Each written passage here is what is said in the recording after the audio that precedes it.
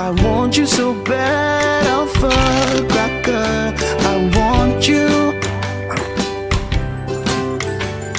I wanna say yes, I can't resist. I want you. Ooh, I want you, alpha cracker. I want you so bad, alpha cracker. Alpha goodness rich in milk and butter. In Alpha Cracker. Yummy and deliciously crunchy. But I can't resist you. Alpha Crackers. Simply irresistible. This advert is FDA approved. Are you still searching for the right platform to share your voice, thoughts, and feelings?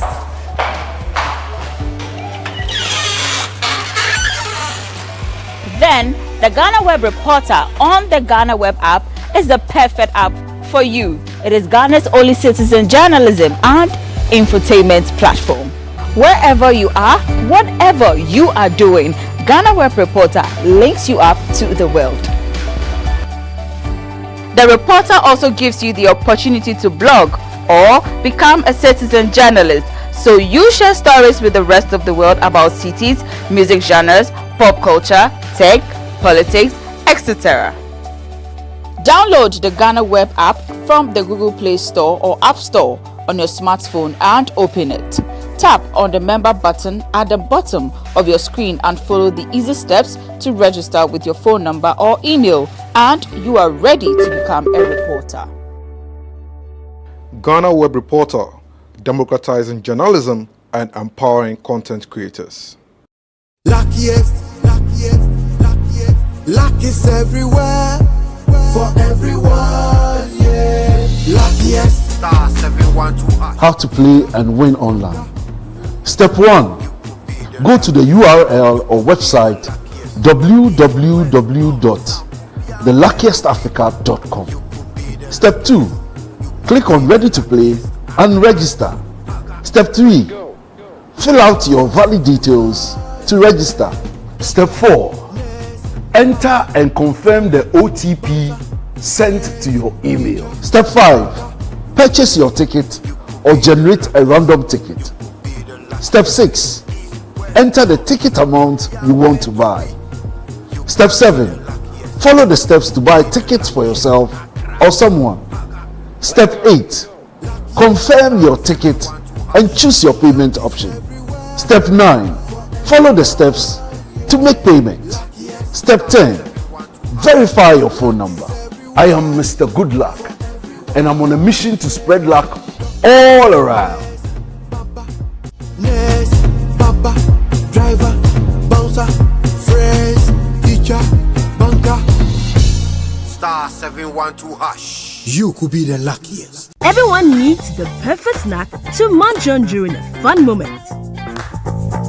Wow. Enjoy the tasty McBerry Twist cupcakes, deliciously baked and packaged for a sweet treat. Premium quality cakes baked with love for all, enriched in butter and milk. Yummy.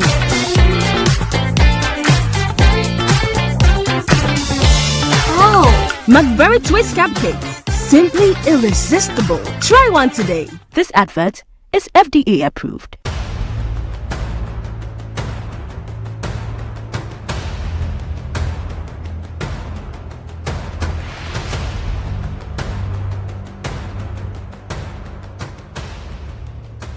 Kwalebu was, I think, 380.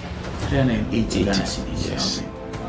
But private, some are 500, 450, some are 800, 860, per session. Yes. You have to do 2 every week. Yeah. Even if someone earns 5,000 Ghana cedis every month, that person cannot keep paying 380 cedis 3 times a week for dialysis. Majority of the people who need dialysis to survive in Ghana don't even earn half of the amount mentioned. Some people battling organ diseases end up losing their jobs because their companies cannot keep paying them for always being absent. How are these people expected to afford the monies needed for dialysis as well as other expenses, talk less of the huge amounts they have to come up with for transplantation surgeries outside Ghana when they get donors? It is because of these people that GhanaWeb in August 2023 launched the organ donation legislation campaign to push for the country to pass a law that will guide organ harvesting and transplanting. As Kolebu plans to increase dialysis fees, the situation requires quicker attention and action. And so, we must get Parliament to start discussing the organ donation bill and pass it into law. Now, when this bill is passed, more lives will be saved and the financial burden on patients would be reduced. And that is why we need you to join us on this campaign. Join the campaign by sending a 1-minute video of yourself sharing why Ghana needs a legislation on organ donation now to editor@ghanaweb.com or via WhatsApp 0552 699 625. Alternatively, you can share the video directly on your social media handles with the hashtags #PassOrganDonationLaw and #LegalizeOrganDonationNow. Organ failure should not be a death sentence.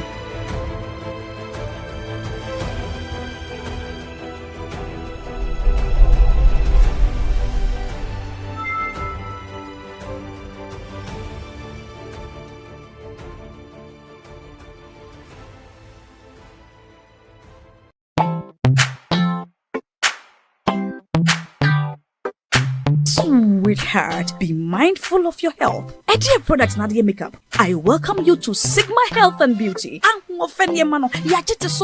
You can call us the Beauty Embassy. We pursue beauty more revealed with quality makeup products. There is only one place. The Sigma Health and Beauty 2022 Ghana Makeup Awards Beauty Retail Business of the Year. Of course, we are the defending champions.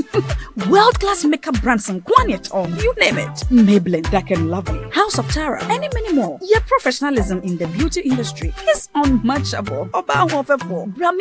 The proper way of applying our products. Sigma Health and Beauty, Yewa Accra, Makola, Georgina Stores, and Rollins Park, Gate 4. Fryer 0248 138 596 and 0201 408 186. Or visit our online shop at www.beautyavenuegh.com. Sigma, your beauty, our joy.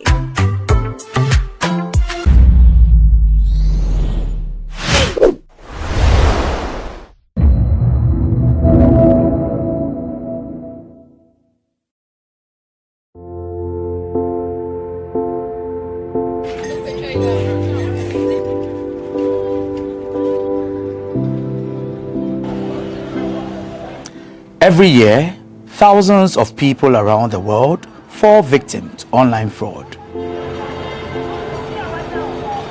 From investment fraud, romance scam, recruitment scam, to online shopping fraud, criminals have developed various ways of using the internet to dupe people of their monies all around the world. Investment fraud, okay, where people create various businesses on social media and ask people to deposit some amount of money with them, and within a short period of time they guarantee you very high returns. Okay, now people send their monies and they do not hear anything again, where people assume the profiles of other people, soldiers, military men working in various countries, okay, and then they try to lure people, date them online, and then through that they are able to defraud them of several amounts of money. Recruitment scam also has to do with job seekers on social media. So someone creates, again, a page or a profile on social media, sometimes impersonating our various security agencies like the police, the military and all of that, and then they start making posts that we are recruiting and the processes involved and all of that. Now people also go on there and then they become victims. By when they go through the process, they are asked to pay certain amount of monies and they do not hear anything again. Another one also has to do with online shopping fraud, okay, where businesses are being created on social media. I mean, during COVID, one way or the other, we're all shopping online, okay, doing, and then it is dispatched to you, you receive, you make payment, or sometimes you need to make payments before you receive the item and all of that. Criminals also took advantage of that, created various, or they still do, create various pages of businesses online. Even some they still even impersonate actual businesses, okay, and then they offer goods at very should I say relatively low price. Very, yes, I wouldn't even say relatively low, you'd say maybe it's a bit, but prices that you wouldn't find anywhere, just to lure victims into doing that. How do they operate? They gave me a PC and gave me directions and also give me websites. That was the thing that they gave to me for me to work. They taught me how to chat people online, tell them that this thing is like this, which is not, for me to collect money from them. Okay. So they taught you how to chat. Yes. They gave you a laptop, obviously. Yes. And what websites were those? Do you remember 2 or 3 websites? Just Korea. Korean websites? Yes. They will give you their website. You go in there. Sometimes you might even hack it. You go in there. You have hackers in? Yes. In our office. There are some. The websites? Yes. Like me. They taught me. Yes, they taught me. So you go in there. Depends on the years of the website. You can hack it. It be dating work, or you just before, because now you have to start dating work. Now Ghana have to start dating work. Now Ghana, for Nigeria, now Bitcoin I feel they do. Bitcoin fraud. Bitcoin fraud. How? Now I feel they do. Like if you have 1,000 Ghana cedis, I will use it to change to 1,000 naira. 10K. If you have 10,000 naira, 10,000. I will give you 20,000 naira. That's the way they do it. They do the Bitcoin. So what you go tell client? I will tell her, if I don't post back or I don't post say giveaway, I they do giveaway of 20,000 naira every Friday. Then I will see that giveaway. So that giveaway me I post for, and you'll be like your Instagram now. I call account. Or your post back or put. Maybe that giveaway. So I post on you. They your friends. They go to say now you. They will call the request. Say I they do it and I get the money. You know, tell them see the way you can get it. 50 to get 100, 20 to get 40. Is the way we do it. Between 2019 and 2022, over 6,000 reports of online fraud were made to the Cyber Security Authority. Through investigations, the authority confirmed about 3,000 of these reports to be truly cases of online fraud. According to the authority, perpetrators thrive on the weakness of their victims, which is trust. The criminals are using what we call social engineering, okay? Ghanaians naturally we are gullible, okay, so we tend to trust easily. That is what they use. So social media is more of playing on our minds, okay, to do or to commit crime. So we are seeing cybersecurity as more of a technical problem, but it is equally a very social problem. So our trusting nature is what is being used. The next thing that is being used is greed. So when you look at the various investment scams that are happening, okay, give me 500, I'll give you 5,000 in a week time. These are some of the things, and also we are very trusting. So social engineering has been the main form of modus, okay, through which these criminals are using. For instance, there is a new observed type of cybercrime that we are seeing, okay, or fraud that we are seeing, in which the victims or the criminals, right, are calling in the names of financial institutions, okay, telling the victims that you need to link your Ghana card with your bank account. So I'm calling from this financial institution. We realized that you had not linked your Ghana card, right, with your bank account, and I would want to help you go through the process to do that. In that process, they inquire certain information from you, and if you do not know or you are not aware how to protect yourself, they go even as much as getting your ATM card. They will take the numbers on it, the CVV number behind it. They take very detailed information that they can even use your card to purchase things online. In dating, we have stages that we chat before you put someone on consignment. First, you chat that person. You chat the person friend. Once you are friends, you chat that person. Care. After you have chatted the person care, you chat them love. If you chat them love, you chat them trust. Then after trust, because that's the final place, that's the final thing that you chat the person, then you place the person on consignment. In Ghana, hundreds are arrested for engaging in online fraud annually. Most of them young people under age 30. Areas like Kaswa, Tafo, and East Legon have been identified as hubs for such crimes, with many perpetrators often being arrested in Kaswa. Residents say though they agree the area is a crime zone, the perpetrators are mostly foreigners. Yeah, we had here. We should be anybody, but we go on more. We go do anybody now. No, if we be na aba, we be na. But the cars were doing a but the year we had here. Bonibia any year, and I say so. No, you can't minimum. So you want to plan what be home. I've been for Kaswa 30 years now. There's no any problem in Kaswa here. But those from outside, that Liberia peoples and Nigeria peoples who come enter now, they are giving problems and all that they call it. So if you are fighting, then you fight about that peoples. Utimusa who wants to pa.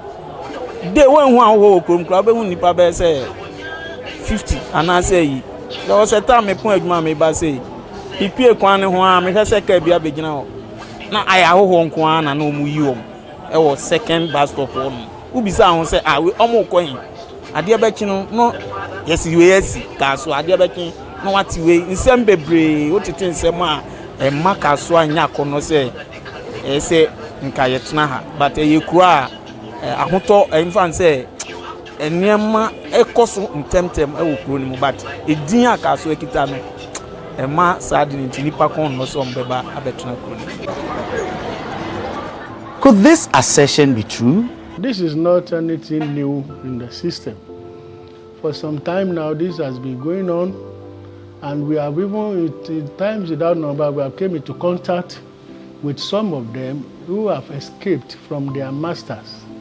So, and then we have been able to repatriate some of them back to Nigeria. So it's no news. It has been in the system, and we are trying our efforts to see what we can do about it. These people are in the hiding places. They will go and hire a place.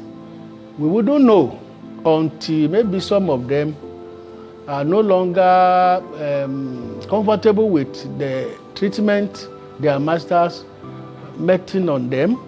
That is when you see some of them who escaped. When they escaped, and maybe they might, fortunately, to get contact of one of our executives or any Nigerians that they think they can talk to. So through those people, then they bring them to us. So then we do the needful.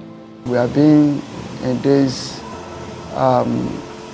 activities of curtailing the nefarious activities of our young boys and girls in the country Actually, it's not an issue that is very healthy and interesting at all to hear that our young, our children, the new generation involve themselves in this kind of negative, adventure. A good father or parents will not be happy seeing young children, involving themselves in cyber cafe or cyber crime and every other, bad activities.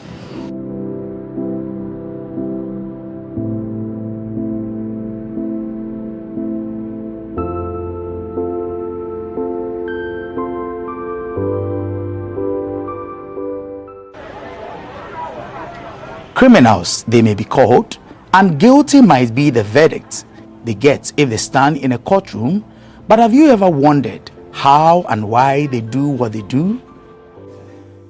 Imagine being locked in a room with phones or computers 24 hours in a day, but these gadgets are not to be used for your pleasure, instead for work.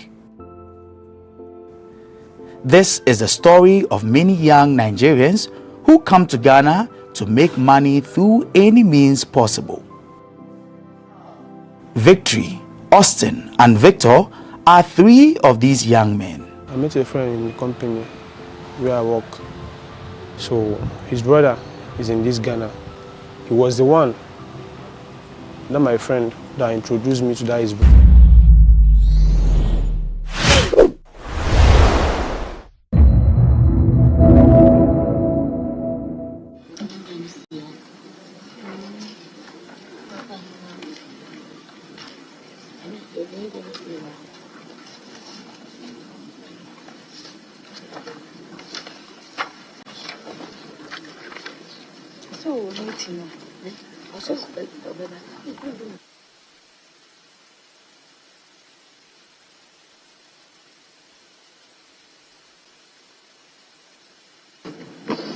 Yes.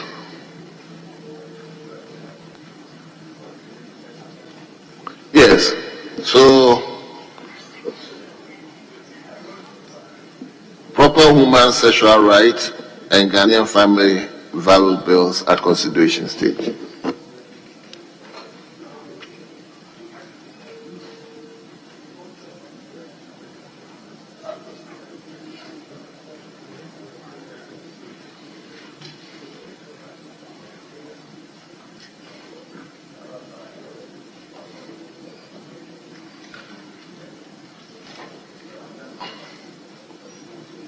So, Chairman, where is the chairman of the committee and the ranking?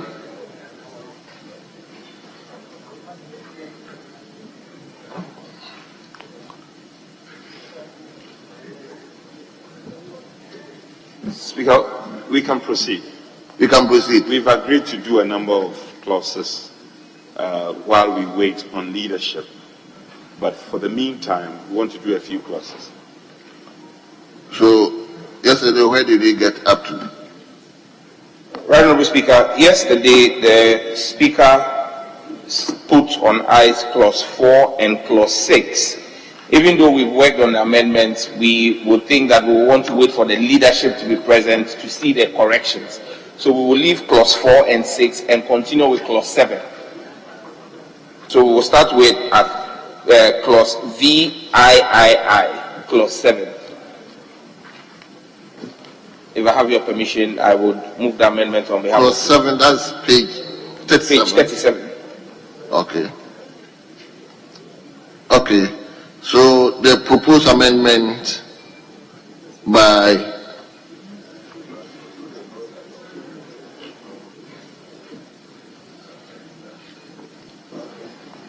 Okay, so the proposed amendment is by the majority leader, but the head notes have not been read.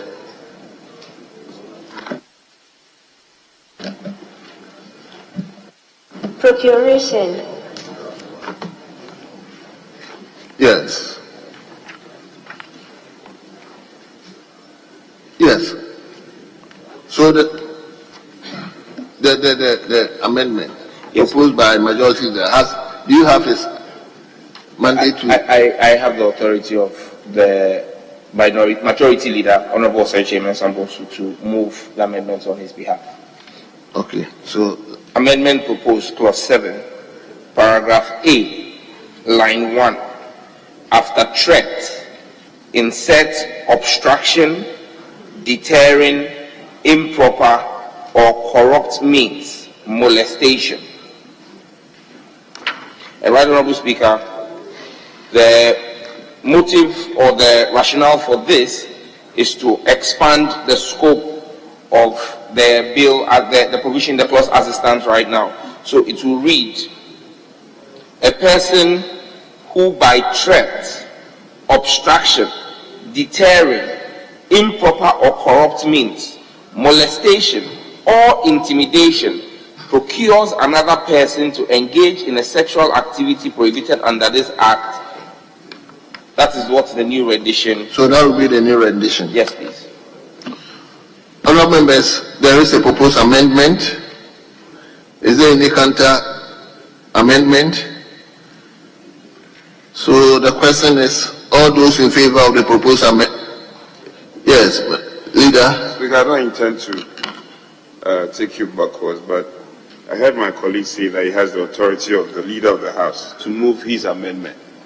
Would he be kind enough to carry us along the reasoning behind this amendment?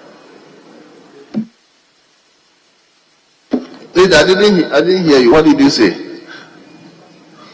If he's able to tell us what the reasons are for the amendment. He just said it. I didn't hear it. If you can repeat it. That is a very important bill, and this clause is equally important. Very well. Very Honourable Speaker, the reason why we as sponsors agree with the proposal as proposed, the amendment as proposed by the majority leader, is that the current rendition just says a person who by threat or intimidation. But if you look at the amendment being proposed, a person can procure not only by threat or intimidation, but can even do that by obstruction, by deterring, or by improper or corrupt means, or even molestation.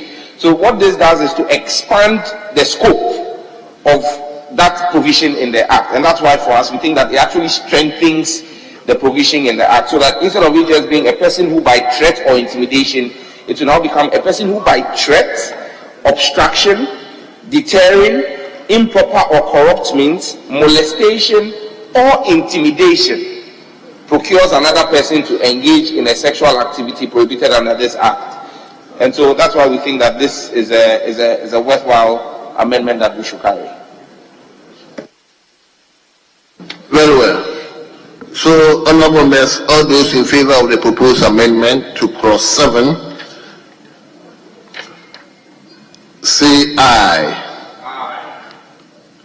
All those against say no. Honourable members, the ayes have it. The proposed amendment is carried. 7A, line 1. Proposed amendment by the chairman of the committee. Honourable Speaker, once again, I have the authority to move this because this is an amendment by the sponsors and the committee, agreed at committee. That stands in the name of the chairman. But where is the chairman?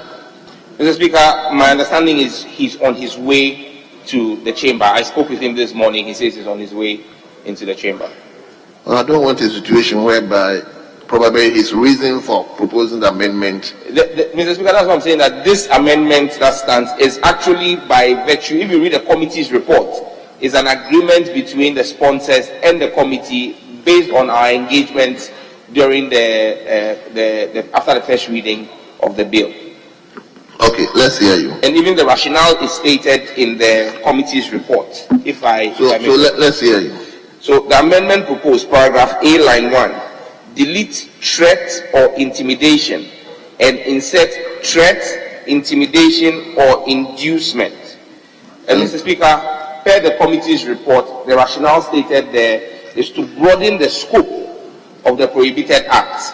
So instead of just using threats or intimidation, we are making it threats, intimidation, or inducement, because the committee drew the attention of the sponsors that people do procuration, which is basically attracting people into this act, not only by threats, not only by intimidation, but at times by even offering money, which is inducement. So we are seeing the addition of inducement into that bill. So basically it will then read, a person who by threat, but Mr. Speaker, just so that we are clear, it is going to now read, based on the previous amendment that we have carried, it will now read, a person who by threat, obstruction, deterring, improper or corrupt means, molestation, intimidation, or inducement procures another person to engage in a sexual activity prohibited under this act. So basically what the committees is to add one more layer, inducement, to what had been agreed earlier on by the House. Thank you. So what will be the rendition? Just get the rendition. Once again, the rendition is going to read, a person who by threat, obstruction, deterring, improper or corrupt means, molestation, intimidation, or inducement procures another person to engage in a sexual activity prohibited under this act, or that will be the new rendition. Very well. The majority leadership is empty.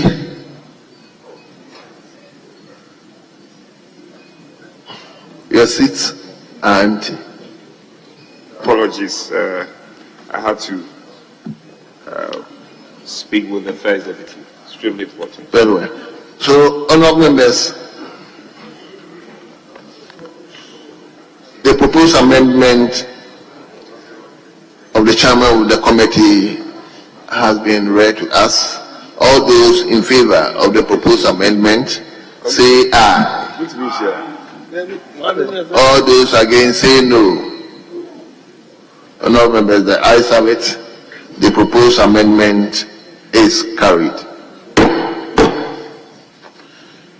So we turn to paragraph A, line 1, proposed amendment by Mr. Samuel Nati George.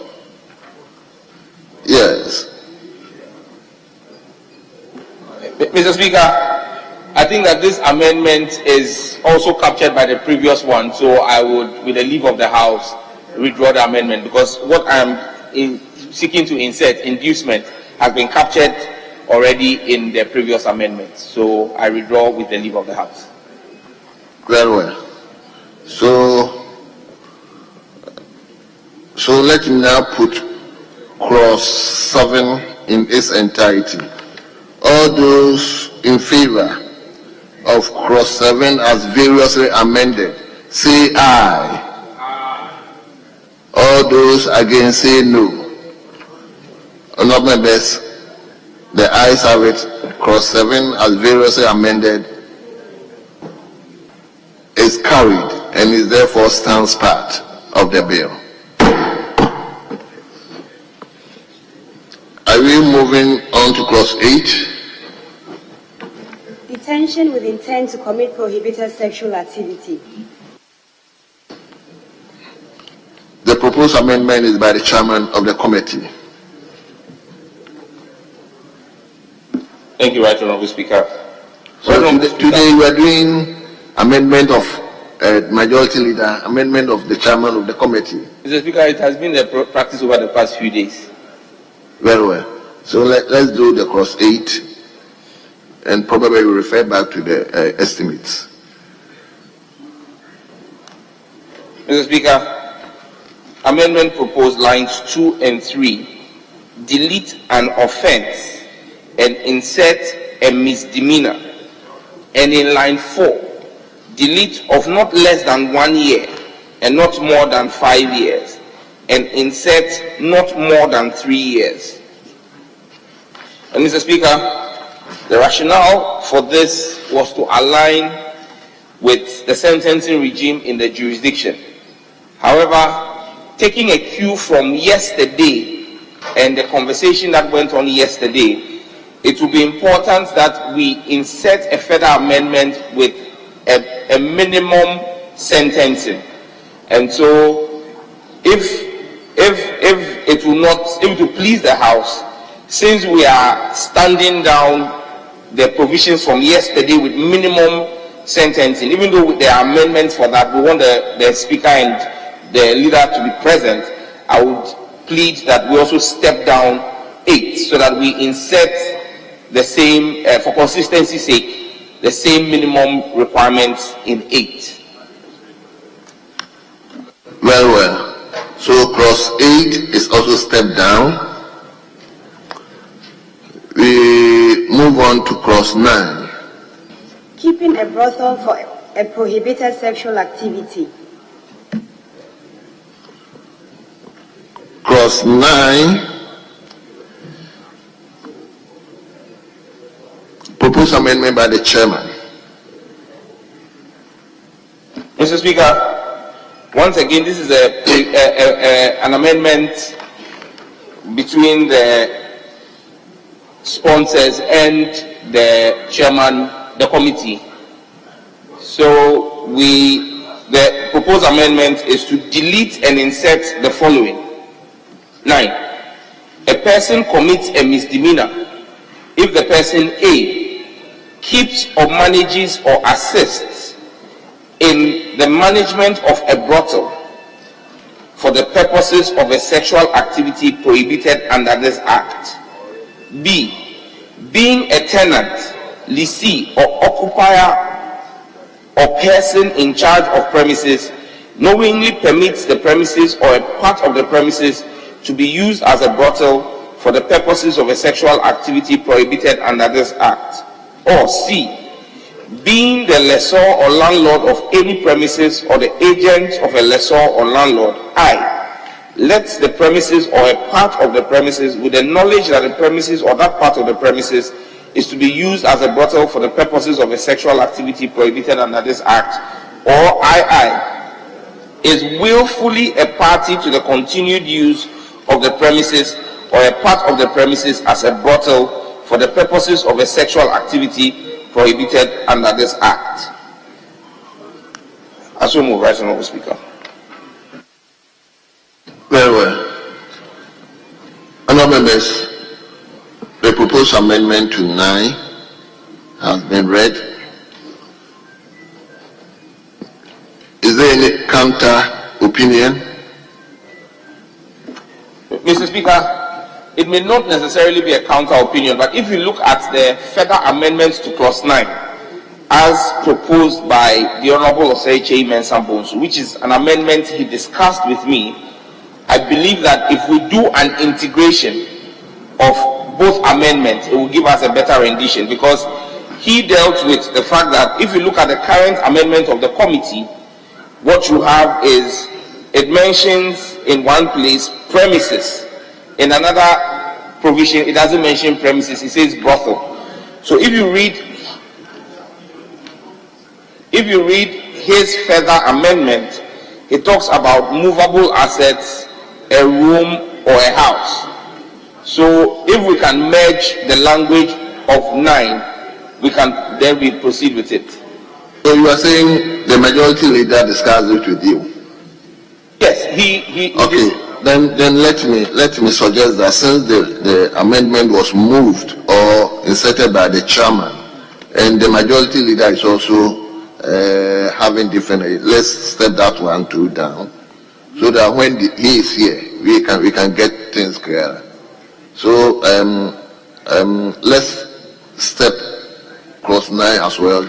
Let's step it down, so that when majority leader and the chairman himself is here, we can clear the air.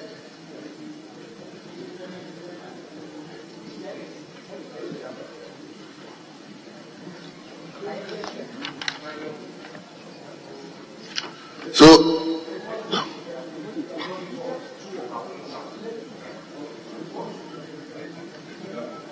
Speaker, with respect, we had earlier engaged.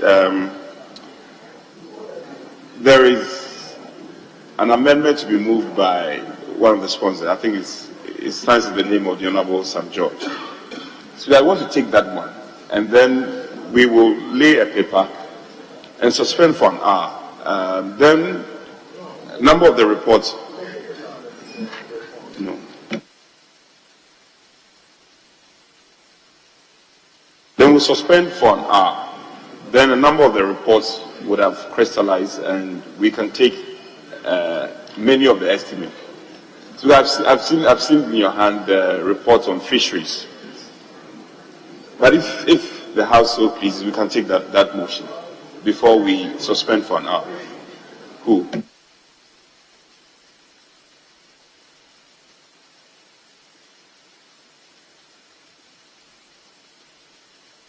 Mr. Speaker, since the amendment on page 40, clause 12, XX and then XXII in the name of Honorable Sam George, if you would be kind enough for him to move those amendments, then we can suspend as requested by the majority whip, and then we can move on to another business.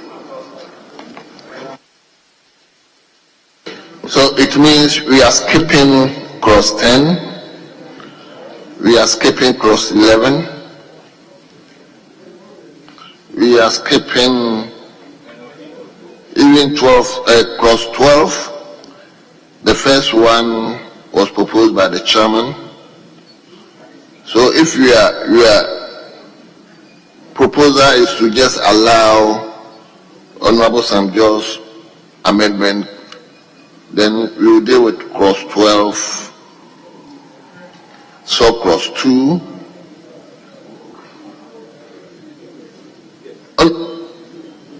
Honorable Member Fadaku,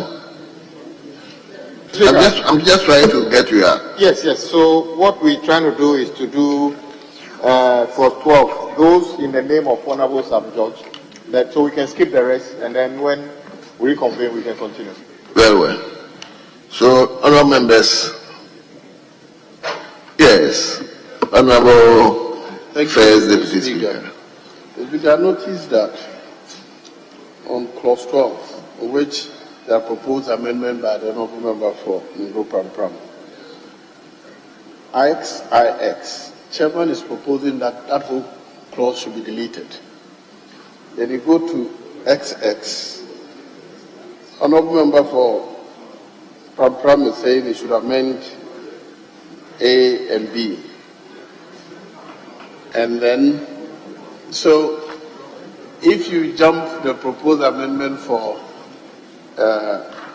proposed by the chairman and you go to the next ones, I think that you may be confusing the issues. I rather suggest that you defer so that take a decision whether or not you want to delete it or you want to amend it.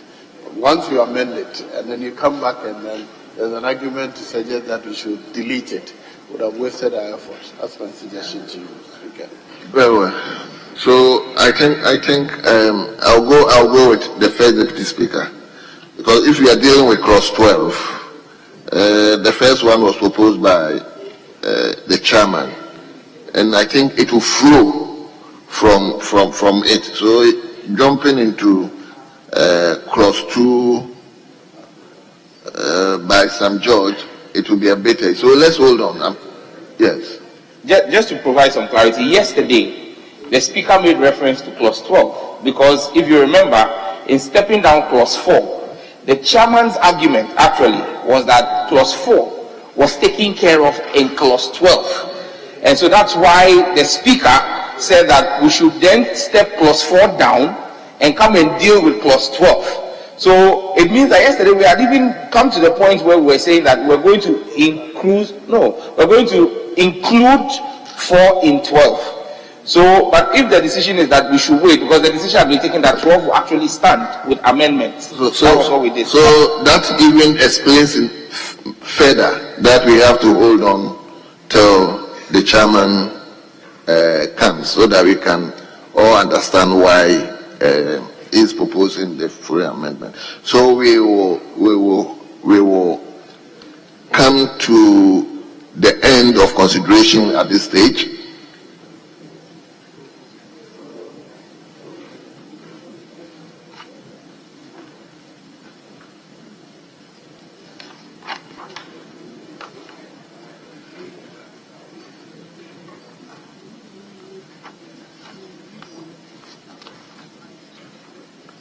Speaker, may we turn to page 4.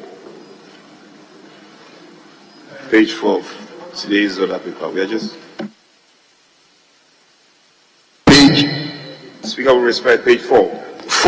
4, item 6C. Speaker, with your leave, to be taken by the Vice Chairman of the committee.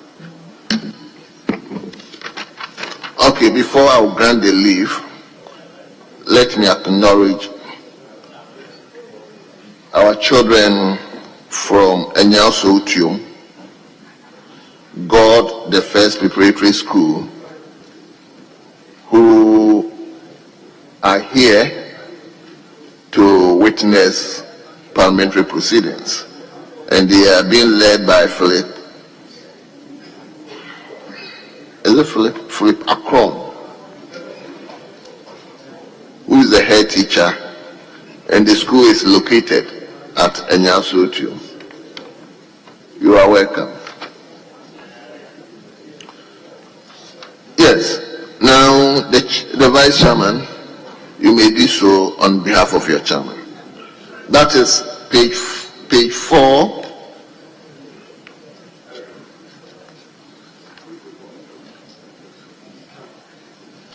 Page 4A. Yes. Page 4A. Yes, pardon me, it's 4C. It's page 4 and item 6C. 6C on page 4. Very well.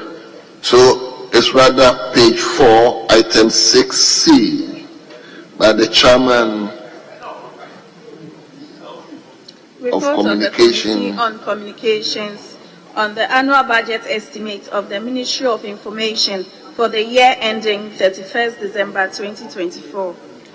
Honourable members, the report has been duly presented. The report is to be distributed to honourable members.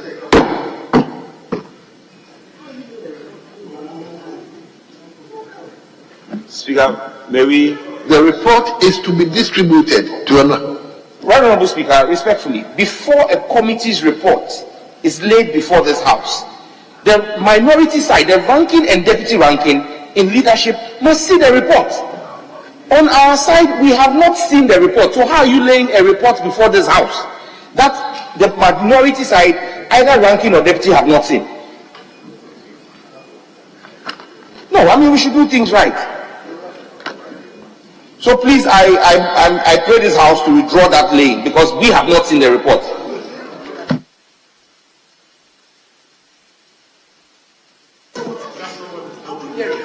Mr. Speaker, I agree with my colleague, but Mr. Speaker, let us all be aware. We are almost running out of days that we can take the reports and pass them before the appropriation bill and adjournment on the 22nd. At this rate, Mr. Speaker, we are also aware we may not even be sitting on Tuesday, which is the day for the district level elections. So all committee chairmen and rankings must make it a point, if the reports are ready, they should prompt the whip so that we can lay them, so that we don't waste time today and then be struggling midnight on other days to get this thing done. So, Mr. Speaker, I'm encouraging chairmen and rankings to work together to make sure reports are ready for us to lay. It's right, if they haven't seen it, it's an issue. But I will encourage everybody, work together with the leadership of your committee to make sure the reports you are all in agreement so that we can lay the reports. Mr. Speaker, even with that, I think there are two reports that the leadership of those committees are available. Agri committee, I can see my ranking and then chairman. So maybe we can move on to those ones while we address the other issues. Honorable member for Pram Pram, your concern has been taken care of. I hope we will look at it again. So, Honorable Speaker, may we go on to page 11? Page 11 and take item 10. And Speaker, I will seek your leave for it to be done by the able Deputy Minister for Fisheries and Aquaculture Development. Page 11, motion 10. Page 11, motion 10. Honorable members, let me invite you to page 11. Page 11, motion listed 10.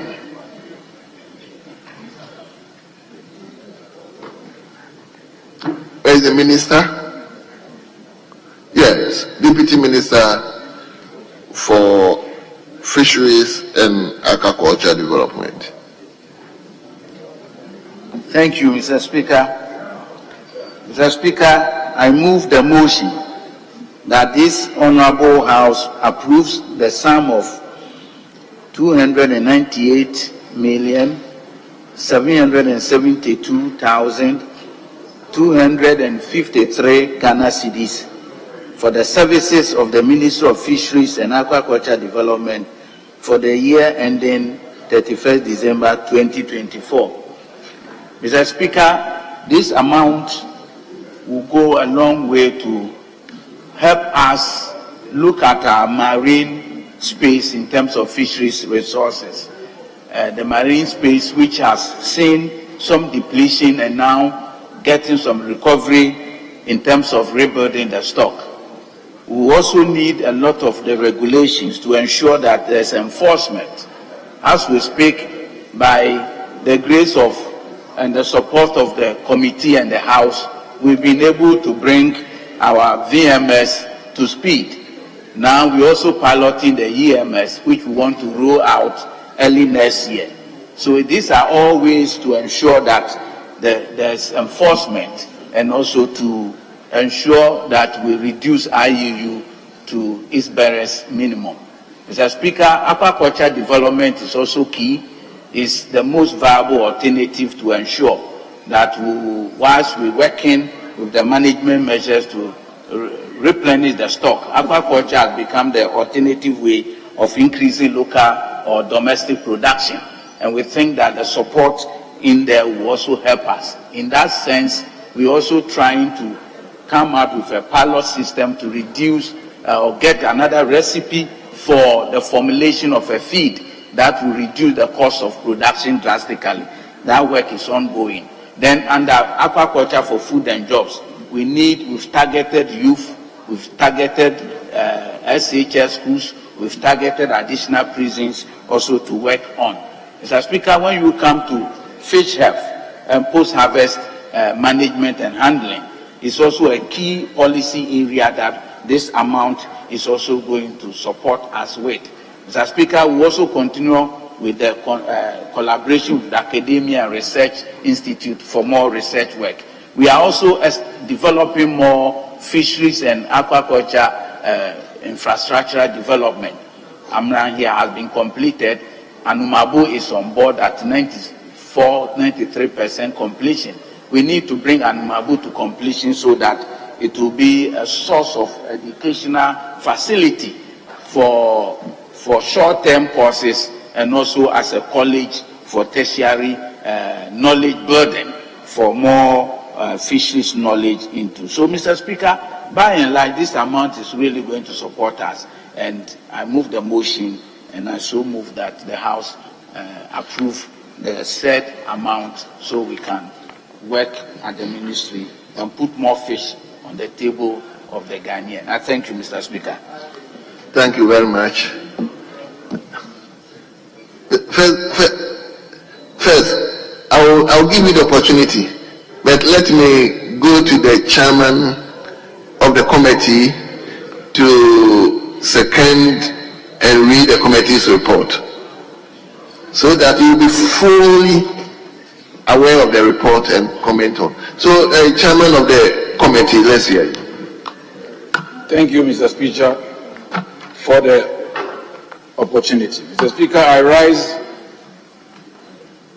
to support the motion listed on page 11, the motion number 10 listed on page 11 of today's order paper, as has been moved by the Deputy Minister for the Ministry for Fisheries and Aquaculture Development, that this House approves the sum of 298,772,250 Ghana cedis for the services of the Ministry of Fisheries and Aquaculture Development for the year ending 31st December 2024. Mr. Speaker, in doing so, I present your committee's report and urge the Hansa Department to capture the entire report as having been read, while I proceed to read the conclusion. Mr. Speaker, the committee has thoroughly examined the budget estimates of the Ministry for Fisheries and Aquaculture Development for the 2024 financial year and is satisfied that the policies and programs outlined for the year will go a long way to ensure that the sector grows to support the economy of the country. Mr. Speaker, the committee accordingly recommends to the House to adopt its report and approve the total sum of 298,772,253 Ghana cedis to implement planned programs and activities the Ministry of Fisheries and Aquaculture Development for the 2024 financial year. Respectfully submitted, Mr. Speaker. Thank you. Yes, let him come to. No, let him come to ranking first. Or I should give the Speaker. The ranking says I should give you the offer first. So, Mr. Speaker, you may take the floor now. Thank you, Mr. Speaker. I thought the ranking will finish now. Mr. Speaker, I'm only interested in what has been happening in my constituency with regards to fisheries and aquaculture development. 5 or 6 different young people and an elderly person come to my house and says, I want to engage in fish farming. And I call the Honorable Deputy Minister, and he links me to people, and they are giving the figure links to support them. So now I think that it is an area in agriculture that we should encourage people to participate in, because the support that they get from the ministry is very encouraging. And indeed, they keep coming. Once this one hears that, when the MP spoke to the minister, they linked them up and they got support. Then more and more young people are coming. I think it is a very encouraging prospect, and we should encourage. I'm generally a fish fan, so anybody working on fish farming is my friend, and I encourage young people and even retirees like me to look at going into fish farming, being assured that the ministry will support them. That's what I wanted to say, Mr. Speaker. Thank you very much. Kwame, why are you laughing? Because he mentioned retiree. Yes, Mr. Speaker, he's still here. He's an aspiring retiree. He's not yet retired. Yes. Let me come to McBerry. Thank you very much, Mr. Speaker, for the opportunity to associate with the motion on the floor of the House. Mr. Speaker, the fisheries sector is an important sector to our economy, but it appears much attention is not being given to that sector. Mr. Speaker, last year, this House approved an amount of 213 million for the ministry to operationalize its outlined activities. As at the end of September, we are told that 86 million out of 213 million had been released to the ministry. Mr. Speaker, even the 86, 20 million was just an additional funds provided by the Ministry of Finance for them to cushion the farmers during the fishers during the close season period. And so technically, 66 million out of the 213 million was released to the ministry for their activities. When you look at the compensation budget of close to 20 million and the rest for goods and services, technically the ministry did not have anything significant for capital expenditure. And this is a worrying situation that must be addressed, because the potential exists in that industry to transform the Ghanaian economy. Unfortunately, they are not getting the resources. We are still under yellow card. We are working hard to get out of that yellow card situation, which means that if we are not careful, seafood from Ghana cannot be allowed entry into European markets, and that will be a disaster for us. So I think that going forward, we have to make available adequate resources, a clear attempt to use fisheries to generate growth for our country. Mr. Speaker, another important point worth mentioning has to do with point number 92 in the report on page 18. The committee report on premise fuel. Mr. Speaker, the target for the whole year was 107,288,000 liters. So for 2023, the premise secretariat targeted the supply of 107 million liters of premise fuel. Unfortunately, as at the end of September, the Secretariat is reporting that only 25 million has been discharged out of 107 million. Mr. Speaker, within the same period last year, the ministry was able to do 39 million. So you see that this year, the fishers are not getting the premise fuel. The only explanation the ministry gave was that suppliers are unwilling to supply the premise because of the forest losses. The vulnerability in the exchange rates leading to forest losses, as a result of which our farmers are not getting the premise fuel. So they are now buying from the market at the prevailing market prices.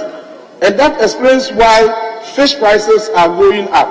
Mr. Speaker, the food inflation we are witnessing is partly being driven by prices of fish in our country, because the fishers are not getting the subsidized premise fuel, even though they are ready to pay the little that they have to pay. And government is also ready to subsidize it. The exchange rate vulnerabilities is having a toll in all these sectors, and it's an issue that must be addressed urgently, especially now that we are moving into the Christmas festivities, where a lot of families will be consuming fish. The price of fish is likely to go up during the festivities because the demand will rise. And Mr. Speaker, we need to look at that as well. In fact, this is something that has not been happening with the sector until recently. Last year, the explanation was that government was owing the suppliers, government was not paying them, and they were not willing to supply. This time around, the minister says that they have paid all the suppliers, but because of the vulnerabilities in the exchange rate, they say when they supply, they incur a lot of losses, and they are not willing to supply again. Who is in charge of the economy? And who is not fixing this problem to restore some kind of stability in the system to enable our farmers get the premise at the price that we all be comfortable with? And then, Mr. Speaker, another important point worth mentioning, and this is also captured in the report under paragraph 21, under page 21, paragraph 9.6, Farmers' Day celebration. Mr. Speaker, this is a very important celebration that every Ghanaian must observe. Unfortunately, when the celebration, the best fish farmer is not given the award. In 2021, the best fish farmer was to be given 2-bedroom house. The ceremony, which was attended by His Excellency the President and all the state apparatus, Mr. Speaker, it was all over the country that the best fish farmer was going to be given 2-bedroom house. As we speak, the house has not been completed. And the ministry is now asking for 500 million, 500,000 Ghana cedis, 500,000 Ghana cedis to be able to complete the building and then hand it over to the best fish farmer. Mr. Speaker, this is something that must not be told anywhere. We don't have to allow this to happen. Somebody has worked very hard to put food on our table. And as a nation, we want to recognize his contributions.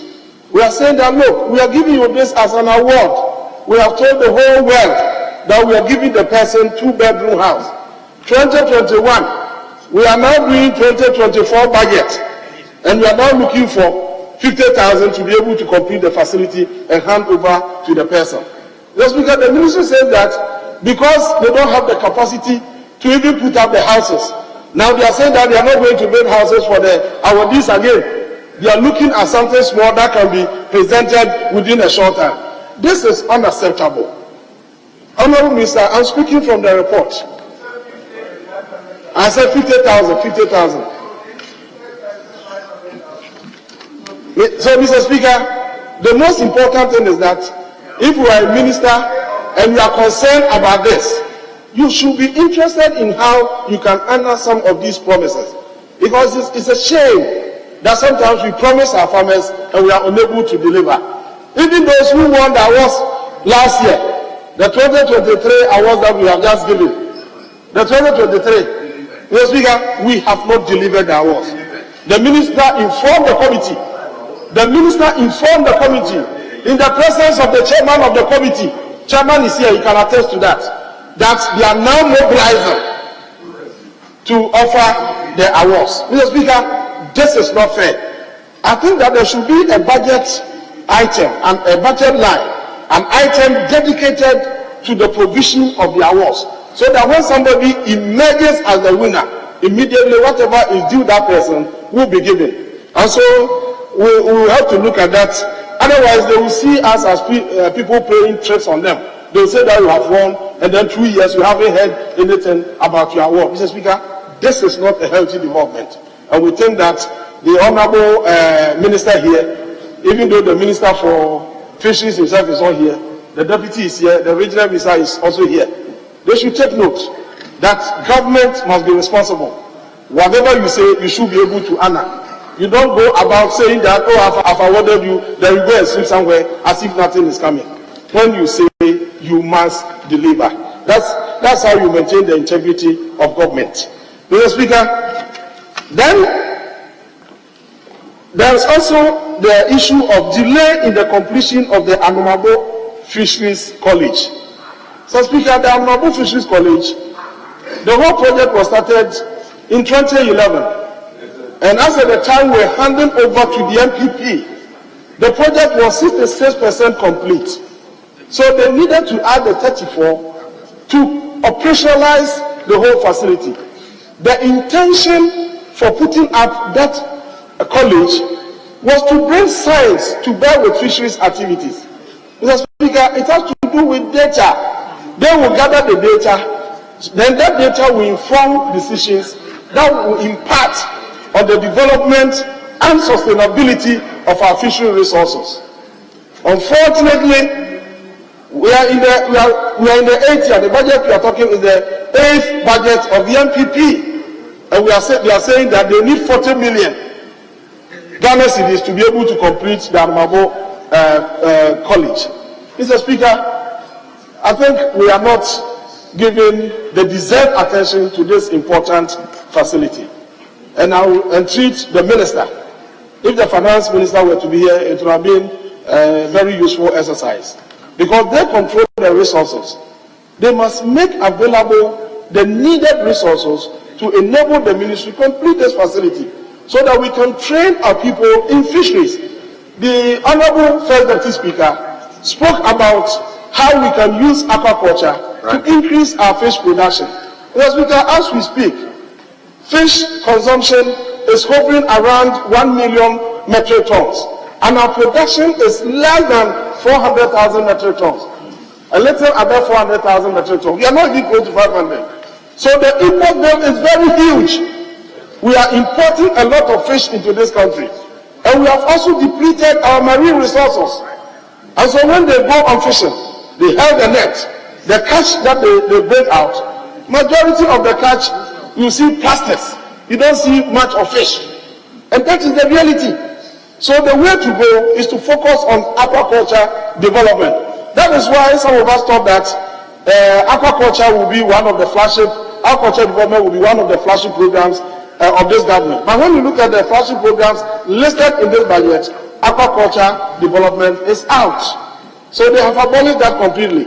So there's the need for us as a way of, improving upon fish production, invest hugely in aquaculture development, as we were doing during our time.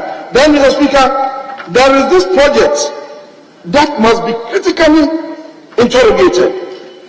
Mr. Speaker, I'm saying this because this automation of premise fuel distribution, the automation project, is intention to halt diversion and corruption in the distribution of premise fuel in our system, because the fuel is subsidized, and if it gets to the fishers at that price, it will also reflect in the pricing of fish in our country.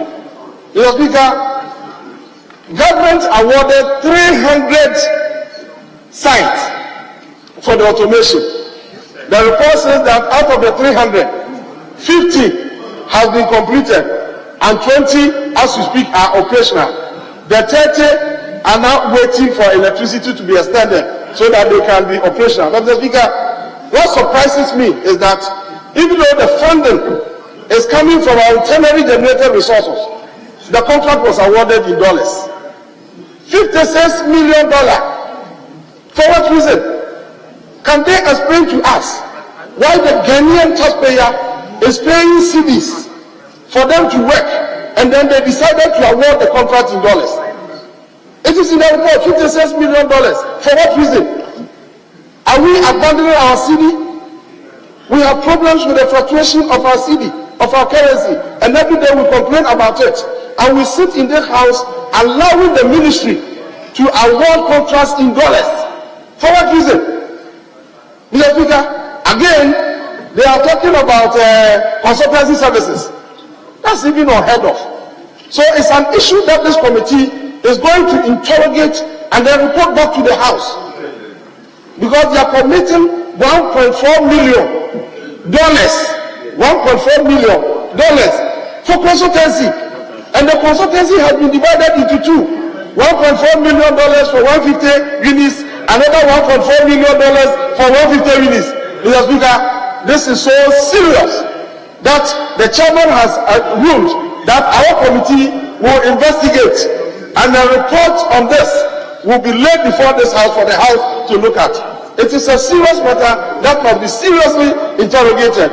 Mr. Speaker, we are told that the Ministry of Finance has released an amount of 94 million Ghana cedis to pay part of the contract sum.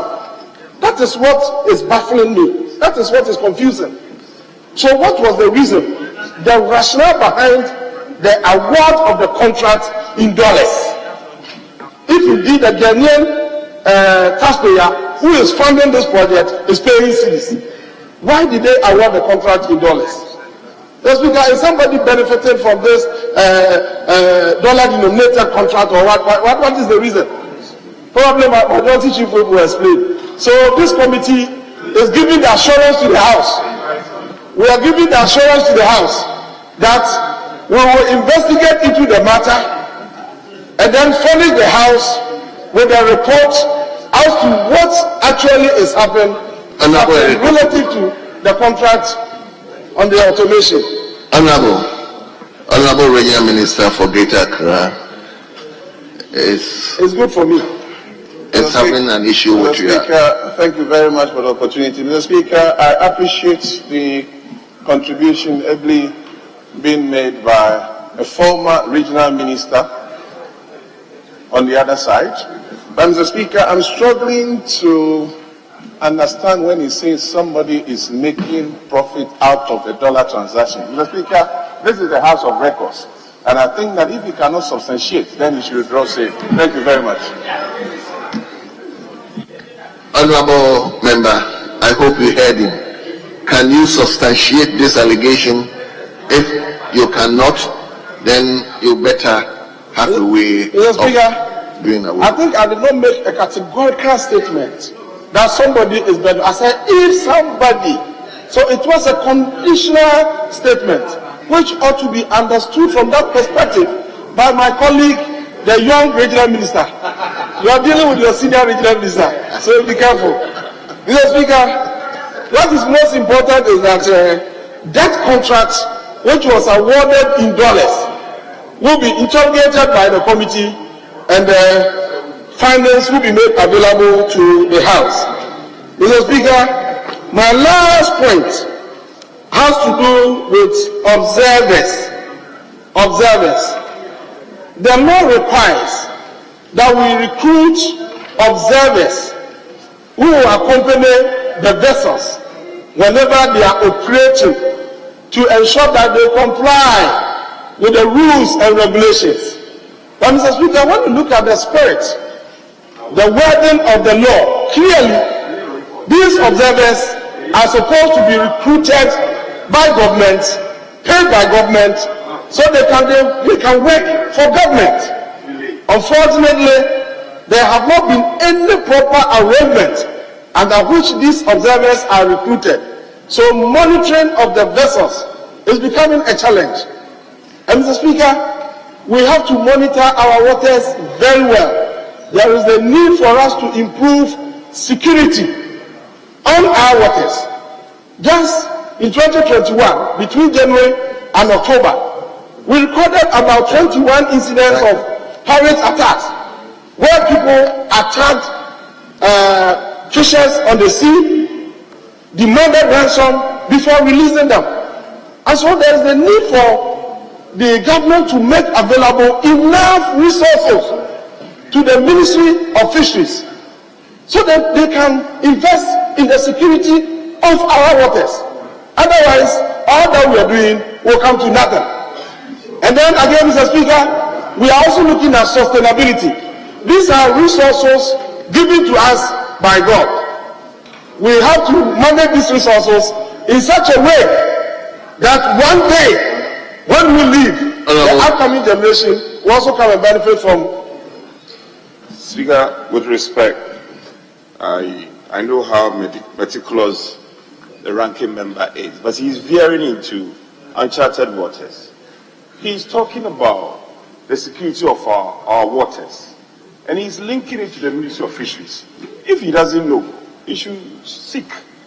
The Ministry of Defense has procured a number of security vessels, and it is not the responsibility of the Fishery Ministry to protect our water bodies. So that he should, Leader, for this, I don't side. Leader, he's talking about pirates. I mean, they are entering our. He's trying to deceive you with an approach. That is one of his modus operandi. He will lead you astray. So that he's trying to mislead you. It is the Ministry of Defense responsibility. It is not the Fisheries responsibility to provide security vessels. Abba. Yes. Honorable Eric, I think you've taken a lot of time. You may conclude. Yes, it's because of the hecklings. If they allow me to have a smooth. Honorable Eric, nobody has heckled you. Nobody has heckled you. Thank you very much, Mr. Speaker. Just conclude for us. Mr. Speaker, the majority chief whip is saying that the Ministry of Fisheries has nothing to do with the security of our waters. And he is saying that that should be the duty of the Defense Ministry to do that. I think that he's also a young man in the House. He's a young man in the House.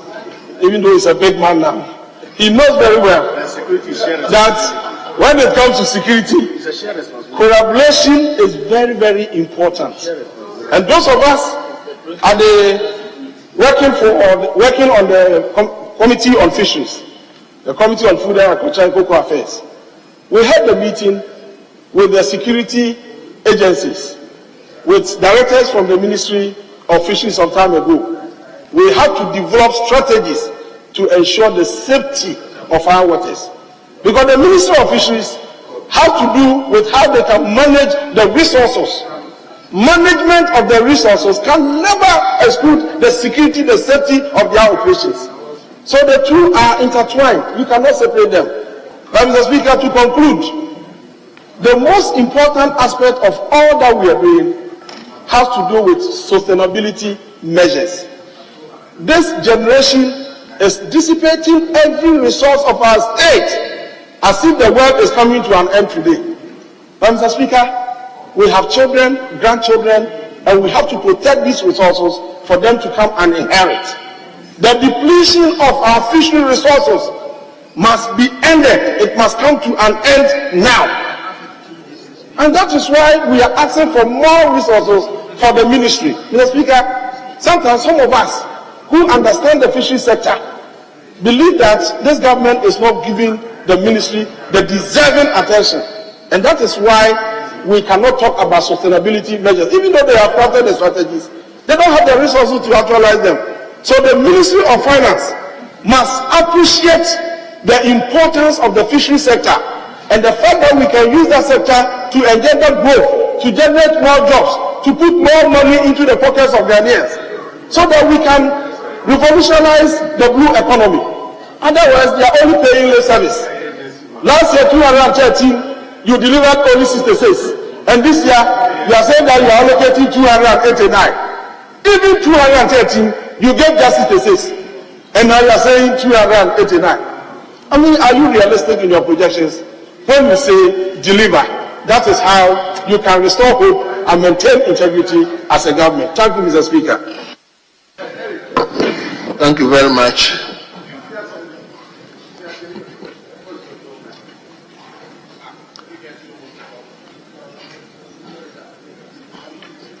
Yes, let me come to leadership. No, Mr. Speaker, I'm not speaking there. Somebody else will speak. Mr. Speaker, we have just started the debate on the estimate.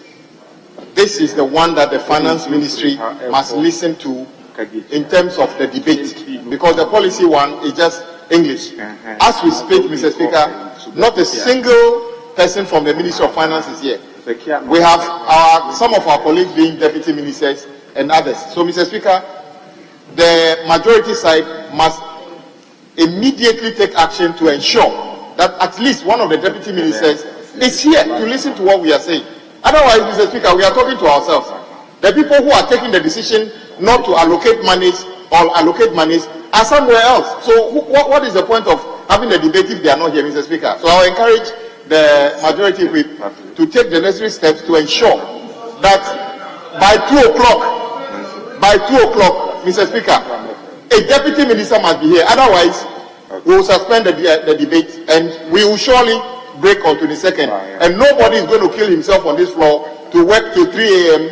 on 23rd because it's Christmas time, Mr. Speaker. So take note, Mr. Majority Whip. Mr. Speaker, he has served notice, and your notice has been observed duly.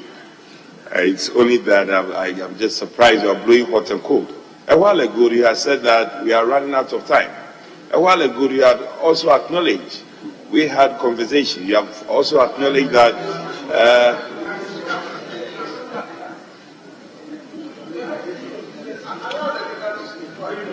Speaker, Honorable Yusuf. Speaker, I will not space head over this.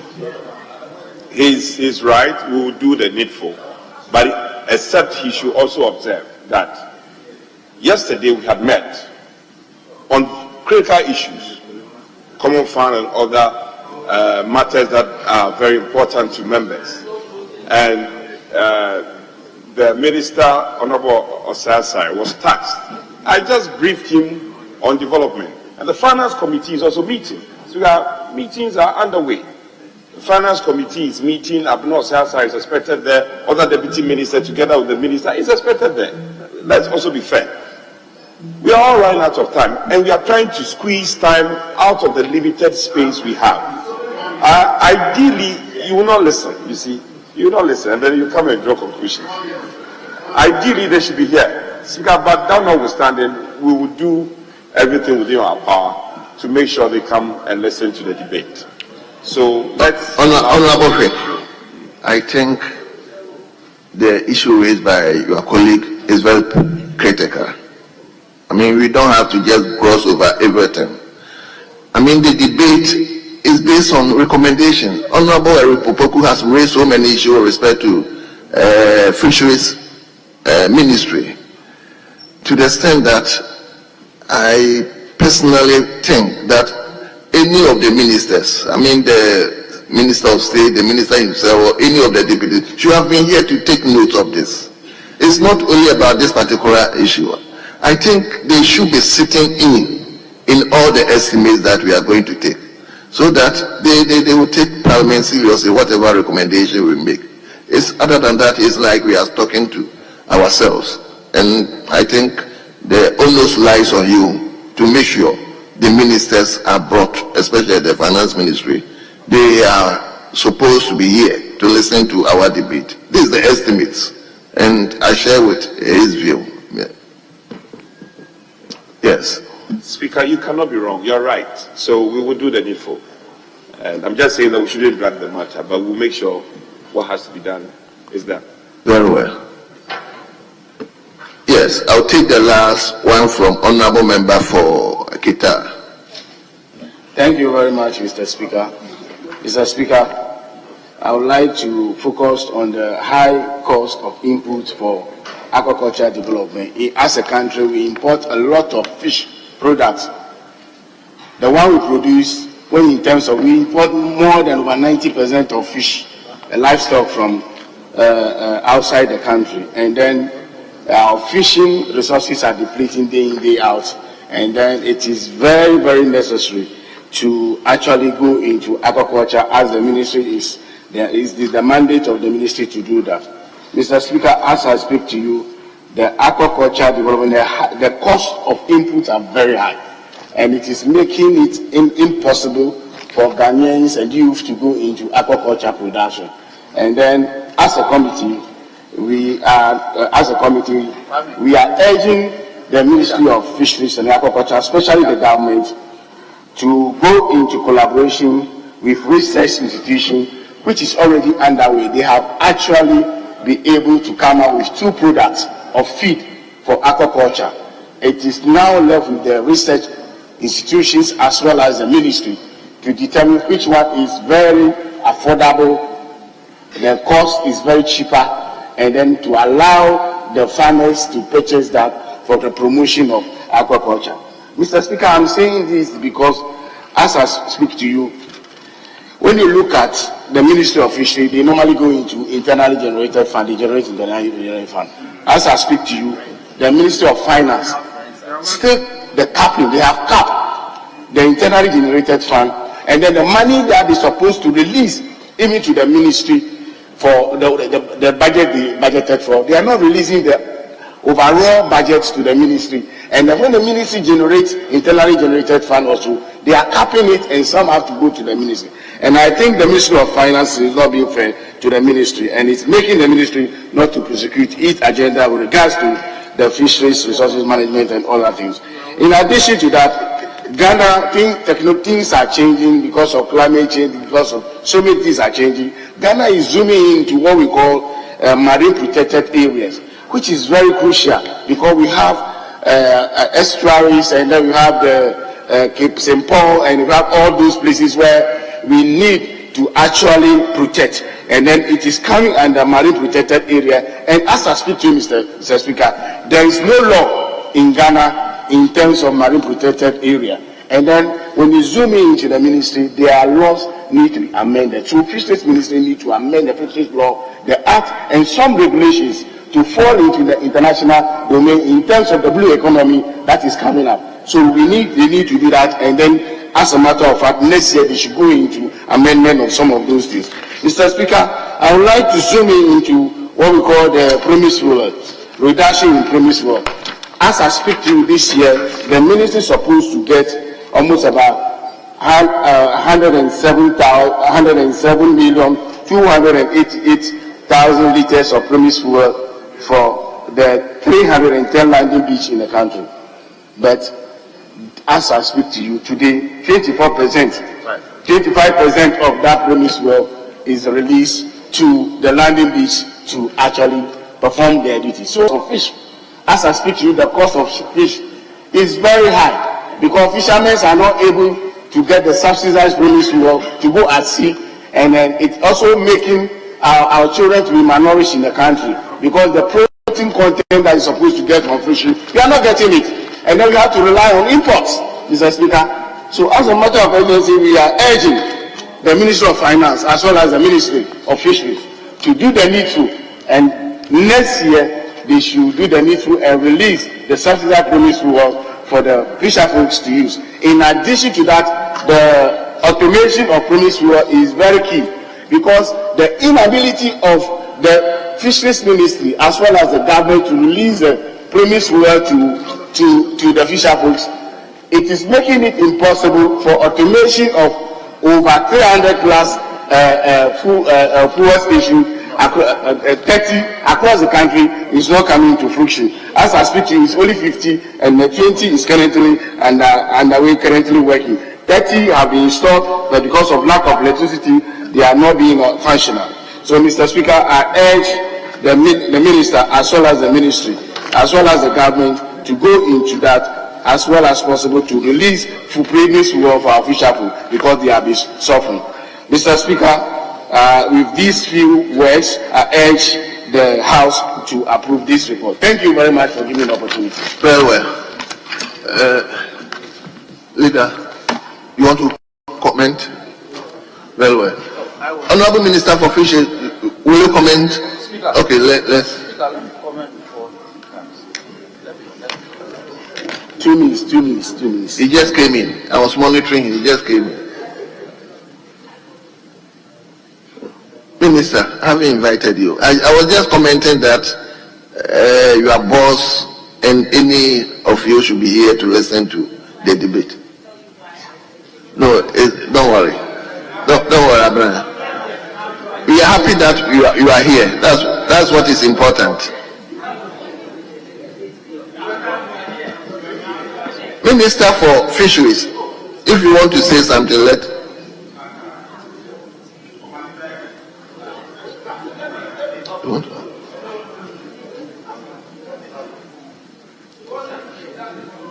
Yes. Speaker, I want to plead for your kind indulgence. I didn't want this to come from me, and for our records. The Deputy Minister of Finance is here. I gave a hint of why she was not in the chamber. Speaker, I want to plead with you. Let's just hear from her, because she was engaged with the minority leader. It's important for the records. And we are going for primaries. Leader, the constitution get to know why she was not in the chamber. Oh, no. It's important. Leader, I'll give her the opportunity, but you see, he's not the only person in the ministry. The minister himself is there and her colleagues. I mean, she has always been here. Okay, Abner, let's hear you if you want to say something.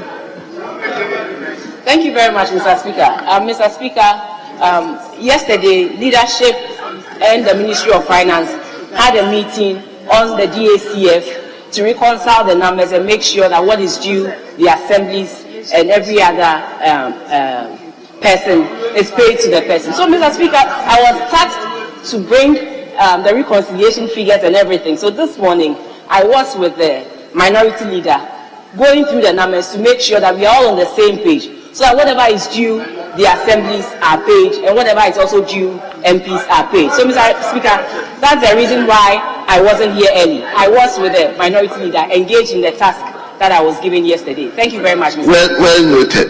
Well noted. But my directives was to the entire ministry, not you per se. I mean the minister of state, and your colleague Deputy Minister. So you have always been here. There's no problem at all. So what you've just said, we've noted it.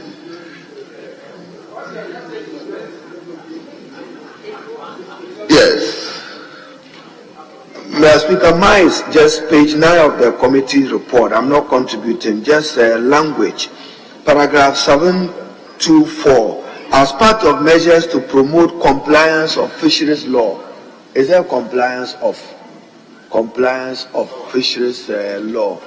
So the committee should take note. Then, Mr. Speaker, VIII, develop aqua guidelines and code of practice and guidelines. One of the guidelines must go.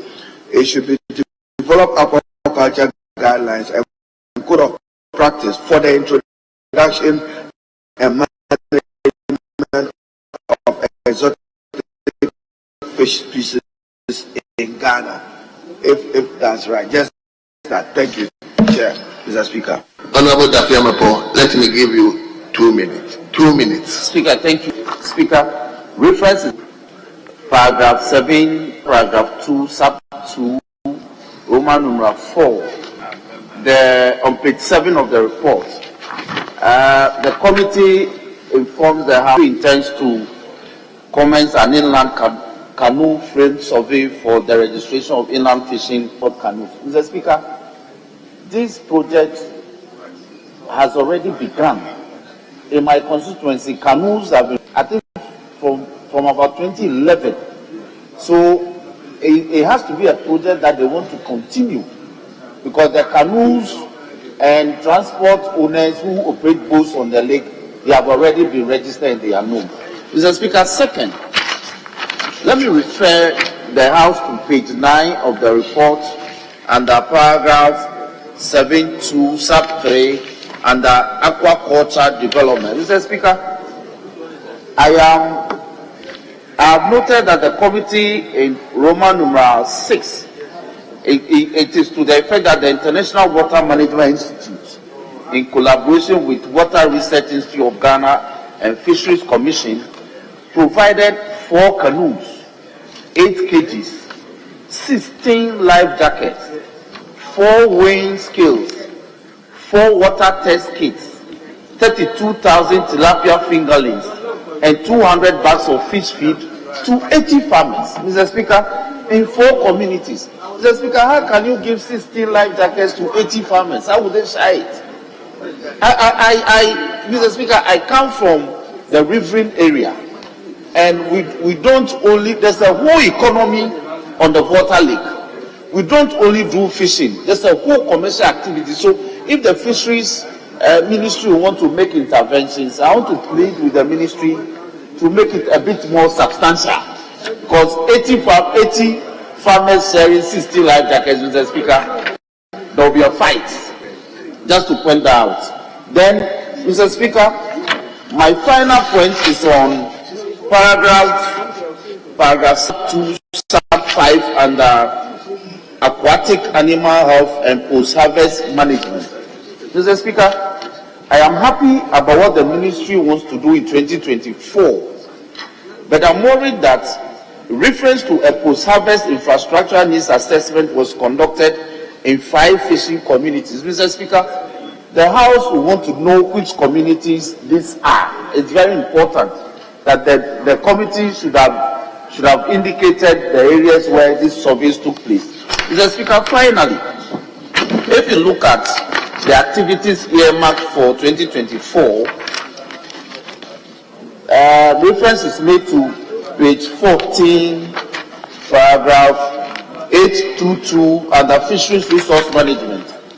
Under Roman numeral 5, the ministry again want to conduct a survey of 6,000 canoe authorization cards. Mr. Speaker, I wish the minister can explain what the ministry means by canoe authorization cards and for which purpose. Then finally, I want to commend the ministry for initiating construction of the automated premixed fuel sites. And I want to urge her to liaise with the respective members of parliament in these areas. For instance, in my constituency, I will be willing to facilitate the extension of electricity to the site, because where the electricity, the last pole is located and where the project is located is just about 100 meters. And I didn't know that the non-commissioning was as a result of the non-availability of electricity to the site. So we want to help her to be able to commission some of these sites. Mr. Speaker, with these words, I urge the House that the report of 298,772,253,000 be adopted. Thank you very much. Before I put the question, let me give the floor to the minister if he wants to add something.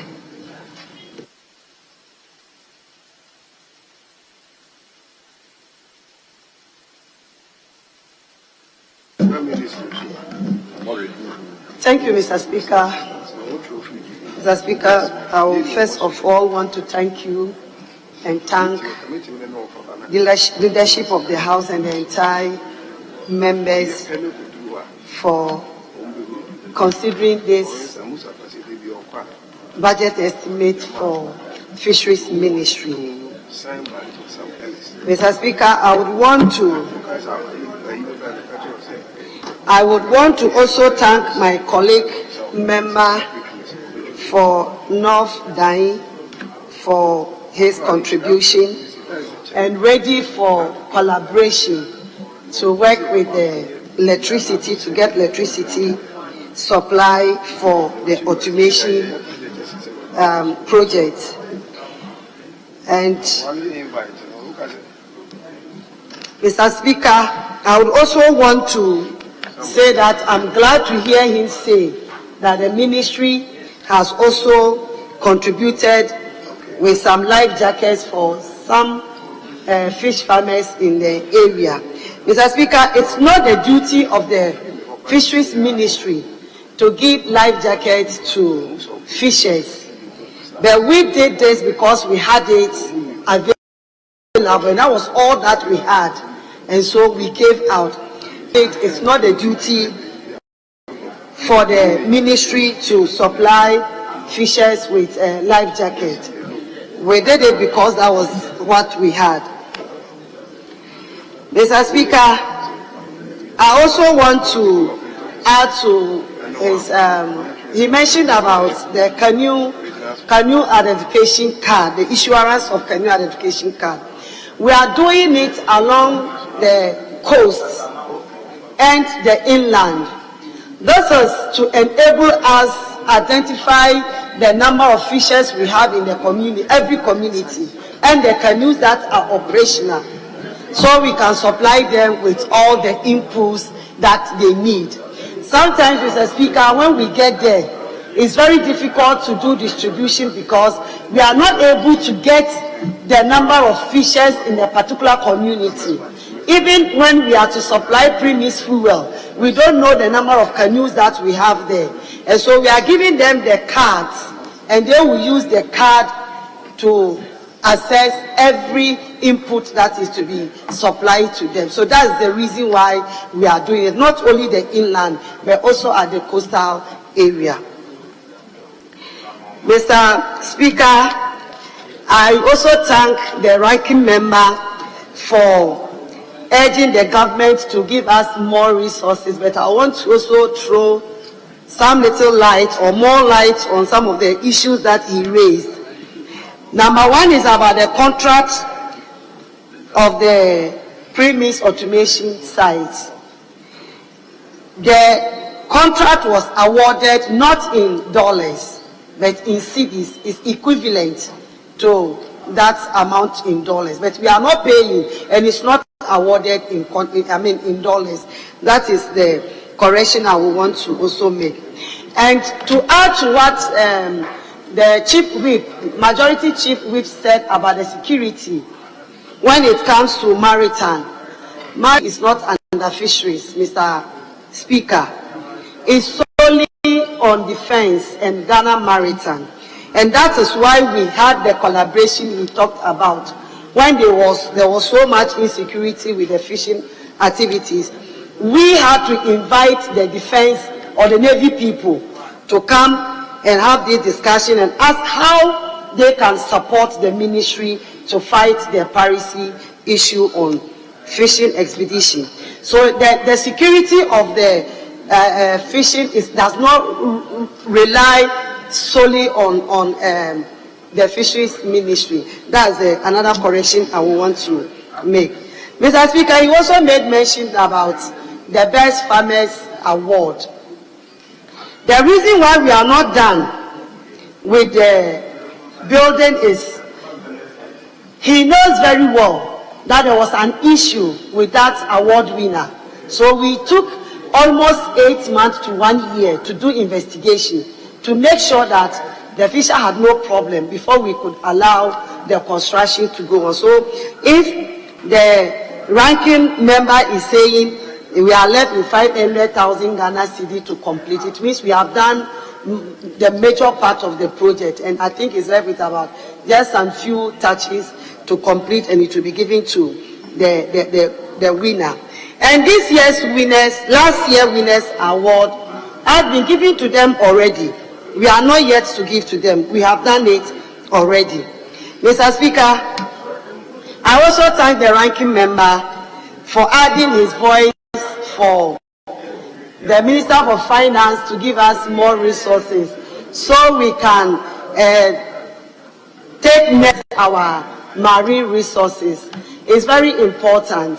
The ministry is fighting or working hard to make sure that the importation of fish into the country will be a thing of the past. And so we are encouraging aquaculture, and so if we are giving more resources, we can help the farmers, as the other colleague member mentioned about the high cost of farm inputs, so that we'll be able to provide them. With these few words, Mr. Speaker, I will urge the House to approve the stated amount for the Fisheries Ministry so that we can do much. Thank you so much. Very well. Honourable members, at the conclusion of the debate, the question is as many as are in favor of the motion listed 10 in today's order paper, say aye. I'll put the question again. All those in favor of the motion listed 10 in today's order paper, say aye. All those against, say no. Honourable members, it's obvious, the ayes have it. The motion listed 10 in today's order paper is hereby adopted, and that this honourable House approved the sum of 298,772,253 Ghana cedis for the services of the Ministry of Fisheries and Aquaculture Development for the year ending 31st December 2024.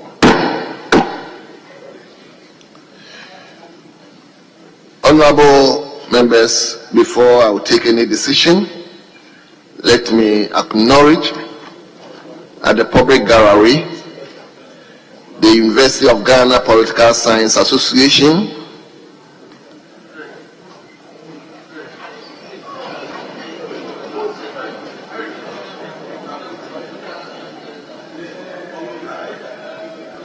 and they are being led by Eric, is it Quality, who is the SRC Vice President, and they are located in the Ayawaso West Wagon constituency. It appears the MP is not here, so you are welcome. You are a member of Parliament is at the committee meeting, so you are welcome, and you can sit down to observe proceedings.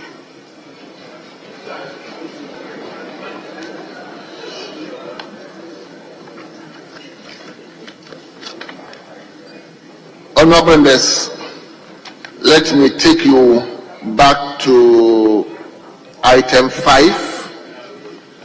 Item 5 in today's order paper, statement, and I have one statement admitted by the Speaker, and the statement is coming from Honorable Suleiman Na Adamu, MP for Time, for emergency issue that he wants to make the House aware of. So, Honorable, but I will ask you to go and read the statement from your chair.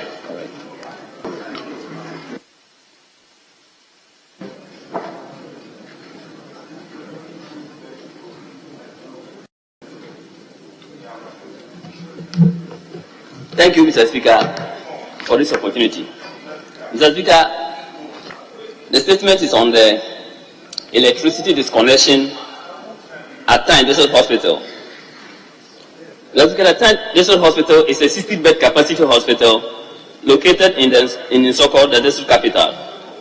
It's an ultra-modern facility sited at the outskirts of the town on the Nsoko-Wenchi Highway.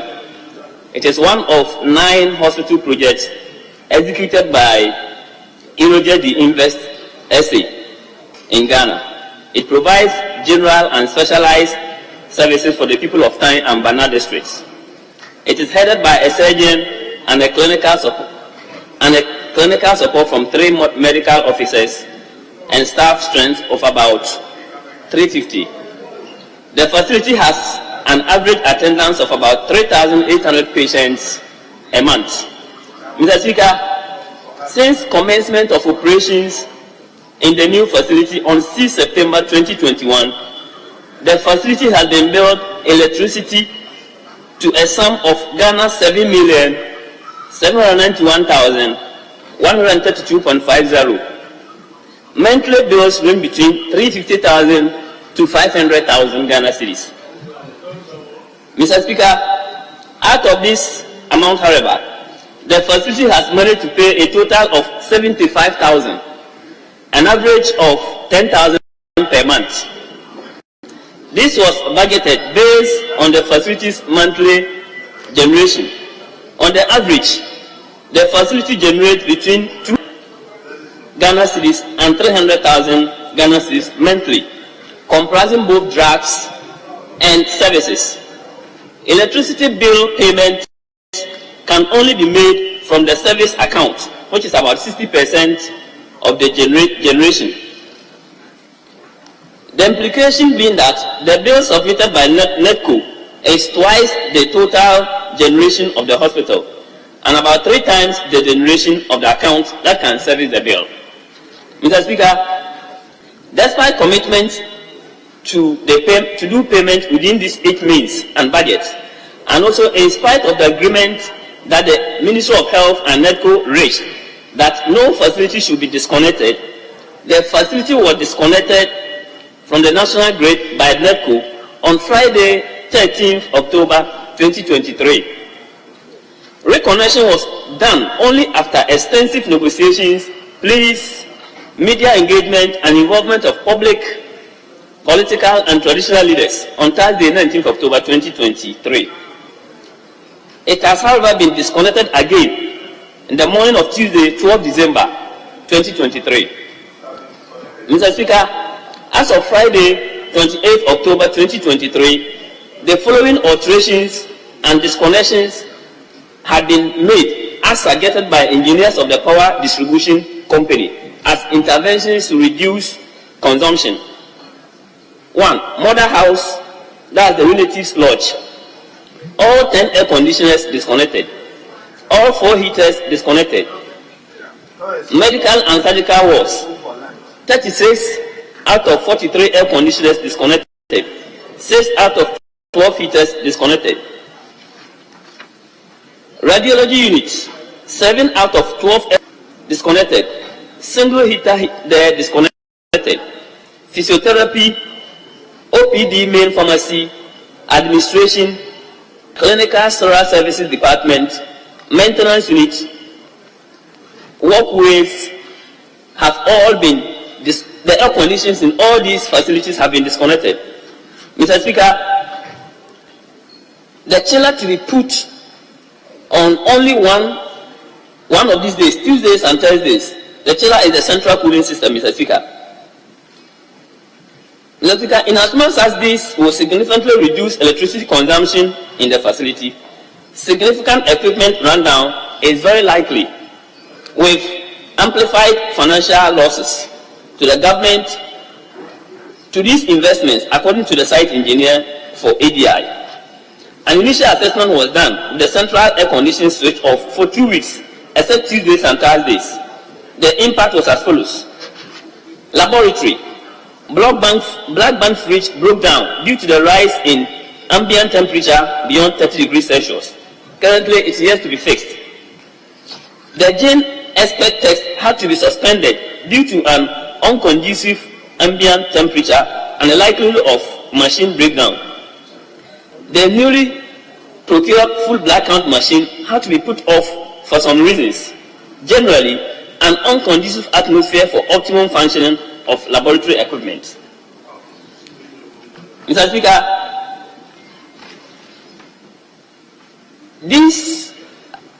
the operations theater that is directly connected to the central air conditioning system, without which there is practically no aeration within.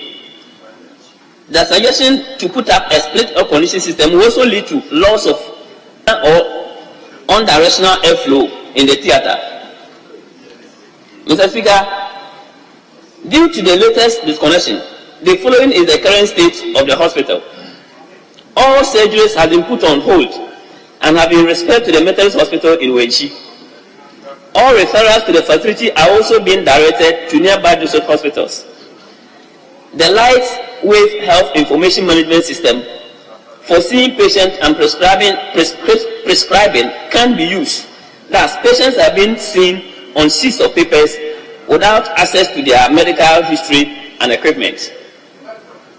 Water pumps within the facility is totally dependent on electricity and shut down within 30 minutes of an outage. Thus, taps are currently running dry in the facility. Communication systems are all linked to electricity, which have also been shut down. Mr. Speaker, I am by this statement calling on you and the House to urge government to take up the over 7 million Ghana cedis bill cost of electricity to help maintain this modern facility, serving the good people of Tyne and Bana districts. These districts are considered deprived and can't in any way take up the full cost of operating this facility. I thank you for this opportunity, Mr. Speaker. So you owe 7 million Ghana cedis? Yes, the facility owes 7 million Ghana cedis. That's the good people of Tyne and Bana. But why are you not paying? Mr. Speaker, the facility pays with its IGF. They are paid 75,000, and that is like 80% of the IGF, excluding drugs. I see. Yes, let me come to the medical doctor.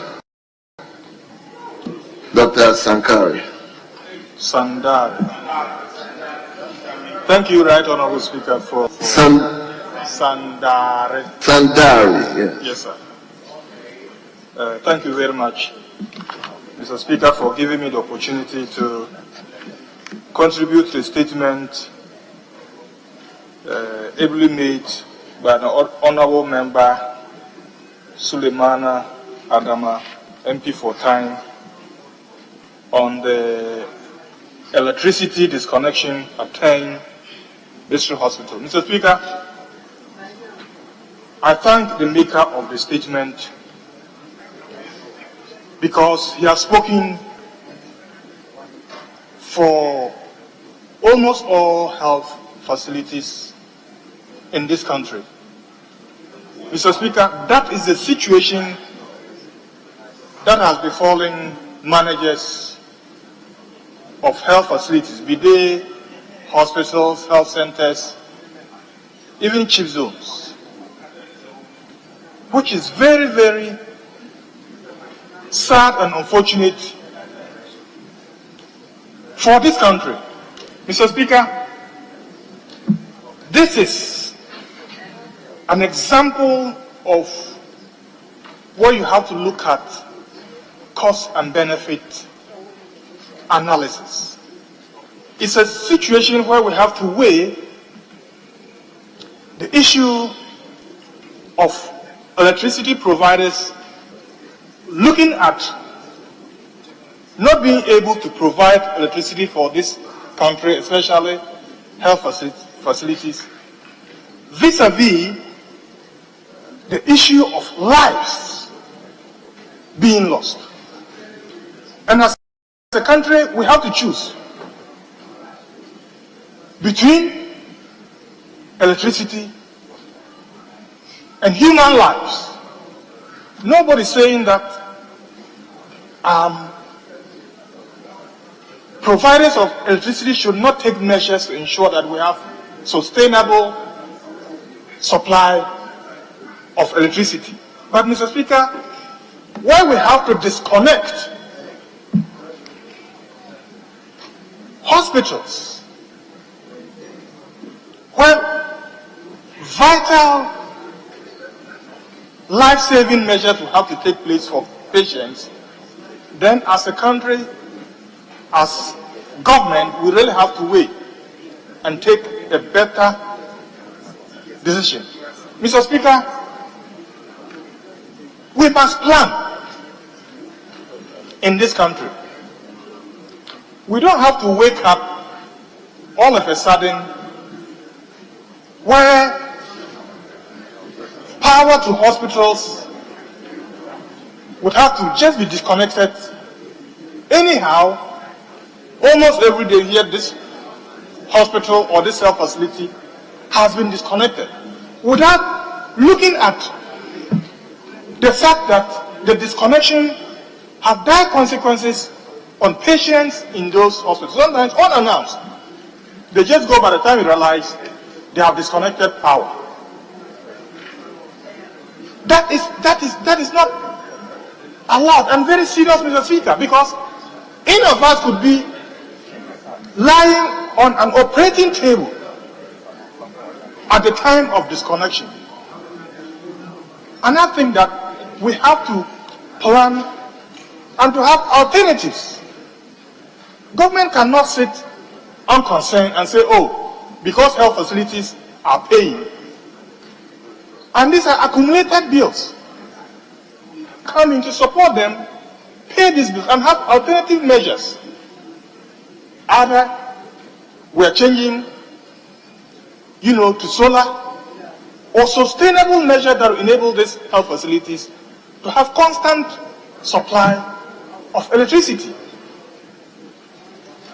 Because it is very, very, very important for this health facility. And also, their tariffs have not been reviewed. Almost every day we hear that even what national health insurance pays them is far below the real tariffs and the real cost of a service provision. So to say that they should pay from IGF is another thing. Because they cannot even buy medicines, they can't buy consumables, and then you go and cut our, say, 7 million or so, and say the health facilities should pay. It's unsustainable and it's costing vital lives of patients in this country. And I always say that until you find yourself in such a situation, either the president, the vice, even the CEO, of ECG or power producers, until you find yourself lying in theater or find yourself in an emergency situation and then the power goes off, you will not realize what we are doing to patients. So it's a matter for the House to take seriously and to give proper directives for solution, because it cannot continue that our health facilities every day are being disconnected from power supply. Mr. Speaker, we should look at it and see how we support our health facilities to manage properly. I thank you once again for the opportunity.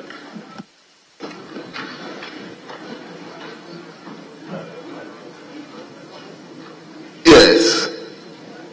Honorable Member for Kita. Thank you very much, Mr. Speaker. Mr. Speaker, this is a health facility classified under what we call emergency services in this country, and it's an emergency unit. The statement ably made by the MP for time borders on pay or die. That's the title of the statement, pay or die. Meaning they are not able to pay. If they are not able to pay the 7 million Ghana cedis, our brothers and sisters can go to hell. They can die. When you look at cost-benefit analysis, are we exchanging 7 million versus human life? So if you don't pay, then you die. Mr. Speaker, the electricity that was disconnected have implication on the air conditioning, the lab, the health commodities, the consumables, implications of vaccines. It will have effect on the vaccines because they need certain temperature, constant temperature to actually remain protect and efficacious. But in view of cutting the electricity, compromises the efficacy of the medications, health consumables, as well as the health commodities. Mr. Speaker, this is very wrong. As a medical facility, government directive was all health facilities should run on electricity without cutting because it's a supportive to human life. So on what basis that the NETCO went to the facility and do we have that policy? Yes. Well, there was a time government issued policy that Minister of Finance will be responsible for payment of what electricity bills and other utilities for all health facilities across the country. And that policy is still there. You're supposed not to use IDF to pay. It is I'm not aware of the anyway. Ministry of Finance to be paying utility bills as well as electricity for the health facilities across the country. That is why they are blocked. They are zoned in such a way that when you are putting off even other health facilities, hospitals and then health facilities are immune from what cutting of electricity. And going ahead to do that, I think NETCO is not being fair to the people of time. Mr. Speaker, this is a facility built by NBC government, freshly built. The minister is here. The minister in charge of that is here. And then that facility is saving a lot of people, and it's a referral center to other constituencies. So why are you linking it to ND? It's government facility. It's a government facility. So why are you linking to NDC government? But it was NDC time it was built. It's a statement of fact, Mr. Speaker. You are making good. It's a statement of fact. So, Mr. Speaker, we urge, before we call on you to actually call the Ministry of Finance to pay this amount as well as instruct, plead with you to talk to the Ministry of Energy, the minister, to urge the NETCO to actually put on the lights to save lives. Otherwise, we will continue with this what we are looking for money. At the end of the day, people are perishing. Human life versus money, which one is more important? And these are taxpayers' money we are paying. And these are the people who pay taxes on commodities. Mr. Speaker, we urge you to call on the Ministry of Energy to do the needful. Mr. Speaker, we feel deeply well. I urge you to actually do the needful. Thank you very much for giving me the opportunity. Yes, let me call to Abuakwa South. Welcome. Thank you, Right Honorable Speaker. This is a very sensitive matter. Insofar as we're discussing human lives vis-a-vis economic issues. Ordinarily, everybody will say that when it relates to human life, then it is the topmost of the priorities. And that should be agreed, that a hospital will thrive on power supply. I cannot imagine that somebody is on the operating table, and then there's a power disconnection. So we are all very much sensitive to the nature a hospital is run and how we should respect human beings. Honorable Speaker, the maker of the statement is very, very sensitive to the plight of fellow Ghanaians and associate myself with him. Sometimes it's not just the fact that we don't care about people, but how the hospital is also run. He never divulged to us under what span of time there was an accumulation of electricity bill to the tune of 7 million Ghana cedis. Meanwhile, we are aware that over time there are some charges that some should be used to settle some of these payments. So there are management challenges as well, and we should pry into that.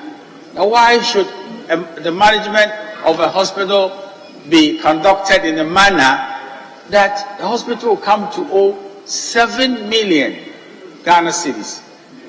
Over what stretch of time?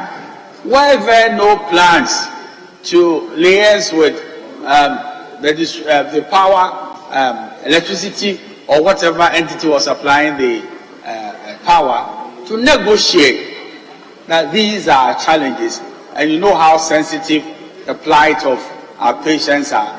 So can you give us some respite? We've done this instrumental payment.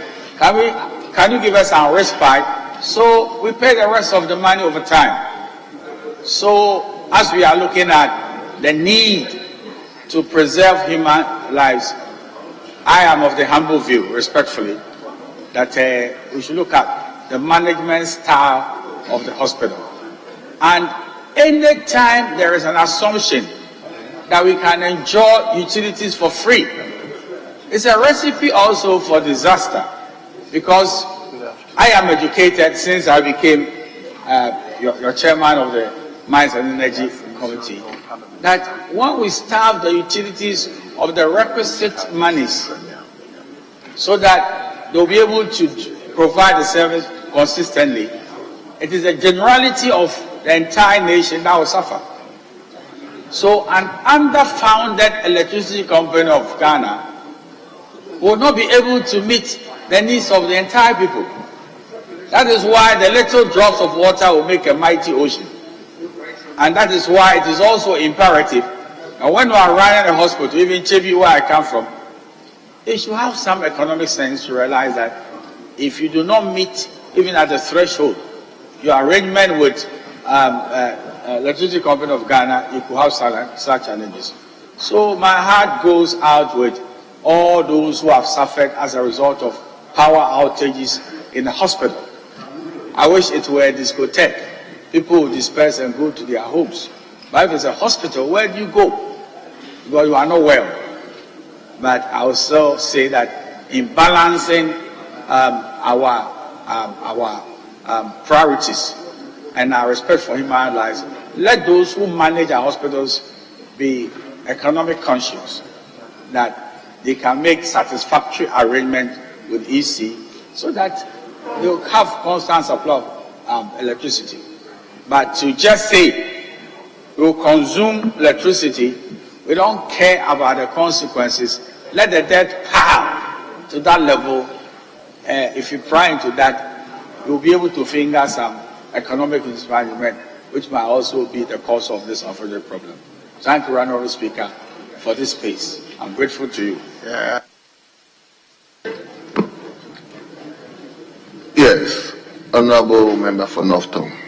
I'm grateful, Mr. Speaker. Mr. Speaker, I thank you very much for the opportunity to contribute to this very important statement.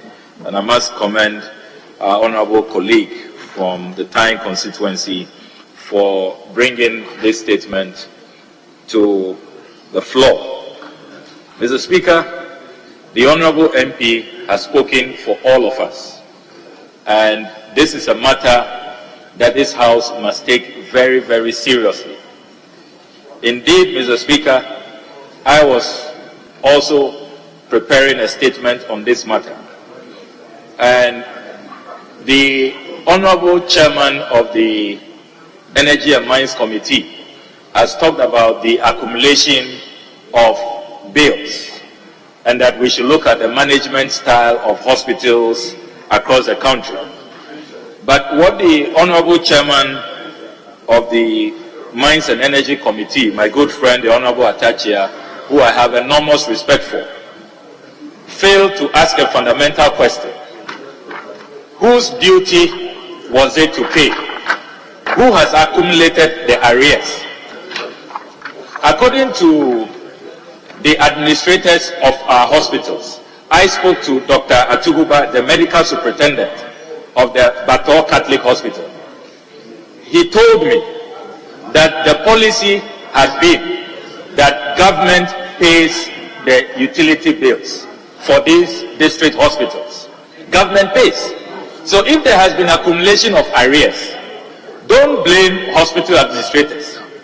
Indeed, according to the hospital administrators, it is June this year that the policy changed. Only this year, June. Only June this year. I mean, it's a matter I have pursued because the Bator Catholic Hospital, Mr. Speaker, will you believe that their ECG bills, they have to pay 115,000 cedis monthly. 150,000, and sometimes their entire IGF for the whole month doesn't get to this amount. And they said that not too long ago, they used to pay just about 57,000 cedis. So the bills are going up. There has been a hike in utility bills. So, Mr. Speaker, our honorable colleague's statement is so timely. It's really unfortunate that the Ministry of Finance is not here. Because according to the hospital administrators, they were told in June that the new policy from the Ministry of Finance is that government will no longer absorb the electricity bills and that they have to raise the funds themselves. They didn't even clear arrears that were in the system, and they said from June they are on their own. That is a reality. That is a reality. And we are talking about human lives.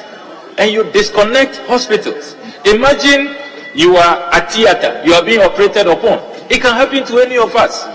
We are constantly on the move. You are touring your constituency, and God forbid there's an accident, they need to perform emergency surgery on you, and then the lights go off like that. At least, as for hospitals, they must be exempted from these disconnections. They have to be exempted. Especially as this is a new policy. They have to be exempted.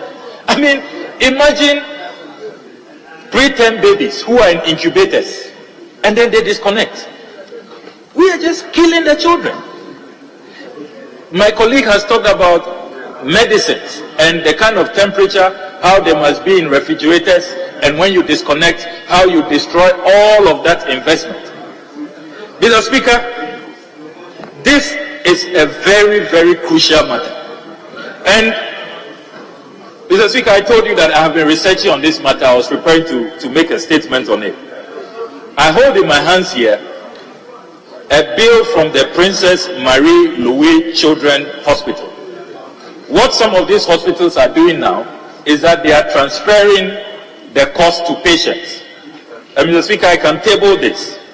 This is a receipt, 21st August 2023. And the hospital is charging all the patients who come there 30 Ghana cedis, and they say payment of electricity usage, fee, equipment, and maintenance.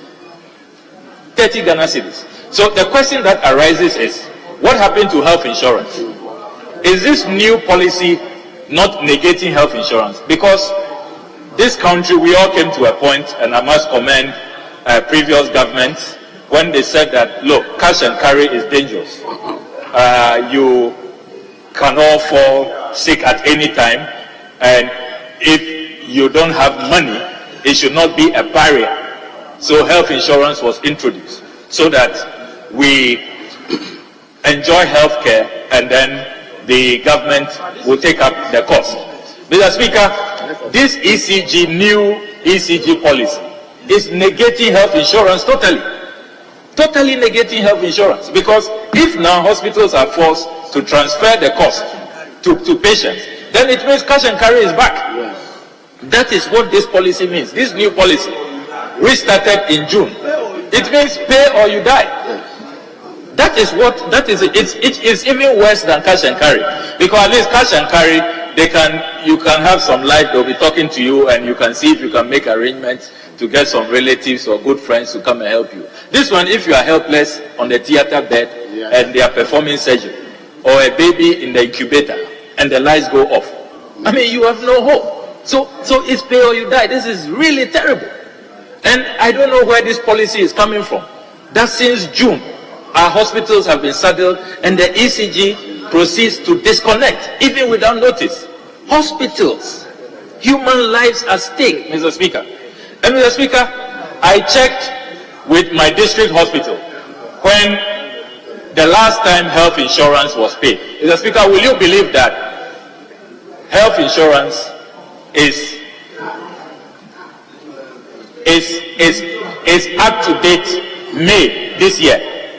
So the National Health Insurance Authority owes a lot of these district hospitals 5 to 7 months in arrears. How should they survive? This hospital already, you are not sending the claims, you are not releasing funds to them.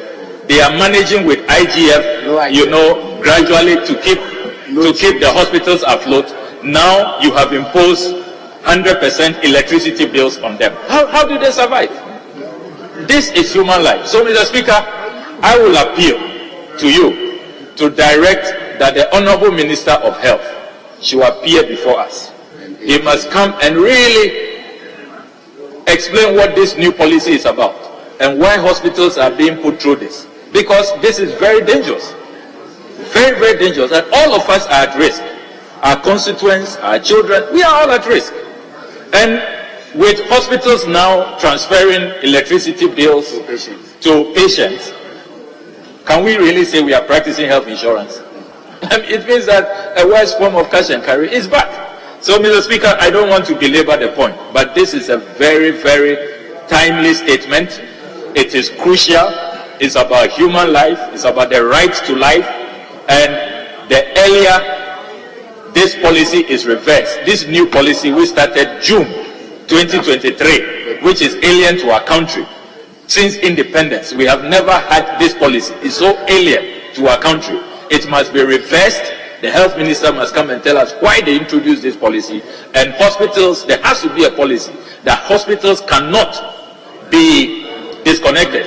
Look, even if institutions like Parliament is not disconnected, a lot of ministries are not disconnected. Can we say that? Can we say that these institutions that don't suffer disconnection are more important than hospitals? No, I mean we cannot. I was concluding, but I don't know why the leader. Can I conclude? Will you allow me to conclude? Conclude. The Speaker, with the greatest respect, a statement is made. My colleague is informing us that he was he was preparing to make his own statement. He has given us notice. And now he has veered off the statement that has been made in respect of Time Hospital. Mr. Speaker, and he has strayed into his own constituency. And, Mr. Speaker, to remind him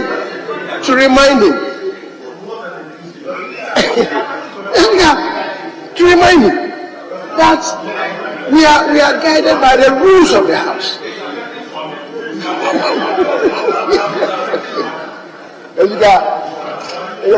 you don't restrain this young man, he says he's going to go to Swami. If you don't restrain him, you have the whole house to himself. You got to remind him of the imperatives of Order 70 sub 2, that you are required to comment briefly. And, Mr. Speaker, comment on the subject matter. And you straight to where? Your concern.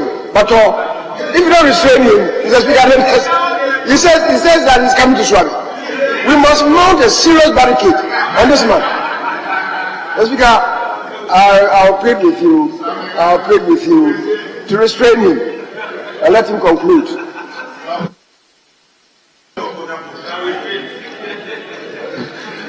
Honorable Kujutu, already you said you were concluding, so just conclude for. Leader. Mr. Speaker, I just thought that I emphasized that it's a national issue. It's not only for Time.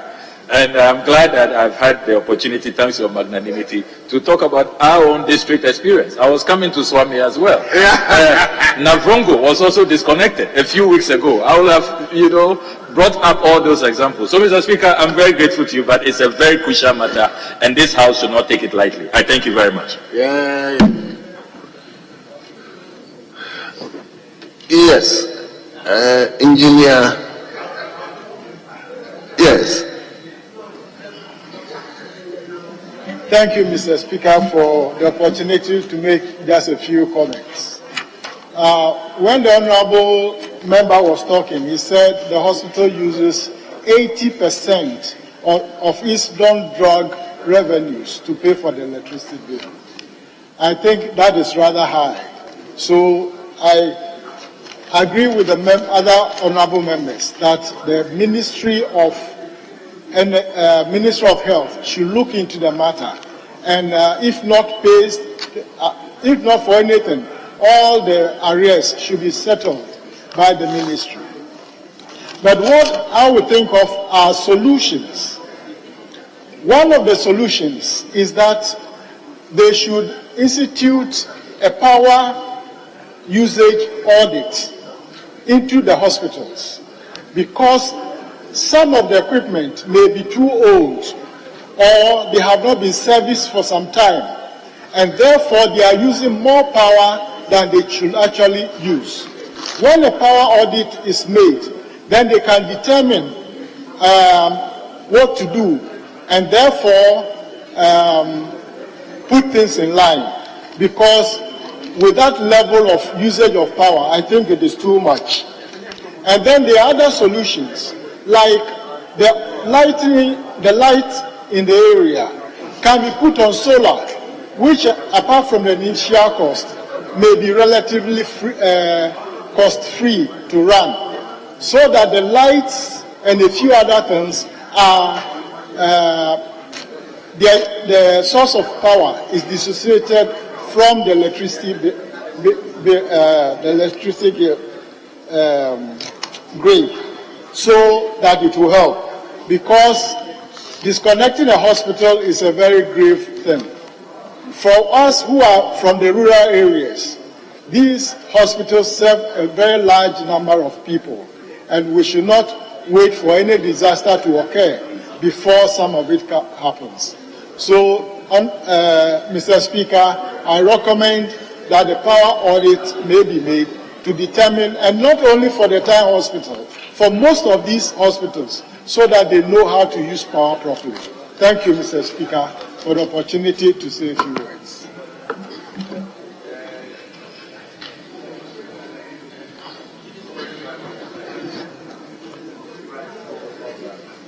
Okay, let him come. I saw him before you, so Eric. Thank you very much, Mr. Speaker, for the opportunity. Mr. Speaker, Government of Ghana invested $36.6 million to provide the 60-bed facility for the people of Tyne and its environs. This was to serve the healthcare needs of the people around. Mr. Speaker, the construction of this project commenced when I was the regional minister. In fact, I organized for the sword cutting ceremony, and the commissioning of the project occurred some few days to the 2020 general elections. So as we speak, the hospital has been functional for almost 3 years, and now we are talking about electricity bill of over 7 million Ghana cedis. Mr. Speaker, my difficulty is this. We have invested $36.6 million to ensure the safety of our people. And now, because of 7 million Ghana cedis, we are denying them access to that facility. This is very, very serious. Mr. Speaker, something must be done immediately. NECO must immediately arrange with the management of the facility to have a payment plan, so that power will be restored to that facility immediately. It is a matter of life And we cannot pay any money for the lives of the people in that enclave. Mr. Speaker, how would you say that because of 7 million Ghana cedis, the people there should die? They shouldn't have access to medical facility. This is something that shouldn't happen in this country. And we are the representatives of the people. Mr. Speaker, I'm urging you, this matter has been raised while you are in the chair. Mr. Speaker, can we direct NECO to immediately arrange with the facility that they should provide a payment plan? How are they going to pay? If they can pay within 6 months, within 8 months, within 1 year, they should have the plan, and then electricity should be restored immediately. If it is the policy of this government, Mr. Speaker, that policy must be reversed immediately. Why would you say that the facilities should pay for their own electricity bill? How would they be able to do that?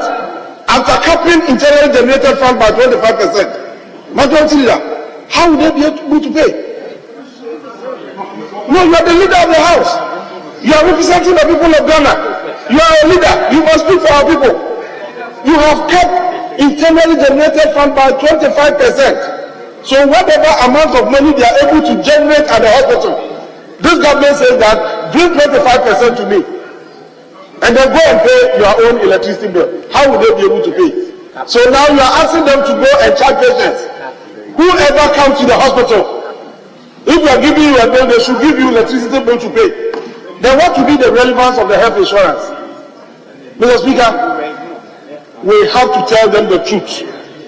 If government is trying to do the wrong thing, Parliament must bring government back on track. We cannot allow the people of time to die just because their facility cannot pay 7 million Ghana cedis electricity bill. Mr. Speaker, right from today, NECO, wherever they are, if they are hearing us from Parliament, we are asking them to go and restore power to them. They should give them power. We sit here 24 hours, we have power. Parliament, nobody can disconnect Parliament. Are you sure? And we have never been disconnected. We have never been disconnected. What about hospitals? Are you saying that Parliament has been disconnected, so they should disconnect hospitals? We have plans. They will disconnect. We have plans. We said them. We have them. We said them or what? No, whatever it is. If Parliament has a generator, a standby generator, we can provide some for the hospitals. Yes, some of them don't even know. This is about the lives of the people. And in this one, it's not about NDC or NPP. It's about the people of time. They are all Ghanaians. The facility is there. We have pumped so much money into that facility. Why are we not making it usable? Mr. Speaker, something must be done on this matter. It shouldn't be as usual. We debate, we talk, and nothing happens. This one, Parliament must demonstrate that we are capable of facing some of these challenges. Just a small directive to NECO that wherever they are, they should go to the facility. Just have an arrangement. You owe us 7 million. You cannot pay upfront. Give us a payment plan. If it will take you 10 years to pay, let's structure it. Then we'll give them power so that the people can have access to health care. That is a priority. We cannot do otherwise. And Mr. Speaker, if anybody outside this country hears that Ghana, we are disconnecting hospitals, Mr. Speaker, what would they say of us?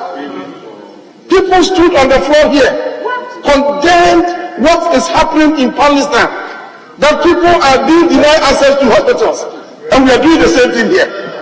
In a different form. Even though there's no war here, we are doing the same thing. In a different form. And we are killing our own people. Majority leader, this one, listen to us, it's important. If it happens to the people of Swami, you cannot go there. If this is happening in Swami, they will never allow you to be there. Because they know you are capable, you are a big man, you can solve this problem. So let's come together and solve the problem for the time people. Mr. Speaker, I urge you to make a statement on this. Direct them to do the needful immediately so that these people can have access to that facility. It's so important. We cannot allow this to happen. Just some few months ago, we heard that the Sunyan facility is being upgraded to teaching hospital status. And these are the hospitals that must feed the teaching hospital. Mr. Speaker, if because of electricity, these hospitals cannot function, then what is the essence of pumping so much into constructing them? We need to do the right things at the right time. Mr. Speaker, thank you very much for the opportunity. Oh, Obi.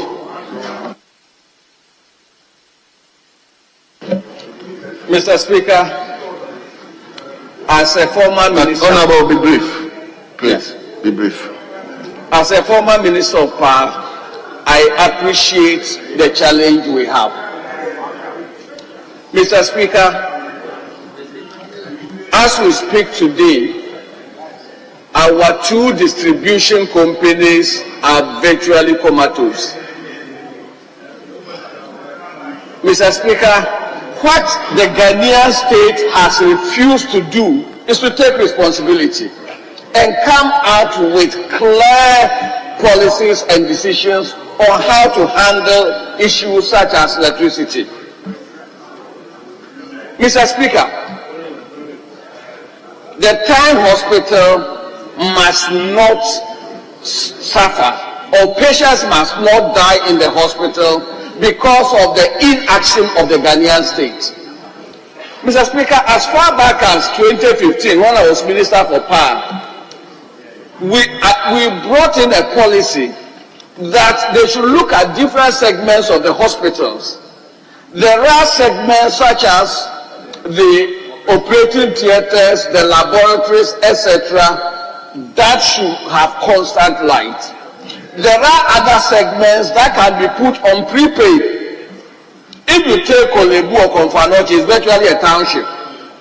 So, of course, you cannot put the whole township on electricity without responsibility. But let's isolate the critical areas and prioritize them. The state, as social intervention measure, can pay for electricity for those critical areas. And then the non-critical areas, we put them on prepaid, doctors' bungalows, nurses' bungalows, and all the other commercial things they do in the hospitals, they pay for electricity. The state has refused to do this, culminating in this particular problem. Mr. Speaker, let ECG, Electricity Company of Ghana, makes losses in billions of cedis.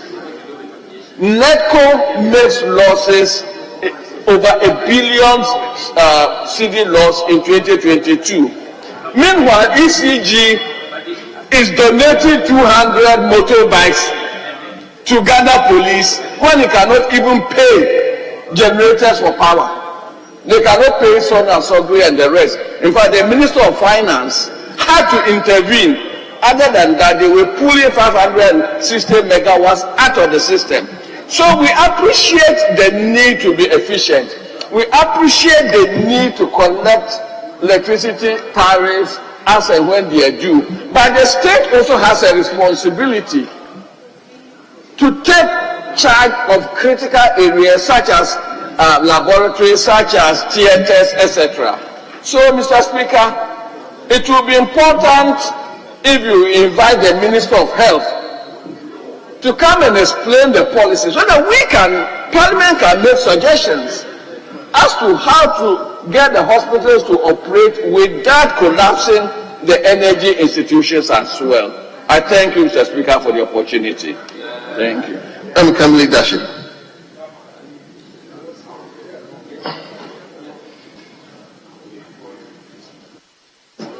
Speaker, let me speak in solidarity with the honourable member who found the need to bring this matter up onto the House floor for us to discuss. So I've done some preliminary checks and I contacted the honourable member, and I'm happy he's seated right before me, that light has been restored, power has been restored to the facility. So I had communicated same to the honourable member to find out if indeed that was the situation. It's very regrettable that the situation should pan out the way it has been. It's not now. It's not immediate after the statement. No, it was restored. No, power was restored yesterday. Yesterday evening. It was restored yesterday. But whatever it is, when we are regretting about debts that have piled at the facility and the inability of the facility to pay these debts, which has, I don't know if it is the reason why the facility was disconnected, it's quite regrettable. However, I think we should also be asking some questions. Why will NEDCO, out of the ordinary, go out there to disconnect the facility? We need to get to the bottom of the issues to avoid a reoccurrence of it. Yes, I agree with members, the importance of the facility, the fact that lives are at stake and all that. I agree with those who speak to that extent. So, Speaker, we can't just wish this matter away. I was alarmed when my colleague approached me about the happening at the time hospital. So we must get to the bottom of it. What caused it, and to avoid the reoccurrence of it, and so that we don't endanger the lives of our people anymore. So, Speaker, I think that my colleague has done what he has to do by representing his people. When another light has been restored, he should do same and probably communicate to his people that the light has been restored. But as I said, not to repeat myself, we should probably know what caused it. The communication that is coming to me, I don't want to firm it up yet. I'm just trying to confirm it. But if it is what it is still not a justifiable reason. So, Speaker, we'll be in your hands, and I know the leader of the House will be speaking to this subject matter. But what is essential, in my estimation, is to ensure that we don't have a repeat of this, either in time or any parts of our country. A health facility suffering such a fate, we shouldn't allow this to happen again. And it's dependent on us to do it. However, Speaker, I've asked myself, if the member had not made this statement, our orders, yesterday, leader was showing a lot of regret how our committees are not being effective enough. The health committee, and in this case probably the energy committee, could have done this or done something about it without necessarily waiting for a member to come under Order 72 or raise it as a matter of urgent public concern. What are our committees doing? So this is where I want to end. But I feel very sad that this has happened, and I'm hoping that we will also take some consequential action to avoid a future occurrence of this in any part of the world, any part of the country. Speaker, thank you. Yes. Thank you, Mr. Speaker, for giving me the opportunity to make few or brief comment on the statement ably made by the representative of the good people of Time. Mr. Speaker, I want to continue from where my good brother has ended. But Mr. Speaker, this is not the first time the disconnection of the Time District Hospital happened. If you read the statement, on the 13th of October, the NEDCO people disconnected the hospital. Then on the 19th of October, that's 5 days after, it was reconnected. Then on 12th of December, this same year, it was disconnected. Mr. Speaker, this implies that there's a problem to be solved. And Mr. Speaker, if you go to the history of the hospital, like the former regional minister said, has been in operation for less than 3 years. It is true.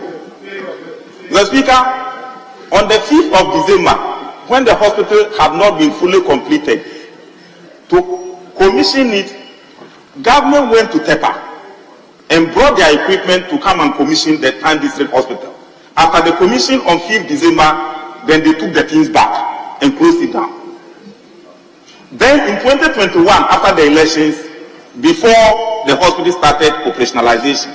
So in practice, it has not been in operation for even up to 2 years. Because by the policy, they will operate for 2 years and hand it over. So this is just the first year, and we are not able to pay even light bill of 7 million. So Speaker, it tells you that there's a serious problem. And it is not for only the people of Time. It is for Time, Bana, Sampa, and German, Kintampon South. So Mr. Speaker, we travel 92 kilometers to come to Time District Hospital. When I consulted the Minister for Health, Honorable Kwekwe Manu, that Bana people need a hospital, he said, no, Bana, you have a good road, so you have to be coming to Time District Hospital. They bought us ambulance. Then the ambulance will take you and travel 92 kilometers and bring you there. Then they tell you that the hospital has no light. Proceed to Wenchi. But Speaker, what will happen to your life? So critically speaking, there's a problem to be solved.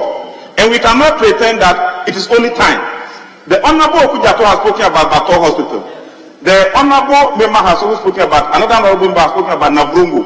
People are talking, it is a policy that government introduced in the last 5 months. And the Speaker, when policies are being introduced, members of Parliament who represent the people must also be given the opportunity to make input. In that regard, Mr. Speaker, since this is not the first time and this may not be the last time, and Mr. Speaker, it is not the duty of the hospital to pay the light bill, and they were not paying.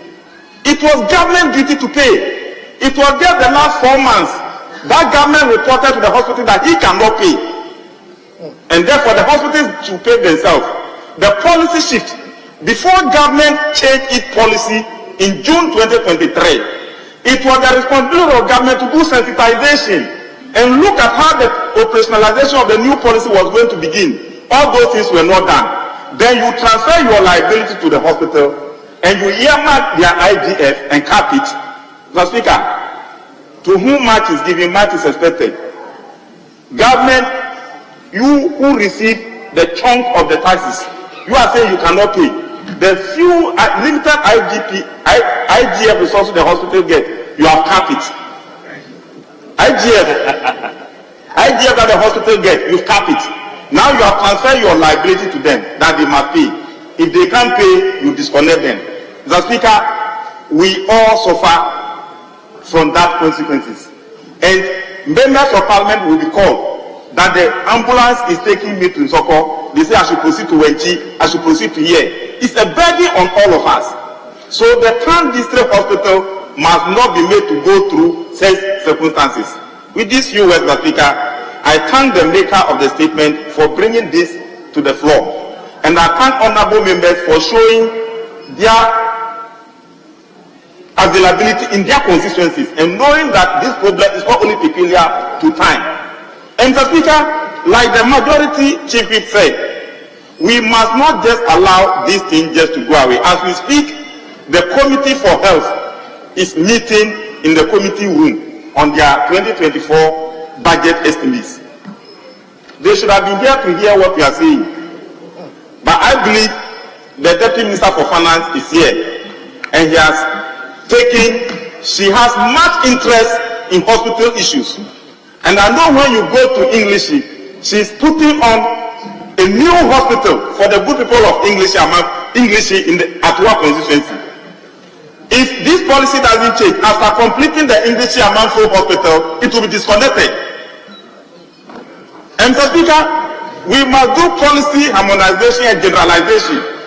We are doing Agenda 111. Just irrogate hospitals of 9. We cannot pay light bill, we are disconnecting them. And we are taking 111 Agenda 111. Will they not be using electricity? They will. So we must. Whether they will use nuclear energy, Mr. Speaker, it will be energy. They will use electricity. And Mr. Speaker, we must plan ahead so that when we get there, we will know the kind of equipment we will be using and how we can be energy efficient, since the burden is going to be on the hospitals themselves to pay. These are essential amenities that the good people enjoy. Even NEDCO is not the electricity company, isn't it? If it were to be ECG, there will be total darkness. Your NEDCO rates are cheaper. But that one says 7 million. So, Mr. Speaker, I thank you for admitting the statement and giving the honorable member to air the grievances of his people. And I know the people of Tam will be happy today, and they will know that they are well represented and they are in good hands. Thank you, Mr. Speaker, for the opportunity. But may you refer this statement to the Committee on Health, because until today, all of us didn't know. All we knew was that the old government policy was in operation, and that government was paying electricity bill for hospitals. It is only today that some of us are made to know that in June 2023, government has changed the policy. But if you refer the statement to the Health Committee, or if you invite the Minister for Health to come and brief us, we will all be part of the sensitization and operationalization of the policy to make sure that we are able to carry the hospitals along. Thank you, Mr. Speaker, for the opportunity. Yes, Leader. Speaker, thank you for the opportunity to also add my voice to the statement that has been made. Mr. Speaker, we must all congregate around the critical issue that citizens of this country are guaranteed the right to life under Article 13, Sub 1 of the Constitution. Speaker, citizens are also afforded the right to good health care under 4 Sub 2 of the Constitution. And so if any action is taken which may have the unintended consequence of truncating life, we should all be concerned. And that is why it is worrying to hear what my colleague who made a statement has alluded to.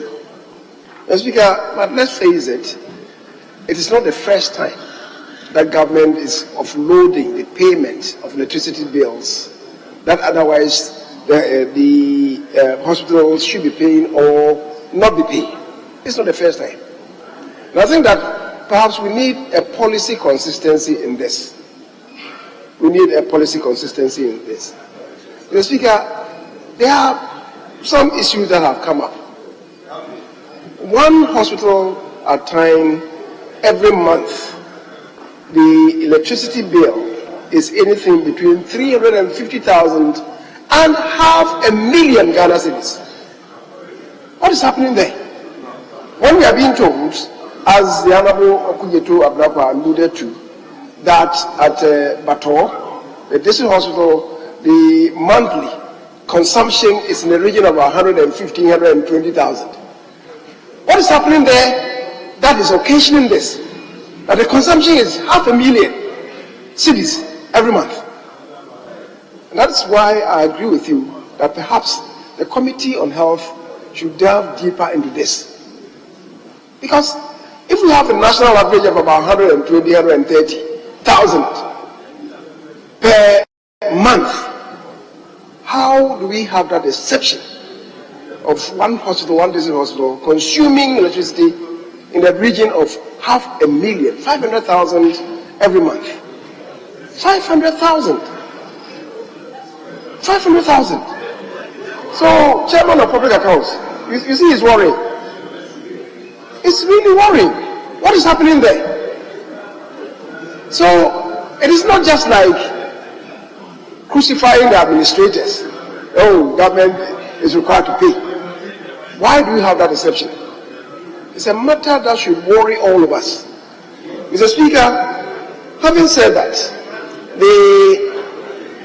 I think we should maybe also determine which facilities are essential service providers such that their electricity will be guaranteed, whatever it takes. The essential service providers, we do know. The armed forces, and I thought that we had included the hospitals in this category. They were an issue. So how come they are being taken off? So we should have that conversation on that. And the Speaker, let's not be sentimental about this. Let's not be sentimental about this. Let's probe further what is happening in that hospital such that every month electricity consumption is 500,000. What's happening there? Because it's so odd. Mr. Speaker, the other matter, in terms of electricity generation and consumption that should worry us, is that in spite of all that the ECG has done and government has also done, as of yet, non-tariff electricity is more than 30%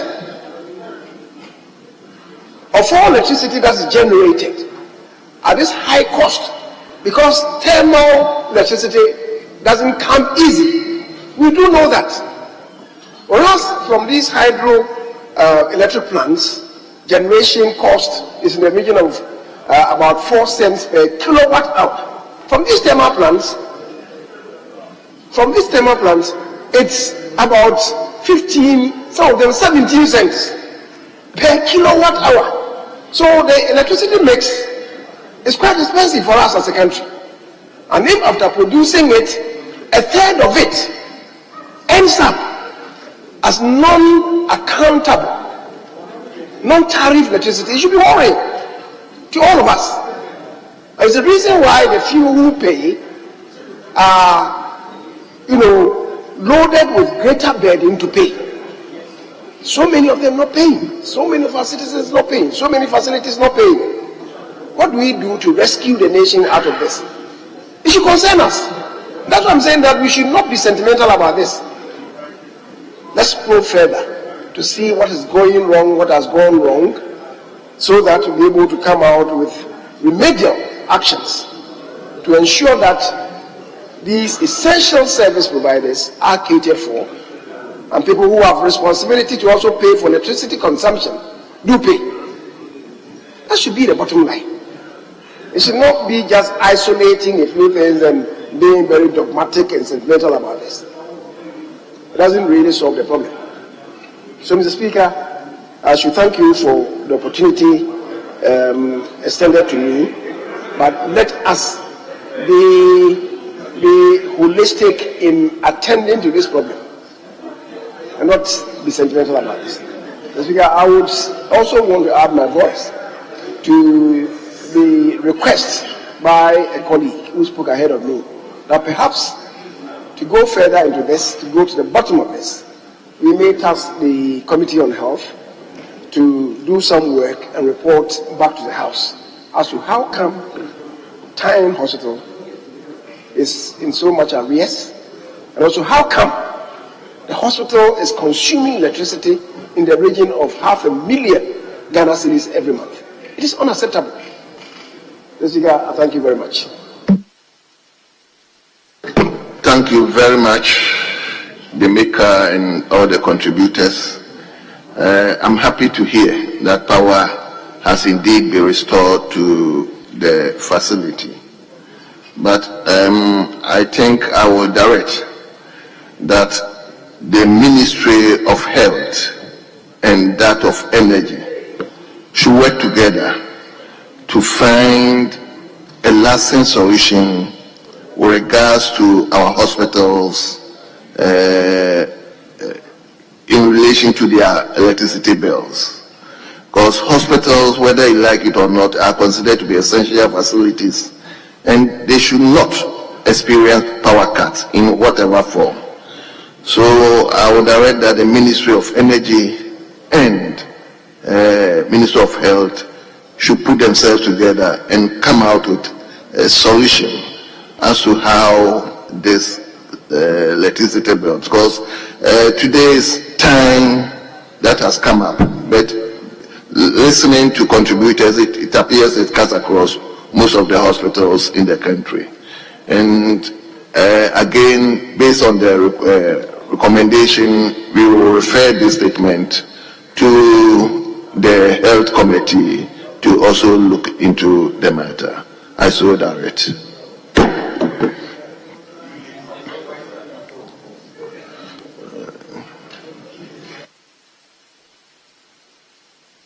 Yes, leadership. Mr. Speaker, I believe we can go back to the motions on the sectoral allocations, and I'm informed that the 19. we can deal with item listed 19 on the other paper. That's page 13. Page 13, item numbered 19. Honourable members, let me. Why? I just want to commend you for your directive, but you would have realized that you haven't given timelines. So when is the report supposed to be presented to this House? We'll do this, and then, no, I'm adding to what he has just directed, and to appeal to him to give some timelines. Mr. Speaker, I was in this very House when a similar directive was given, and as we speak, nothing has happened to it. This is a very important issue. Honourable member, thank you, Mr. I think looking at the time that we find ourselves, we are adjourning Sini Day on next week, so I will ask the committee to report to this House in the next meeting, the second week of the next meeting. Yes, so second week in the next meeting. But we are coming back, so second week in the next meeting. Yes, so honourable members, let me bring you to page 13. Page 13, item listed 19. Honourable Minister for Tourism, Aquaculture, Arts and Culture. Minister, you may move the motion listed 19.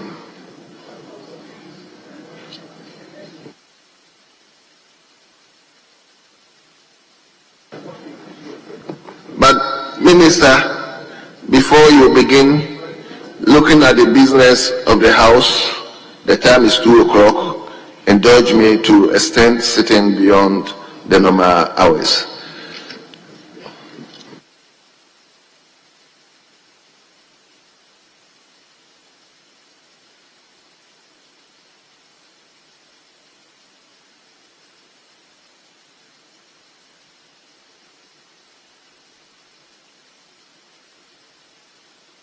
Yes, Minister, I have the floor now.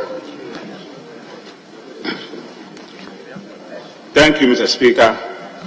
Mr. Speaker, I humbly move that this honorable House approve the sum of 175,388,099.00 for the service of Minister of Tourism, Arts and Culture for the year ending 31st December 2024. I so move, Mr. Speaker. Thank you. Thank you very much.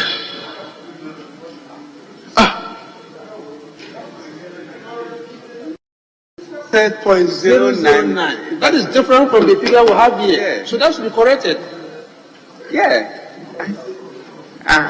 It's a slip of the jaw. I haven't said that. So if you want it to stand as he has mentioned, let's go on. Well, Honourable Chairman, you may second and move the committee report. If there's any correction, you can do it as well.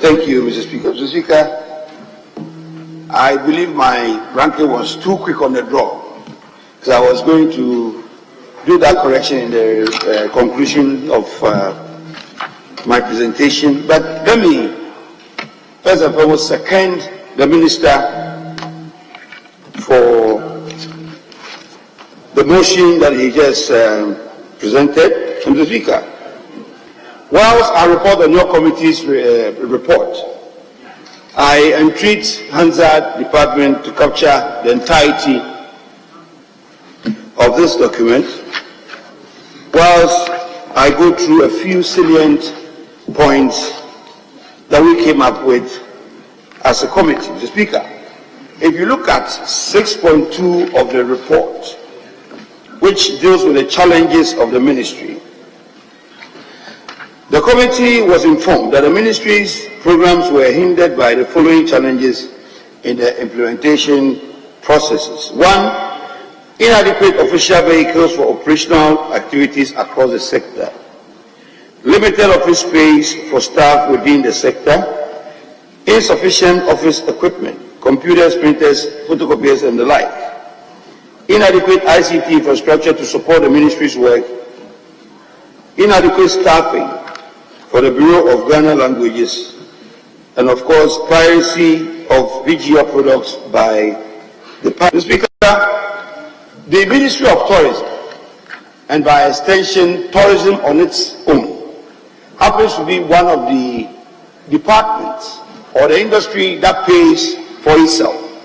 In fact, if you consider the fact that not many of government agencies or government ministries have the potential to, as it were, recoup whatever they spend. The Ministry of Tourism, if the government decides to invest into this industry, has a propensity to bring back whatever money they put in there. And the committee therefore recommended that the government looks at this ministry well, and this, of course, agencies, and ensure that we find ways and means to, as it were, put our tourism sites and, of course, infrastructure into a shape which would attract people from the outside.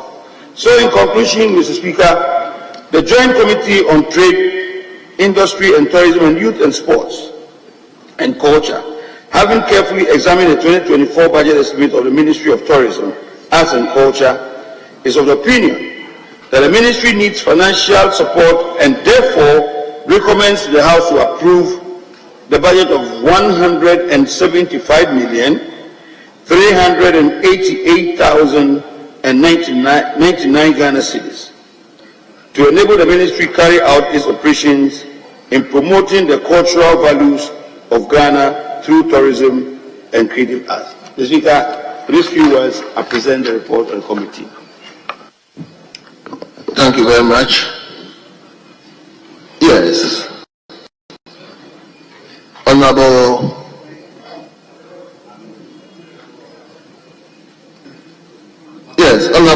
let's hear you. Thank you, Right Honorable Speaker, for giving me this opportunity to contribute to motion number 19 on page 13 of our order paper. Mr. Speaker, the Tourism Ministry, as already alluded by my chairman for the Trade Committee, it's a very important ministry that is supposed to generate revenue, that is supposed to give jobs, that is supposed to contribute to our GDP as a nation.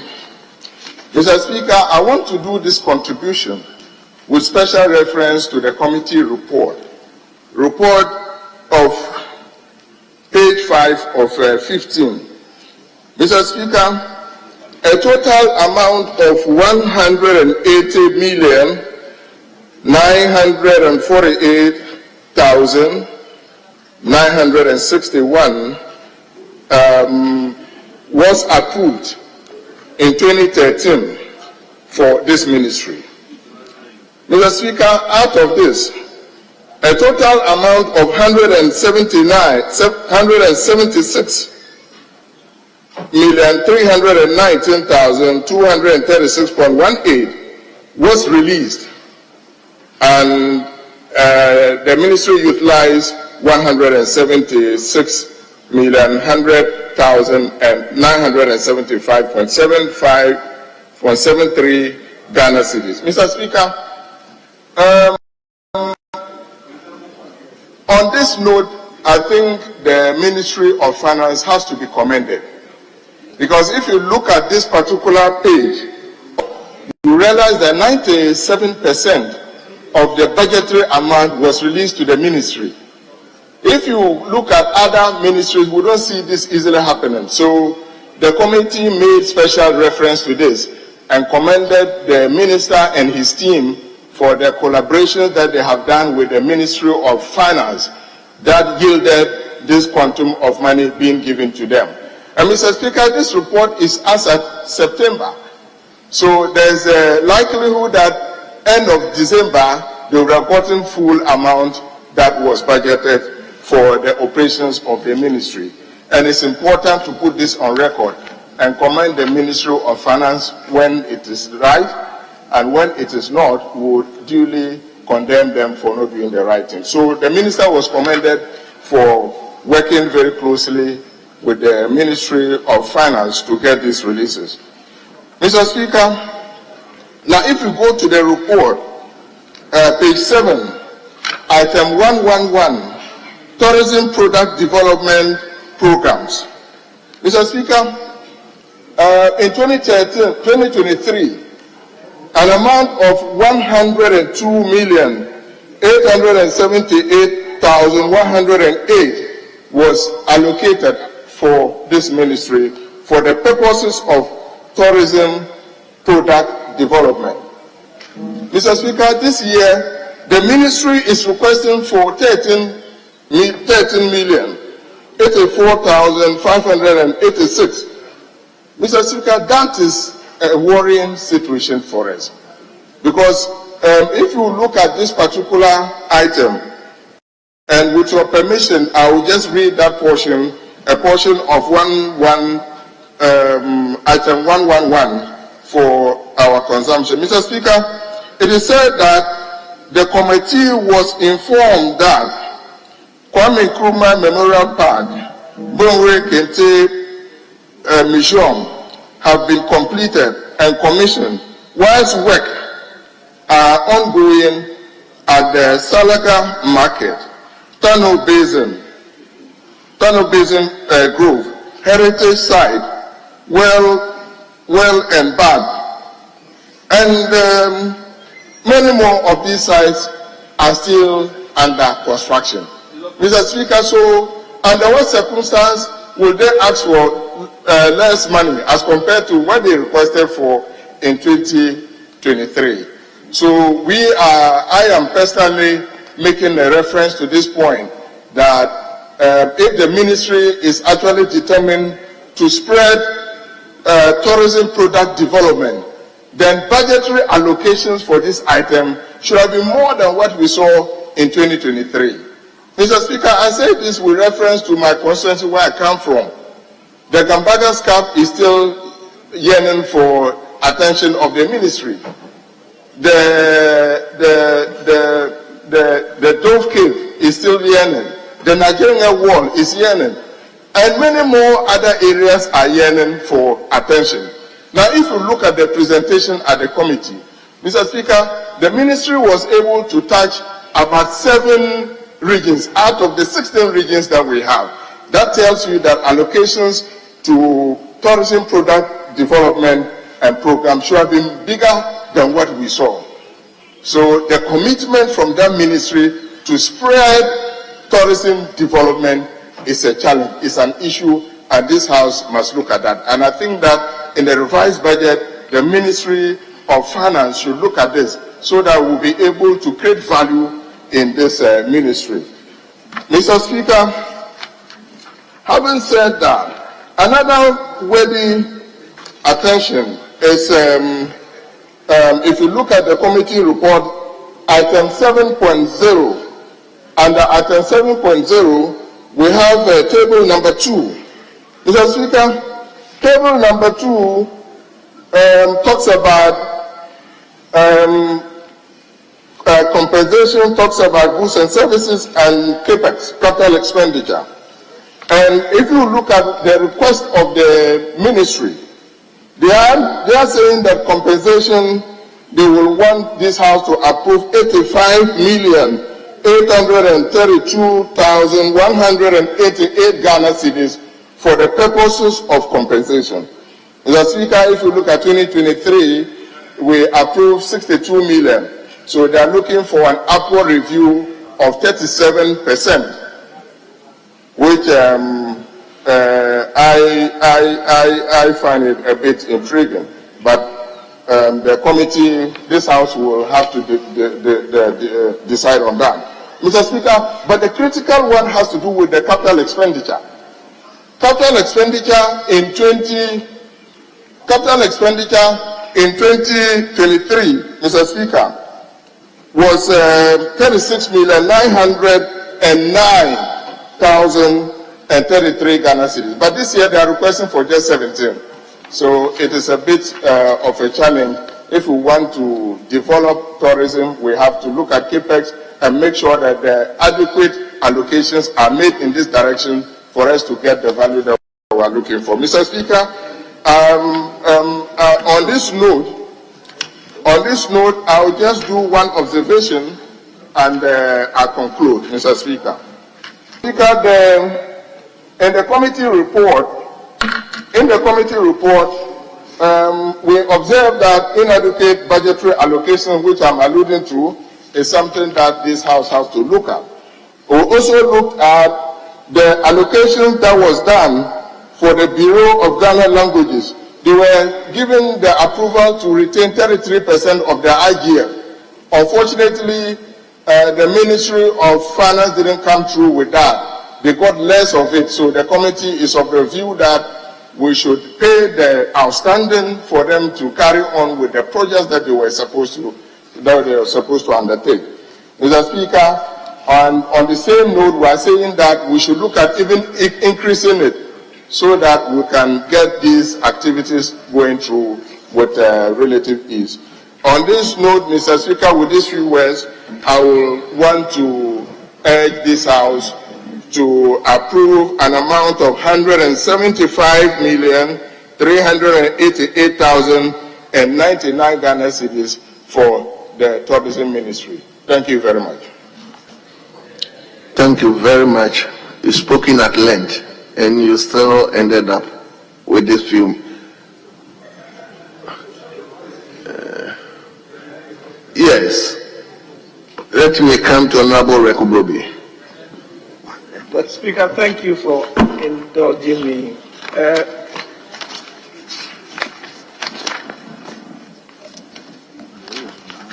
I would also want to contribute to the report that has been made, and particularly make reference to page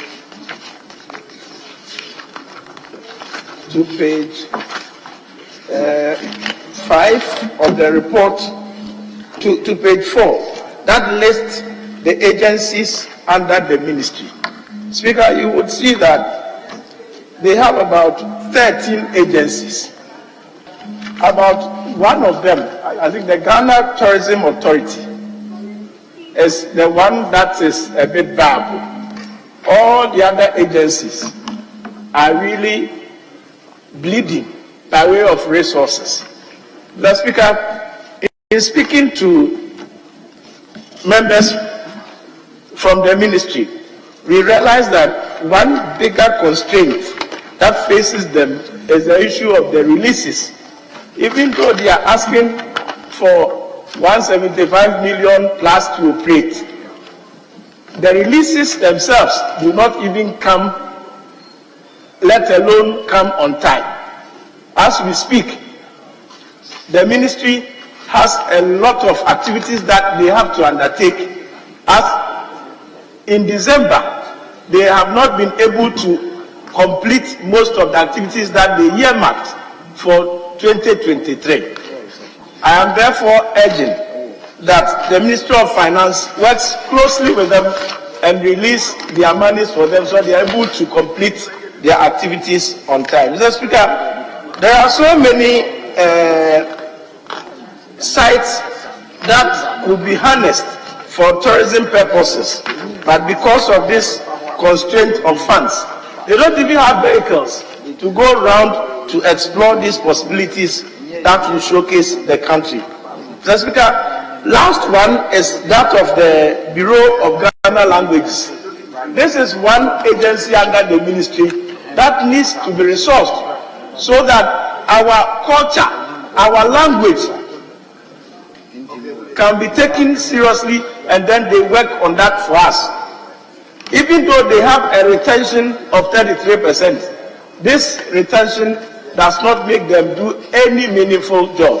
So we are pleading that their releases be given to them. Mr. Speaker, with these few words, I urge the House to approve the amount of 175 million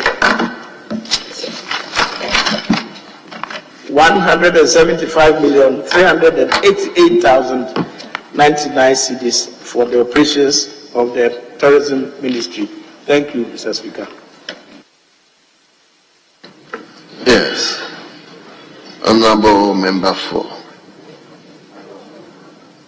Ketunov. Thank you, Mr. Speaker. Mr. Speaker, I rise to support the motion that the House adopt the report to approve the budget for Ministry of Tourism. Mr. Speaker, I want to talk on some portion of the report. Speaker, if you look at the 2023 performance of the ministry, paragraph 6.1.1 on page 6 of the report. So, Speaker, non-financial performance.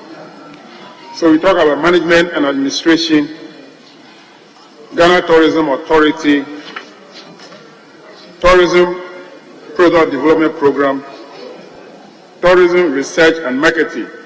So, Speaker, we know that tourism is one of the channels that the country earns foreign exchange. But in this report, the contribution of the Ministry of Tourism and the earning from the forest. It would have been better if the ministry, in your performance, give us some information that in a year under review, you'll be able to earn so much foreign exchange. And that, in fact, can even encourage the Ministry of Finance to give you more allocation. I'm saying this because if you look at the total budget allocated for 2024, it's even less than what has been allocated in 2023. In 2023, 180 million Ghana cedis was approved for the ministry. And as of September, they have spent 97% of that money, which means that by the close of the year, they will spend more than the 180 million. But for 2024, 175 million has been allocated. What is the assurance that the ministry will not overspend that money by the close of the year 2024? So it's very important.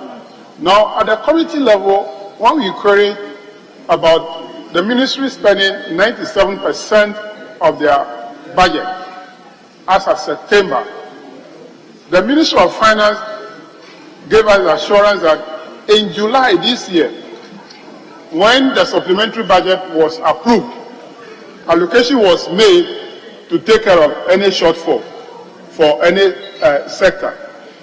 I think that if next year there is going to be any supplementary budget, the Ministry of Tourism should be considered and they should be given additional money to be able to operate.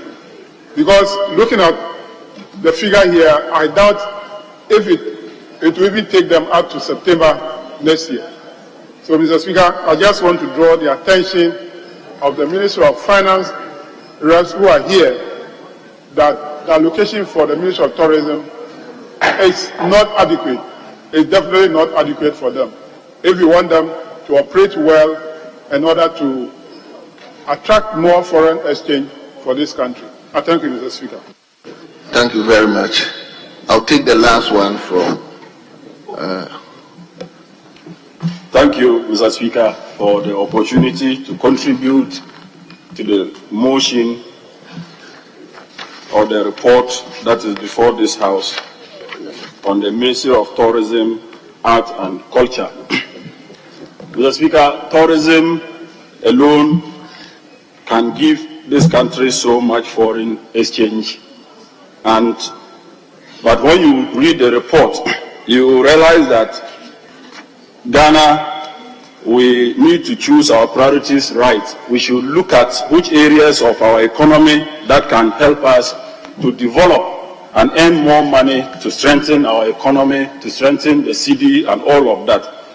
If you read the report, you realize that in 2023, you allocated 180,948,961 to the ministry.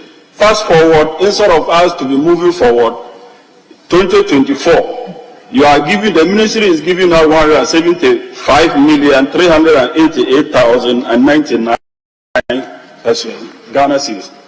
Mr. Speaker, this is retrogressing.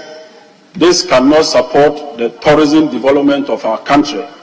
Mr. Speaker, if you navigate around the length and breadth of this country, there are so many tourist potentials around that we can exploit. But looking at the amount of money that is allocated, you realize that the Ministry of Tourism cannot do much to enhance the tourist sites. Mr. Speaker, if you go to the Ministry of Tourism website, there are so many tourist sites in this country that the ministry itself have not been able to capture on their own website. If you come to my own constituency, the Jirapa municipality, there's a 4-star hotel by name Royal Cozy Hills with safari and all of that. We have the mushroom rocks that you can find there and many others. Yet if you go to the Ministry of Tourism website itself, you will not see these things. And all of this, I know, they will attribute it to the fact that they are constrained financially. So it is proper that the Ministry of Finance do due diligence by allocating good amount of money to the ministry so that they can help to develop our tourist sites. Because you cannot have a facility like this, because this facility that I'm talking about in the Jirapa municipality, even the tourism, Ministry of Tourism regional report and annual report to Parliament, you will not find this facility in the report. That means that the ministry itself is sleeping, because we are pretending to be financing them and they too are pretending to be working. Meanwhile, all of us, we travel to neighboring countries, we go to Kigali, we go to South Africa, we go to Dubai to visit tourist sites, and we pay so much money to them when we have good facilities here that we can visit and develop our own economy.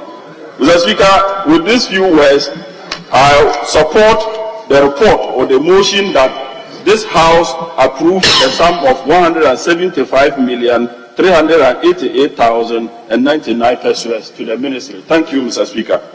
Thank you very much. Let me come to leadership. Are you a leader? Mr. Speaker, I'm not a leader. Then go and speak from your chair. Thank you.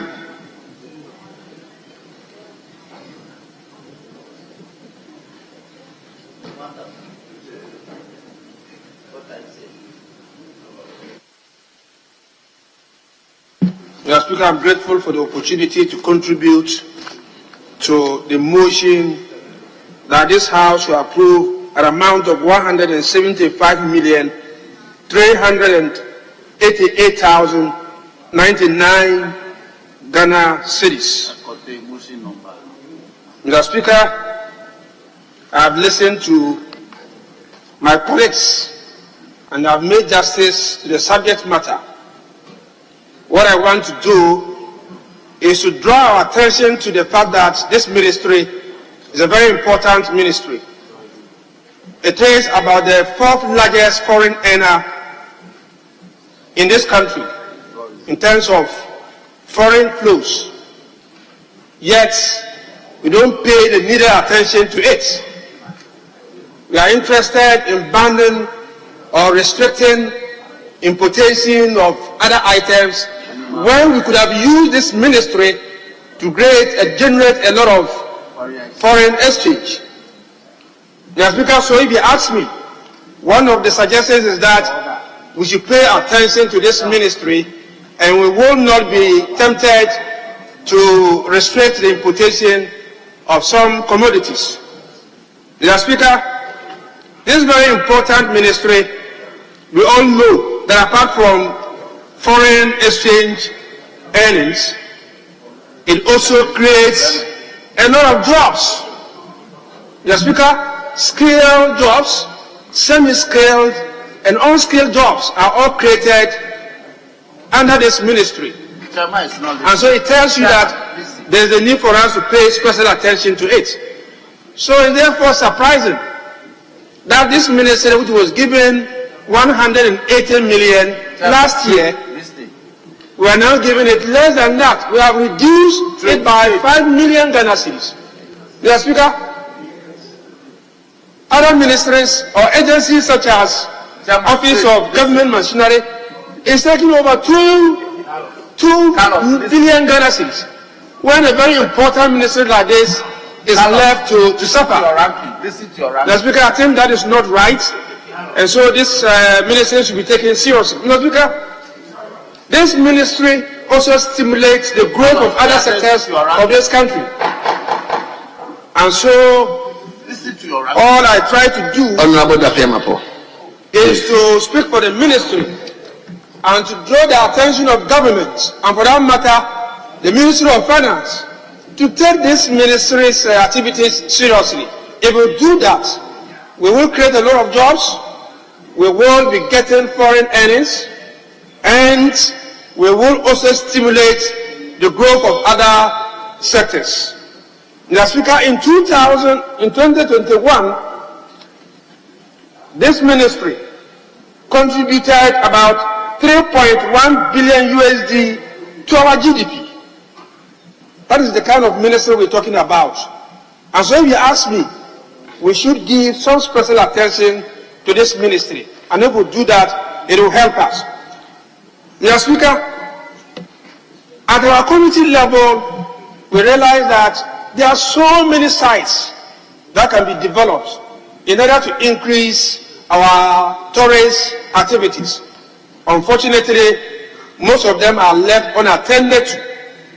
And the other sad issue is that even the existing ones are being affected by galamsey activities. For instance, the Kakun National Park, a portion of it, Mr. Speaker, has been more or less given out because some illegal activities are taking place there. When I say giving out, I am not saying that government has allocated it to any, if you like, giving it as a concession. But there are illegal activities going on there. Got what I'm saying? And so we think that we should not allow sites such as the Kakun National Park and other places to be taken over by galamsey activities. Honorable, hold on.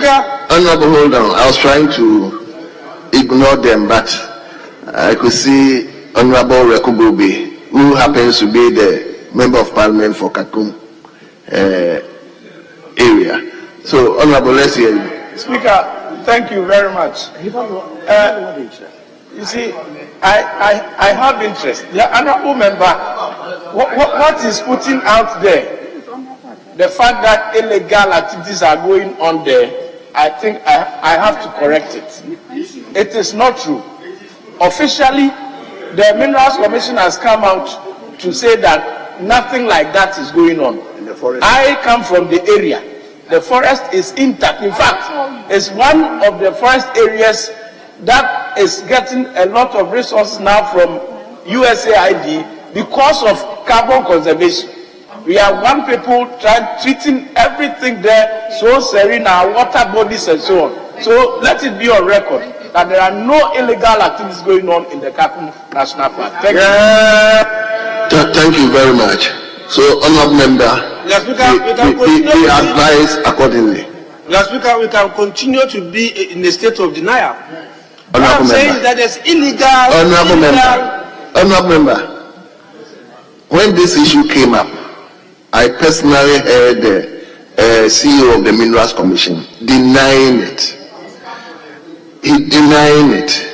Today you raise it in a way, and the member for the area has also denied that nothing is actually going there. Let's take it like that and be advised accordingly. Let's take it like that, Mr. Speaker.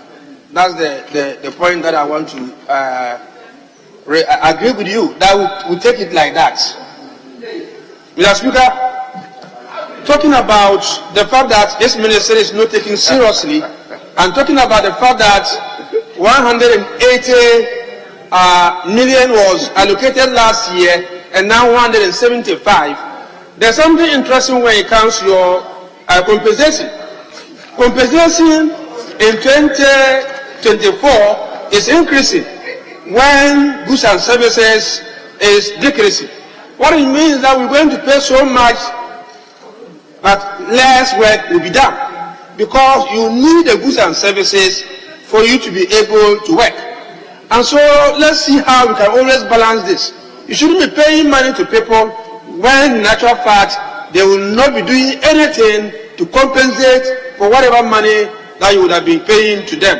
The Speaker, a lot has been said, and so I want to call on the House to adopt this report and to approve the said amount for the Ministry of Tourism, so that they are able to carry out their activities in the next fiscal year. Thank you, Mr. Speaker. Thank you very much. Now, Leader, are you going to comment? Mr. Speaker, no. Thank you. Honourable members, I believe I'll commend the minister. I monitored him and was taking note of all the comments members were making. So I'll urge other ministers to also come and sit in when we are taking their estimates. Yes, Honourable Hawakumsen has also been sitting through. So, honourable members, at the conclusion of the debate, the question is, as many as are in favour of motion listed 19 in today's order paper, say aye. All those against say no. Honourable members, the ayes have it. The motion listed 19 in today's order paper is hereby adopted, and that this honourable House approve the sum of 175,388,099 Ghana cedis for the services of the Ministry of Tourism, Arts and Culture for the year ending 31st December 2024.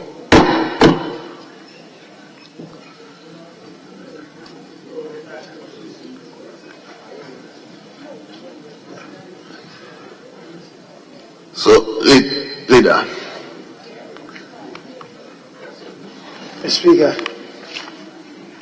whilst waiting for the reports on the estimates, I believe we can deal with the reports of the Public Accounts Committee.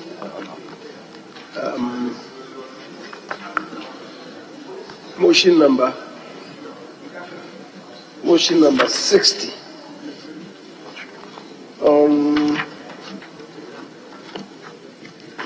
on page 26. Motion number 60 on page 26. Mr. Speaker, given the fact that we have to deal with the estimates, I'll agree with you that after the chairman presents moves the motion, we allow just two others on either side conclude, and then we move on to motion 61. Very well. Honorable members, let me bring you to page 26, item listed 60, motion by the chairman of the Public Accounts Committee. But Honorable Chairman, hold on. I would like to see the seat to the first Deputy Speaker.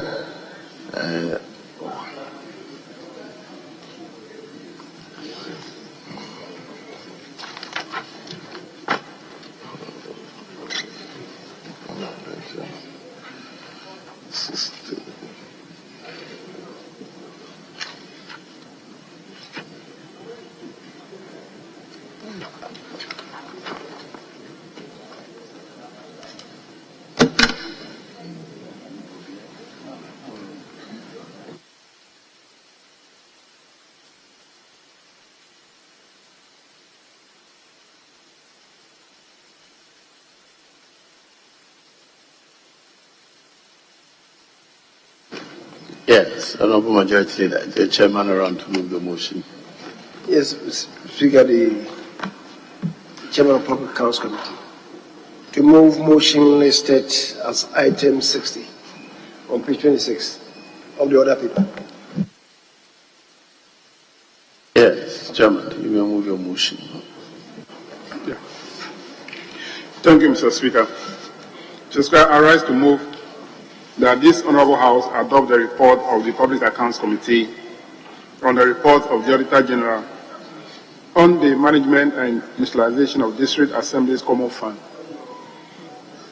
and other statutory funds for the year ended 31st December 2021. So, Speaker, I present the committee's reports. I ask Hansa to capture the entire report while I read the introduction and some few recommendations. So, Speaker, this report of the Auditor General was presented to the House and laid in the House by the Majority Chief Whip, Honorable Arnold Domprek, on 6 July 2022, and was referred to the Public Accounts Committee for examination and report. So, Speaker, the committee met and reviewed the report and invited the witnesses to appear before the committee.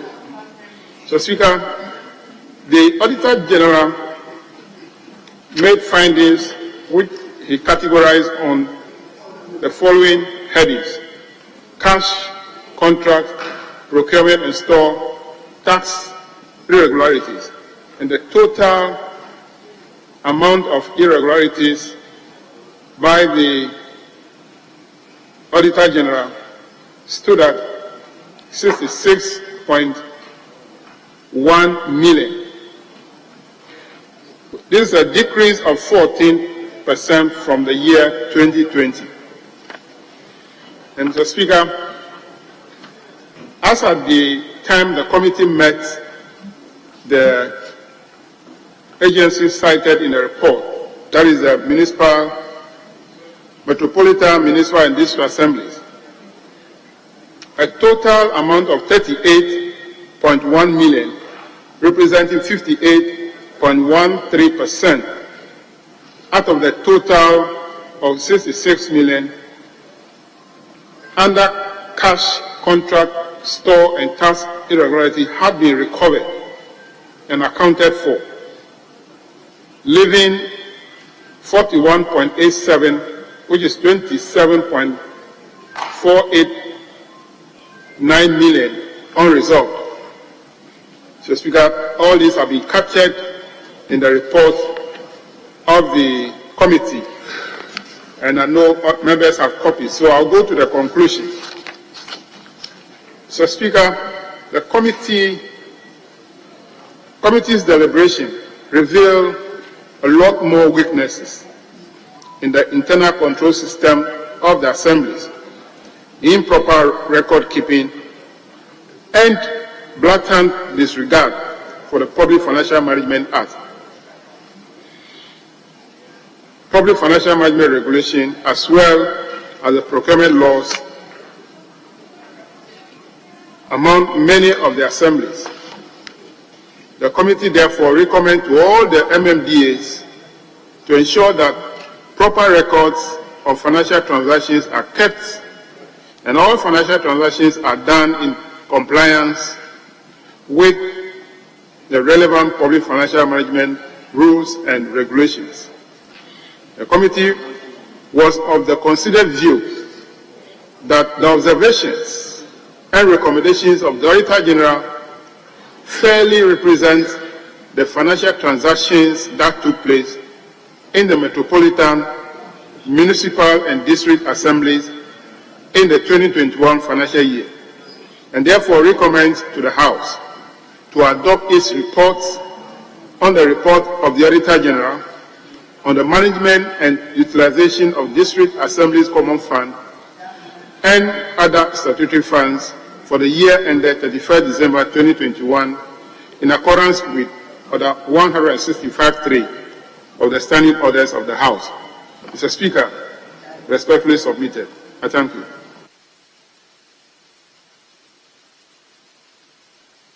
The ranking member.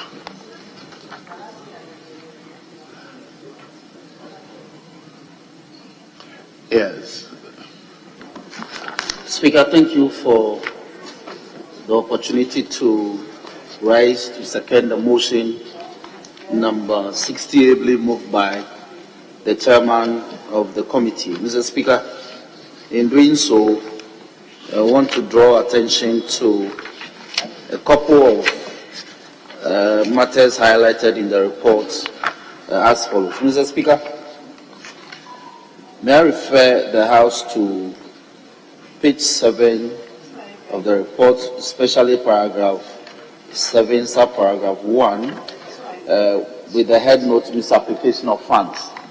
Mr. Speaker, the committee determined that contrary to section 7, subsection 1, sub A of the Public Financial Management Act 2016 at 921, 4 assemblies misapplied a total sum of 266,344 Ghana cedis and 74 pesos. Mr. Speaker, being portion of the allocation of their common fund on salaries and other related and recurrent expenditure.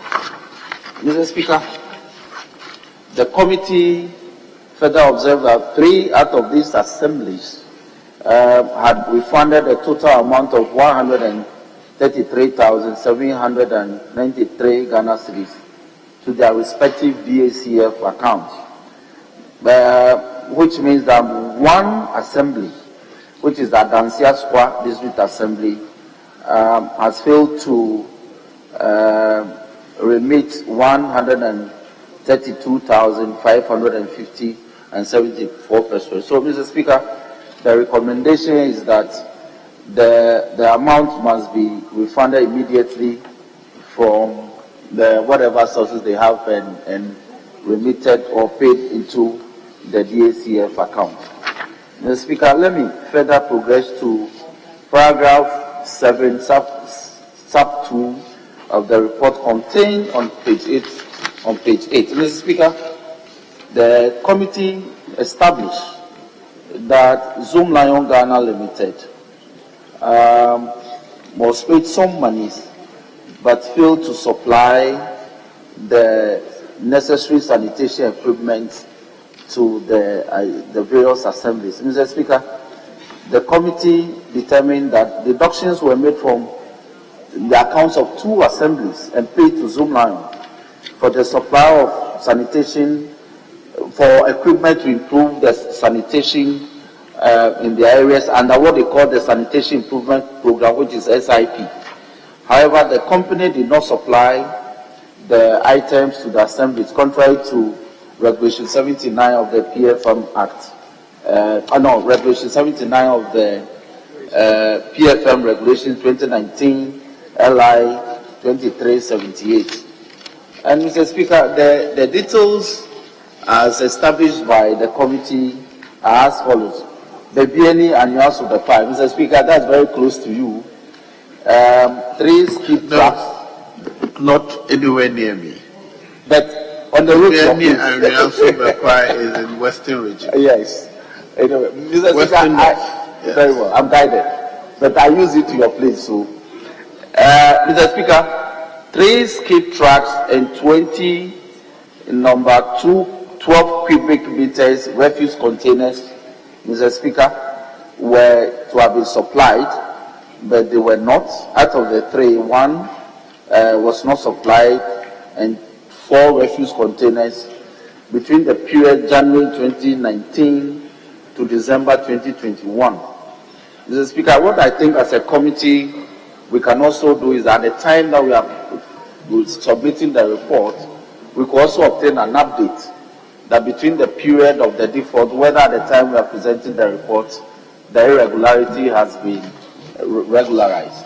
I agree that this is a report for a period, but we can also do that. Mr. Speaker, the other district involved is the Mampo Municipal, where again 3 skip tracks and 20 number 12 cubic meter refuse containers.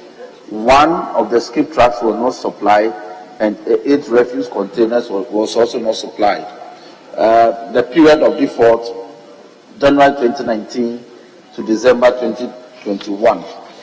Mr. Speaker, again, paragraph 7 sub 3 of the report established that Zoom Lion again failed to, even though some monies were deducted from 4 assemblies for similar services, that is the fumigation services in these respective assemblies, the services were not undertaken, and that's Echumangwa North District. Service not provided. The indication is that the broken down skip track was not repaired or replaced. Mr. Speaker, the Kwai Municipal, that is the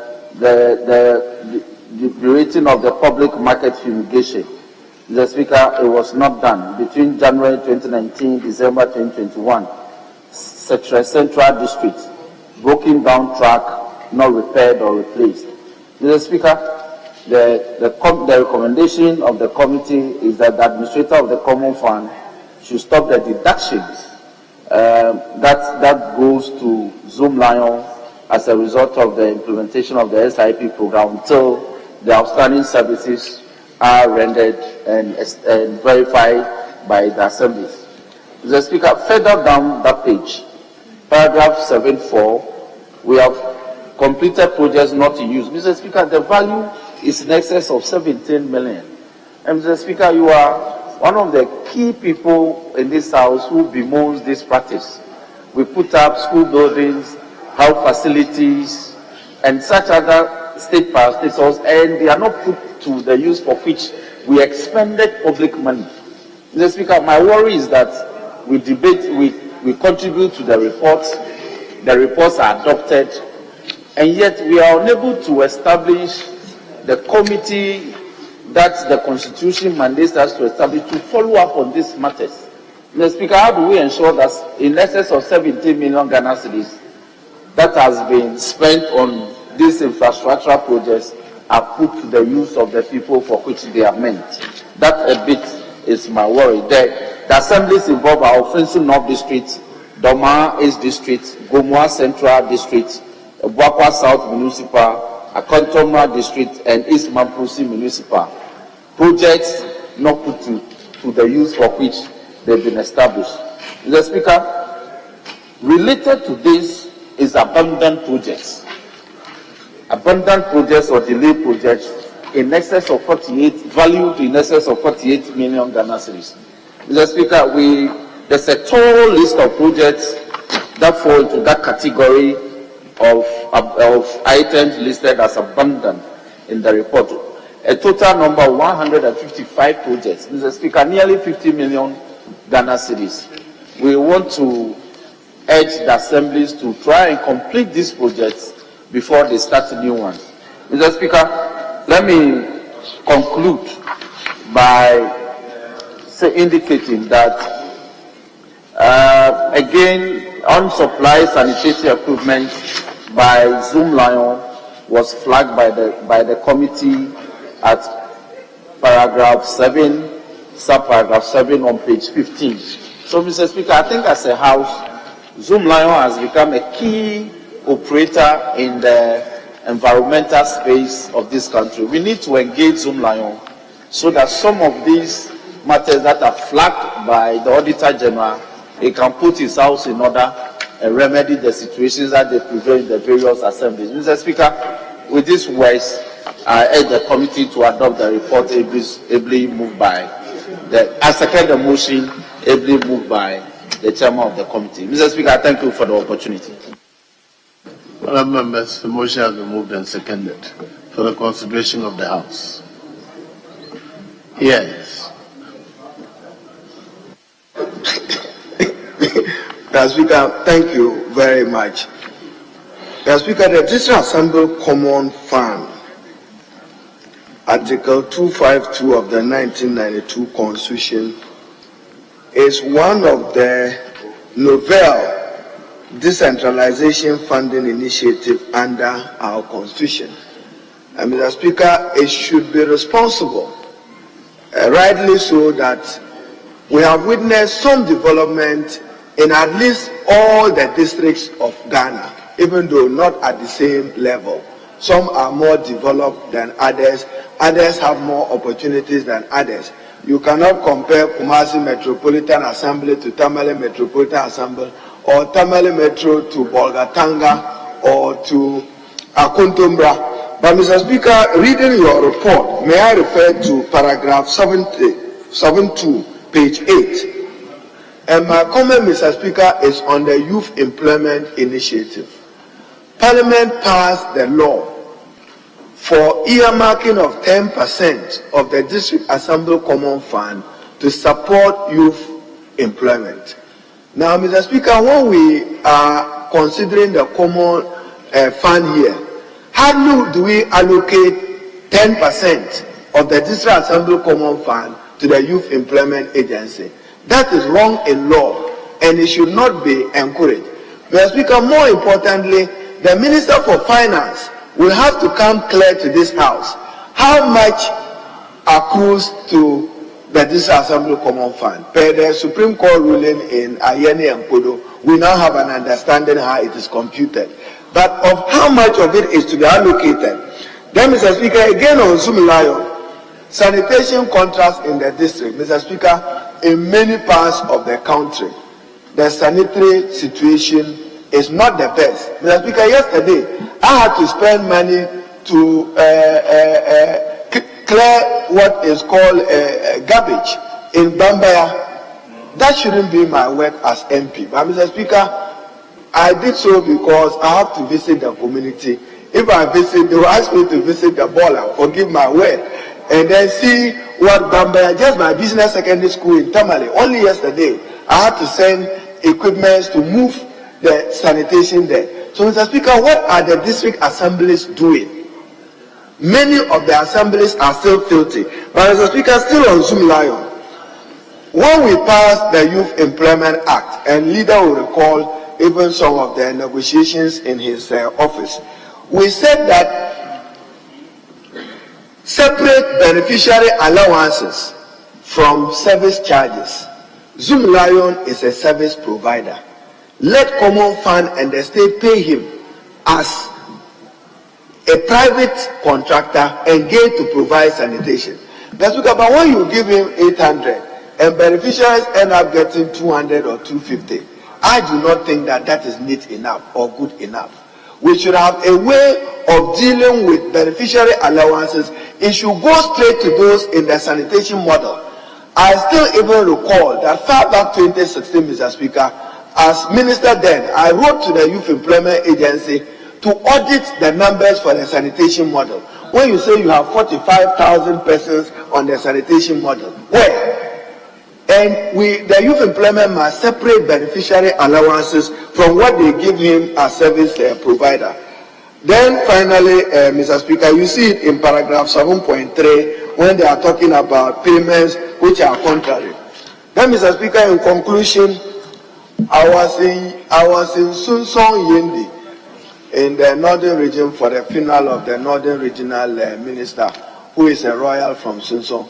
Then a DC who prefers to be anonymous shared this important joke with me. He said, Honorable Haruna, the common fund is not common again. Mr. Speaker, so he was sending a very important message, but he was sitting by the regional minister, so he whispered, the money, Mr. Speaker, doesn't go as it should. And many of us enjoy spending at the center, including MPs. That is wrong. All of us, we are procuring things in Accra. No, the monies are not reflecting in the district assemblies. That is wrong. We shouldn't encourage it. Then allocations are deducted here instead of it being spent at the local level. Then, Mr. Speaker, the other one, I'm sure I'll give it quietly at committee of the whole. There are some expenditures that we charge to the common fund.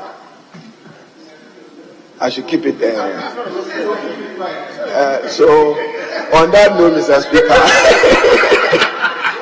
since leader understands, and he will then mention the details at committee of the whole, you have to keep members apprised with it, that what we spend the money on must have justification, and it should have legal justification, should have procurement justification.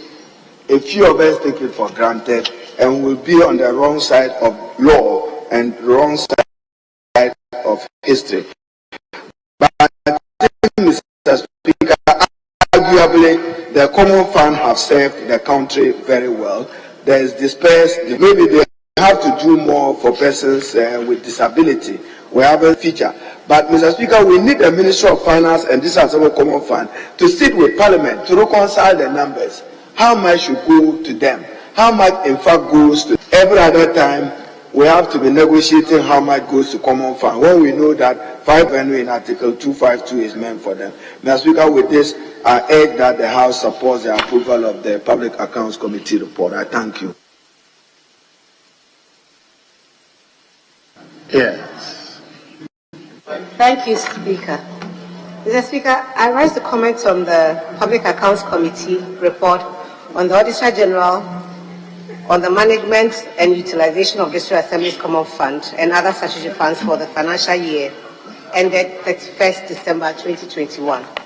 Mr. Speaker, 7.19, the heading is Failure to Formally Register Lands Allocated to Bolgatanga Municipal Assembly. And it says that the audit showed that the management of Bolgatanga Municipal Assembly did not legally register 8 different parcels of land allocated to the assembly by 7 communities for the construction of 8 projects. Mr. Speaker, this seems to be a matter that a lot of us can identify with. I recall that when I became an MP for Kati South, I was approached by families asking for compensation for the land on which the SHS had been built. And I encouraged them to take the matter to court as I had not been given funds to come and compensate the families.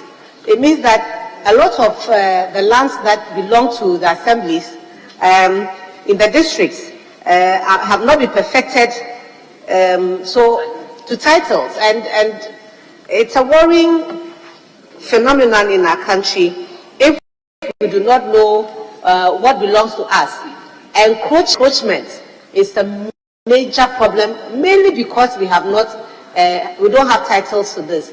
I recall that St. Louis Secondary School, my school that I'm always trumpeting about, St. Louis has always been complaining about the size of the land we had before and what is left for the school now. So even if we get funding to increase the facility for the school, we will have to be fighting families that have encroached on the land.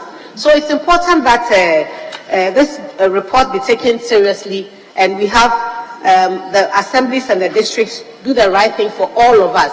Posterity will not treat us kindly. We are not able to protect the lands that belongs to the state. With this comment, I support the document, and I thank you for the opportunity, Mr. Speaker. At the conclusion of the debate. Yes, Leader. Mr. Speaker, I'm sorry. Mr. Speaker, this is the apex person for common fund, so I will yield to you for the time being. I will yield to you for the time being, and I'll come with some conclusion. Yes, acting. Are you the acting administrator in the House? Once the leader gives you an explanation, you have to accept it, Mr. Speaker. I accept it. Thank you, Mr. Speaker, for giving me the opportunity. Mr. Speaker, I thank the Public Accounts Committee and the Auditor General for a good job done. I've gone through the report. These were some of the things that some media personalities have been embarking upon. Some DCs, like the Honorable Harun Edriso has said, are all lamenting on it. But I think the representatives of the people, we must treat this report with the seriousness that it deserves. Mr. Speaker, why or how did we get here? It's because for the past 2 years or 3 years, we used to say there need to be a reconciliation of the Committee of Local Government and the Minister for Finance and the Administrator for this Assembly Common Fund to know the actual figures, the guidelines, the usage, and all those things. Mr. Speaker, this was not being done. And that is how we got to this place. The report talks a lot about Zoom Lion. It talks a lot about using the Disassembly Common Fund. Some assemblies using the Disassembly Common Fund for recurrent expenditure, and some abandoning the Disassembly Common Fund project that they themselves have awarded, about 312 of them. Mr. Speaker, if the Disassembly Common Fund is common or it comes frequently, it will enable the assemblies to be able to budget and know that I can start constructing 6-unit classroom from maybe April with the fourth quarter. Then by the time the third quarter comes by December, I'll be able to finish and pay. But Mr. Speaker, what happens is that you get the fourth quarter somewhere in September. As I speak to you, the whole of 2023, no peso has been given to Zoom Lion. No peso has been given to YU. Even none of the quarters, first quarter, second quarter, third quarter, has not been given to the administrator for this Assembly Common Fund. So what happens is that she then goes and takes the fourth quarter and pays something on account. So that's what is paid is something, but it is on account, but not the actual figures that are supposed to be paid. You go and give something like 200,000 or 236,000 to a whole district assembly as part of maybe fourth quarter of this Assembly Common Fund. Whereas the actual figure, if the 5% constitutional figure had been calculated correctly, and the release letter from the Minister of Finance given to the administrator for this Assembly Common Fund, everybody will know how much each person is entitled to. Mr. Speaker, that is not done. A case in point is when this on-account issue started and members started agitating, then they asked for the release letters. So now, when the leader directed, the release letters have come and those reconciliations are being done. So clearly, there's a problem at hand to be solved. And when you meet the Finance Ministry and the administrator for this Assembly Common Fund, when they are met by the Parliament, your Parliament by Article 936, this Assembly Common Fund Act 936, says that Parliament shall have oversight responsibility. We shall control the administrator for Common Fund or the Chief of Staff. But once we are not doing that, the Minister for Local Government, we have that mandate now, but it used to be the Minister for Local Government who used to control the administrator for Common Fund. By the Act 936, we took that mandate from the Local Government Minister and gave it to Parliament or the Office of the President. But you've taken that responsibility, meaning you must do that job. So it is a duty of Parliament to do the reconciliation for the Disassembly Common Fund to tell us how much she receives. At the release letter that she has gotten from the Minister for Finance about the revenues that have been accrued to the country for the quarter, then we can now calculate 5% of it and know how much the administrator has been given and how much should be sent to the district assemblies and how much should be sent as the common fund per quarter per MP per district. If that is not done, then we sit here, then common fund is paid on account. What, Mr. Speaker? That is what results to some of those abandoned projects, and that's what results to the correct money is being paid, not being paid. Mr. Speaker, even district development fund, which country pays a counterpart fund, then the donors pay the others. Mr. Speaker, that one too, projects awarded under that are also abandoned. And when you do that, you fail the next D part. This assessment test, you fail. And once you fail, you are not considered to be given money for the development of the district again. So these are serious issues that we must not sweep this report under carpet. We must take it seriously. And know that whatever has been said here is taken seriously. I just as I've said, once you have a contract with Zoom Lion that you pay him quarterly, when you get your money quarterly, pay him. Don't accumulate it for 1 year. You don't give me anything. Meanwhile, the contract is still standing. The amount is accruing. But in future, you will pay. So who is losing? These are serious issues that we must take into consideration. So thank you, Mr. Speaker, for the opportunity.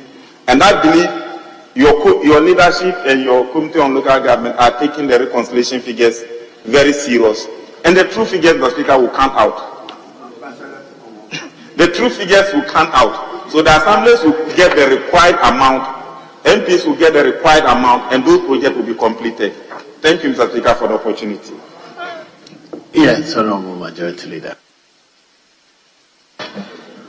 Mr. Speaker, the advantages of the construct of governance that we have, as expressed in the district,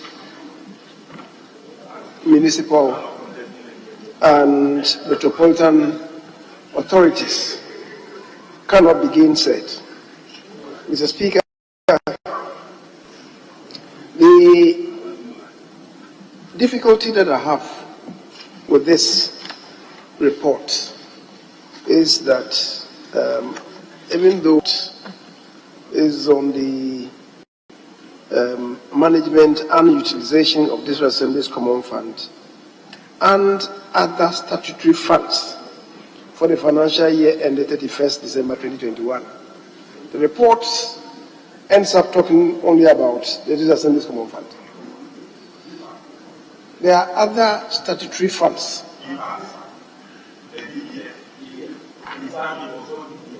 No. Statutory funds. And the statutory funds include, for instance, debt fund. And I thought I was looking out for it. It's not here. Unless you are telling us that you are going to do another report on those other statutory funds. This is the title of the report of the Auditor General. The title of the report of the Auditor General. So we are limited to what is contained in that report. That's all. Mr. Speaker, that is the issue that I wanted to bring up. That if they made a mistake, we don't have to repeat it. Because we are looking at other statutory funds, and that includes the debt fund. Of course, I do know that for the Petroleum Holding Fund, which is also another statutory fund, there could be a different report. But once we put everything together, that we are dealing with the Disassembly Common Fund and other statutory funds, then necessarily it should include those other statutory funds. That's my difficulty. We have the Ghana Infrastructure Fund, for instance, which is a statutorily gated fund. And so we should make the distinction. I agree with him that maybe is a title that the Auditor General used. And I'm just saying that if they made a mistake, we should not follow them on that path. Or perhaps next time to tell them that if they have to do the separation, then the title should be different. Otherwise, this is very, very misleading. Mr. Speaker, the emphasis is on this Assembly's Common Fund, and that is the funds to the MMDAs. Is it the case that we are going to have another report on those other funds that go to the assemblies? For instance, the internally generated funds. Come again? You do that one differently. Oh, okay. So we want to look at the imperatives of Article 240, in fact 245, the taxes, rates, duties, and fees that they have collected, they have rating, and if that is the case, Mr. Speaker, then I will not proceed further. But as I said, we should look at the title of the document. Is so misleading. Yes, Speaker, thank you. At the conclusion of the debate, the question is all in favor of the motion, say aye. All against, say no. The ayes have it. The motion is carried. Yes, Leader. Mr. Speaker, we can deal with item 61. Item 61. Yes, by the chairman of the committee.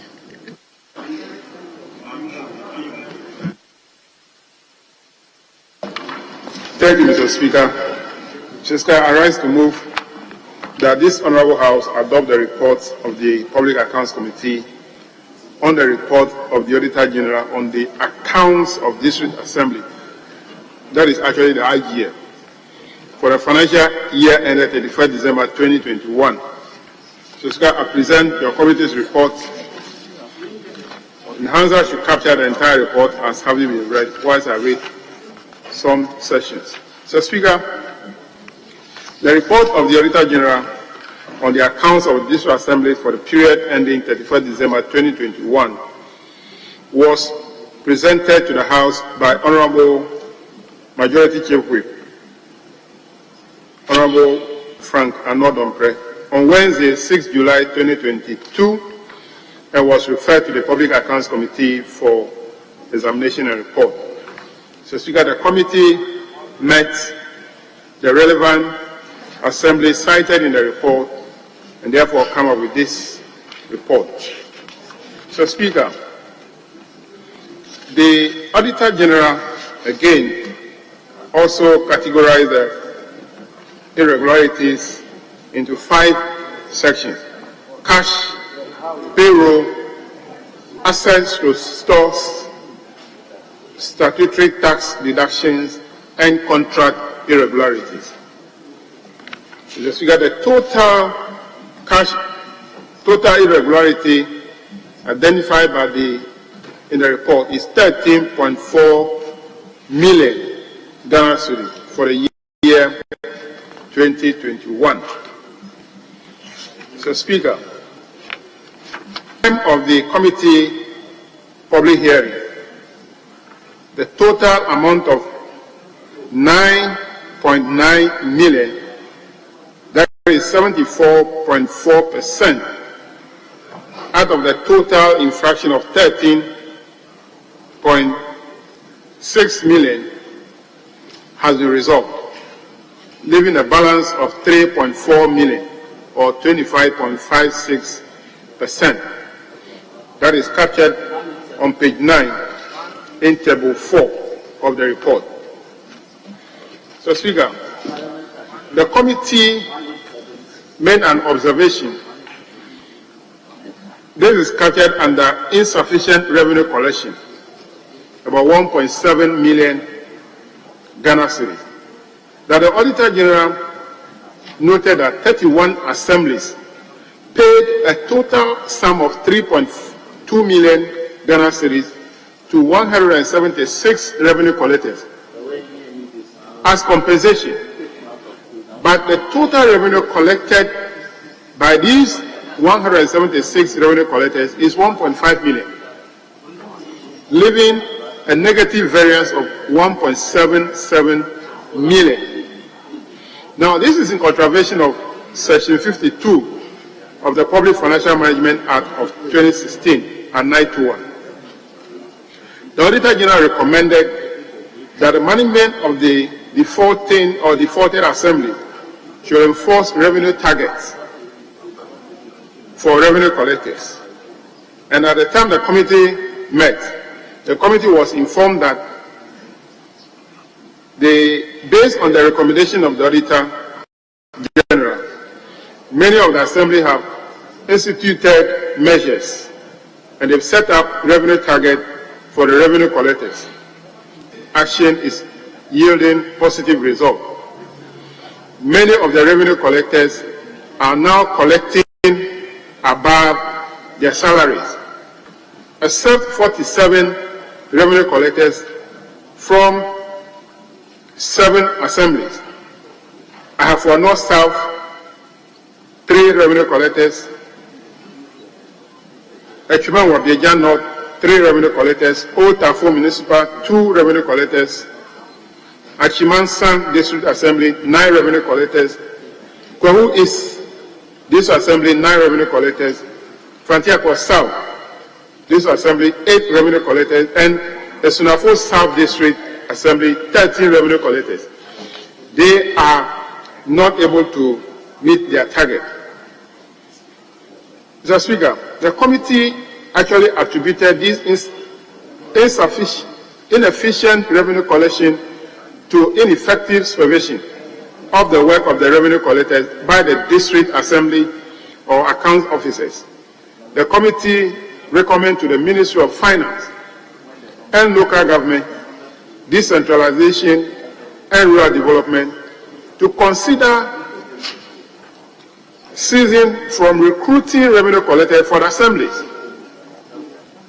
Mr. Speaker, this is because these revenue collectors are paid directly by government, and so they actually don't bother on what they collect. Or either they collect but they don't account for it. So the recommendation is that if the recruitment of these revenue collectors are ceded to the assembly, they will have a full control on them, and therefore if they recruit you, you are able to, they will relieve you of your job. So that the committee, in view of this, committee will think that this will compel the assembly to assume the full responsibility for the recruitment, supervision, and remuneration of all revenue collectors at assemblies, and to ensure that revenue collectors are not paid more than the revenue they generate for the assemblies. This is a recommendation that the committee is proposing to the Ministry of Finance and the Ministry of Local Government. So, Speaker, conclusion. A review of the report of the Auditor General revealed persistent weak internal control systems in all assemblies, resulting in the failure of the account officers and other unit heads to adhere to the financial management rules and the regulations on a daily basis. The committee recommends to the Ministry of Local Government, Decentralization and Rural Development, together with the heads of the MMDAs, to implement all the recommendations captured in the report and the report of the Public Accounts Committee in accordance with Section 88 of the Public Financial Management Act of 2016 at 921. The committee therefore recommends to the House to adopt its report on the report of the Auditor General on the public accounts of Ghana, on the accounts of district assemblies for the year ended 31st December 2021, with its recommendations in accordance with Order 165.3 of the Standing Orders of the House. Mr. Speaker, respectfully submitted. Thank you. Yes, honorable members. Yes, you'll be here. Thank you very much, Mr. Speaker. Mr. Speaker, I rise to second the motion ably moved by the chairman of the Public Accounts Committee. Mr. Speaker, in doing so, I would want to highlight the point you raised about district assemblies not having full control over revenue collectors at the various districts. Mr. Speaker, in our observation, you realize that people have been employed, and if you are to put together the amount of monies that they take as against the revenues that they collect, you realize that the country is largely being shortchanged. And so, just like my chairman recommended, we would want that the assemblies have direct control over the employment of these people, so that they benchmark that with the revenues that they get. And we think that when they do so, there will be value for money, and the state and the assemblies would get some monies to work with.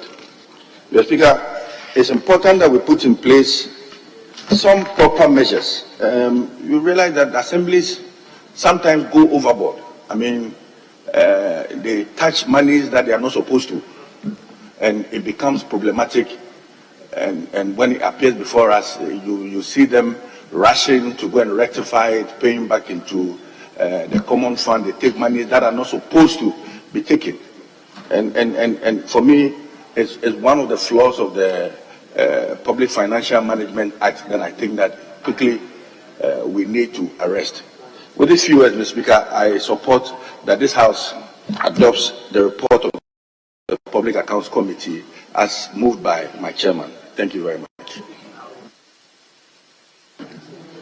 Yes. Mr. Speaker, I'm grateful. Mr. Speaker, I rise to contribute to the motion number 61. Mr. Speaker, the committee at its deliberation observed that about 191 MMDs involved in cash irregularities were captured in the report. Again, we also identified about 92 of them also involved in payroll irregularities. 13 of these agencies or assemblies did not also deduct taxes, or in some cases when they deduct the taxes, they fail to remit same to the GRA. Mr. Speaker, when it comes to payroll irregularities, Mr. Speaker, some staff of these assemblies who separate from the assemblies continue to receive salary even when they are not at post. The laws are clear. What to do when somebody is no more working with you, but the assemblies have failed in reporting to ensure that their salaries are stopped. And so the committee made recommendations that officers who are supposed to do validation, when they fail to do that at the right time, they should be charged for those errors that they would have committed. Mr. Speaker, we also identified the issue of contract irregularities. And here we're talking about assemblies awarding contracts to contractors and going ahead to pay them sometimes more than 60%, even before they start the execution of the projects. What normally will happen is that once they receive the money, they abandon the projects, and then they are unable to complete the projects, and it becomes an albatross around the necks of the assemblies. Already they've gotten their money and they are gone. So I've recommended that before you pay, wait, certificates are raised, certified that work has been done before you pay the contractor. Mr. Speaker, we also realize that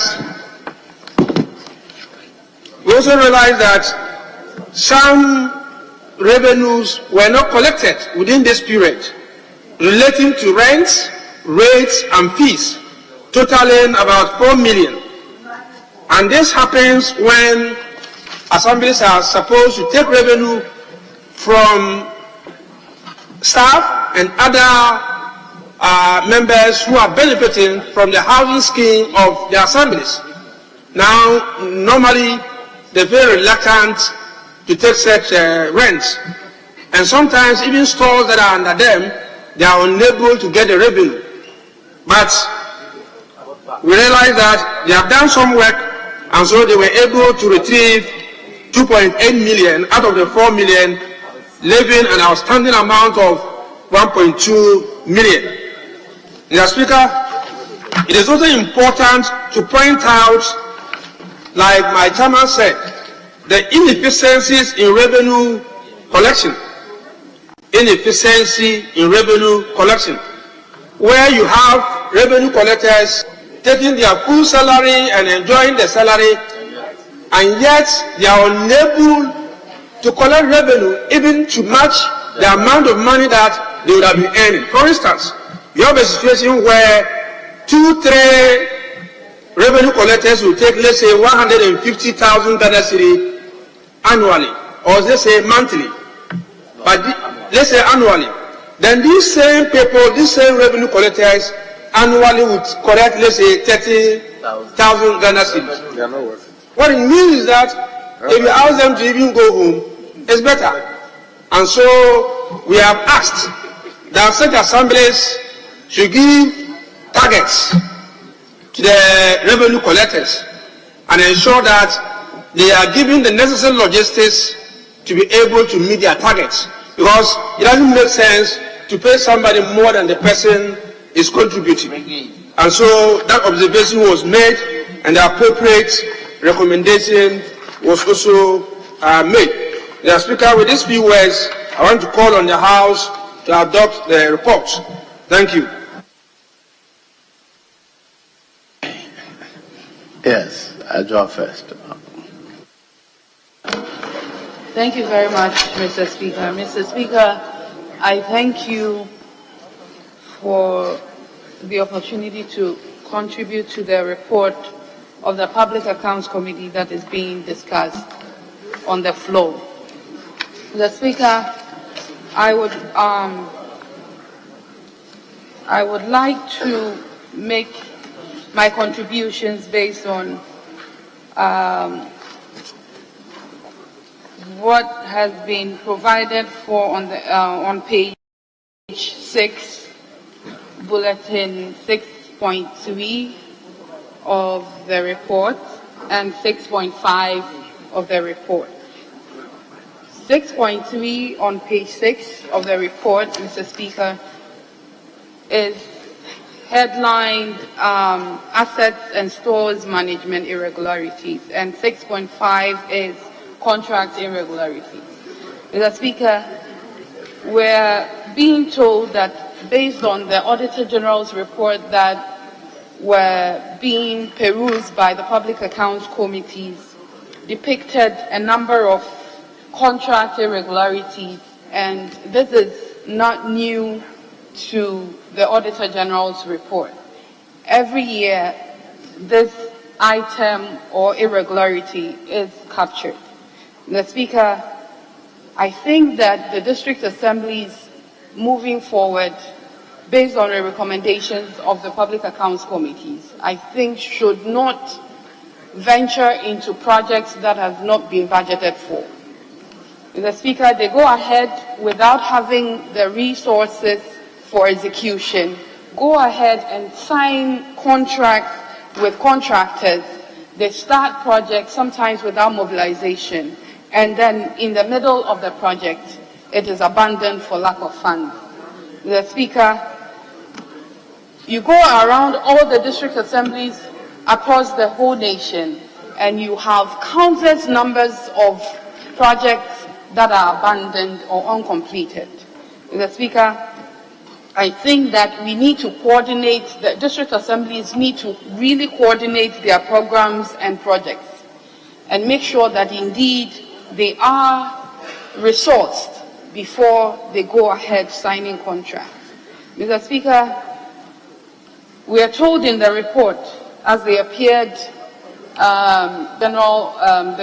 the district assemblies appeared before the public accounts committees to answer to these irregularities. We are told that sometimes even monitoring reports and certificates that need to be presented for payment to be done are not done, yet payments are made to contractors. And that is why year and year in or year and year out, we find out that it is captured in the Auditor General's report. Mr. Speaker, as a country, I think that the local government administration process needs to be strengthened, because even members of parliament, with our little common fund that we get in the constituency, we're able to manage and target and prioritize and make sure that we monitor the very little projects that our releases allow us to utilize. So I don't think that the district assemblies are any different from the district assembly common funds that are allocated to the MPs. So we have to utilize what we have in our coffers. And I think that moving forward, if we're able to exercise that oversight function well over the district assemblies, we won't have these irregularities of contracts being awarded, money's not being there, contracts being awarded and the proper contracts not being signed, projects being abandoned, and having unbudgeted projects in our various district assemblies. Mr. Speaker, I would like to move on to 6.3, and under that is captured as assets and stores management irregularities. Mr. Speaker, our procurement process. And if items or assets and goods and services are procured, it is only proper that in the line of our procurement or purchasing and supply chain, that stores will take records of this, so that monies that are released for these procurements indeed can tally with the store's records that we have in our district assemblies. It is captured in the reports of the Auditor General in almost all the district assemblies, that indeed sometimes procurements are done, but stores doesn't have the records to prove that indeed these items were received by the district assemblies, and for that reason a justification for its payment. I think that, Mr. Speaker, moving forward, we have to task our district assemblies to be able to do the proper recording of these assets and goods that comes there. Mr. Speaker, we are moving towards digitalization. We're moving towards a paperless economy. We're moving towards more advancement and innovation. So I'm sure that I'm proposing that moving on, the district assemblies should also take on some of these IT platforms that are made available. They should consult them and make sure that they develop some kind of database for them that will cut out the human aspect where somebody has to actually go and count items and make sure that is received. There are more advanced ways, Mr. Speaker, I believe, of doing these things. And if we move to some of these irregularities, will be found missing in our Auditor General's report. Mr. Speaker, I think these are the two comments that I wanted to make based on the report that has been presented on the floor. I urge all members to also contribute and support the adoption of the report. I thank you, Mr. Speaker. Does the honourable member still wish to make a comment? They still wish to contribute to the debate? Yes.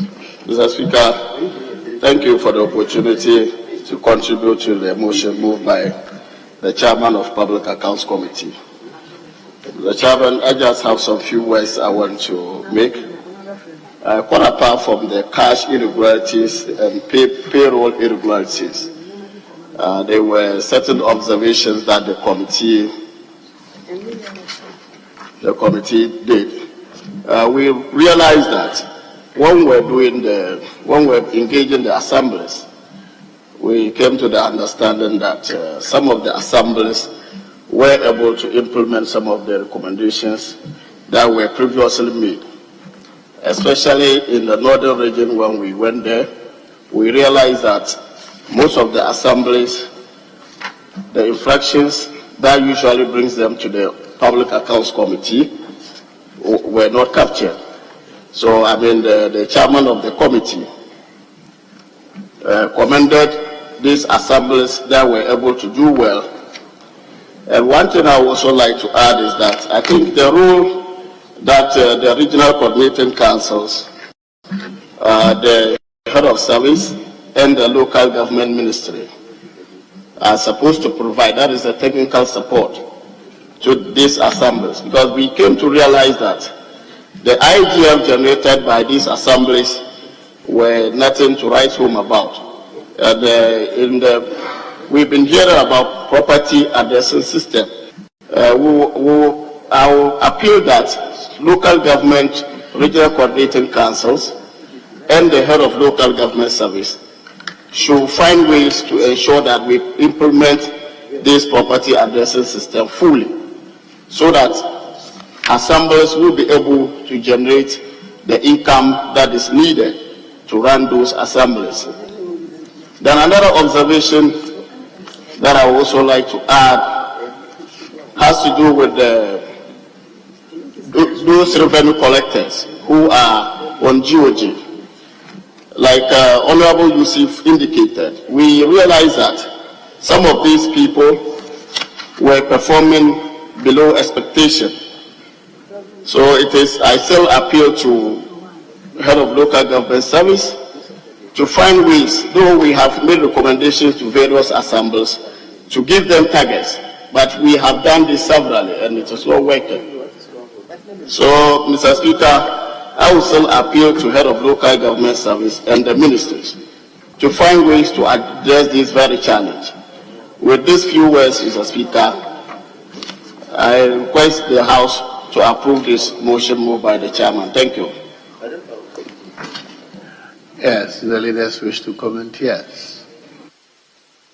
Thank you, Mr. Speaker, for giving me the opportunity to make few comments on this motion on the floor.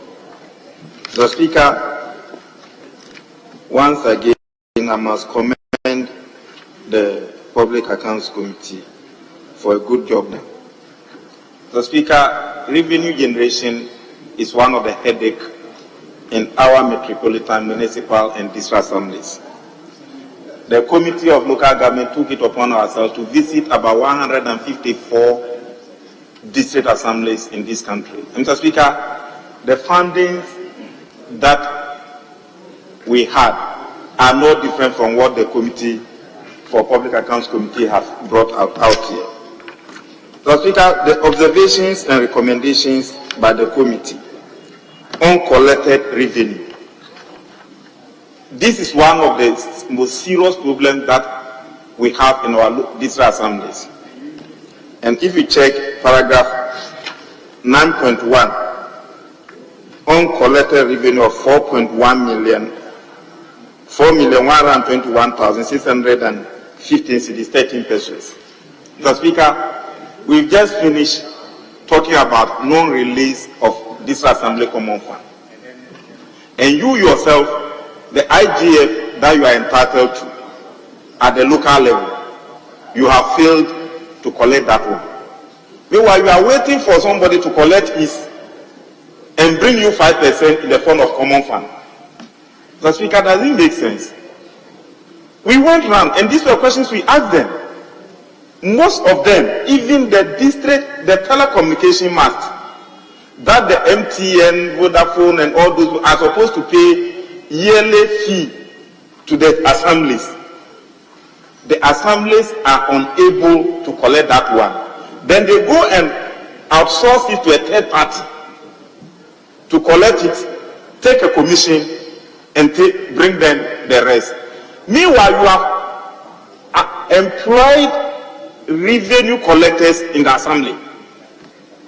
So revenue collectors have now become like sedentary workers. They bath, go and sit in the office like the accountants and the budget officers.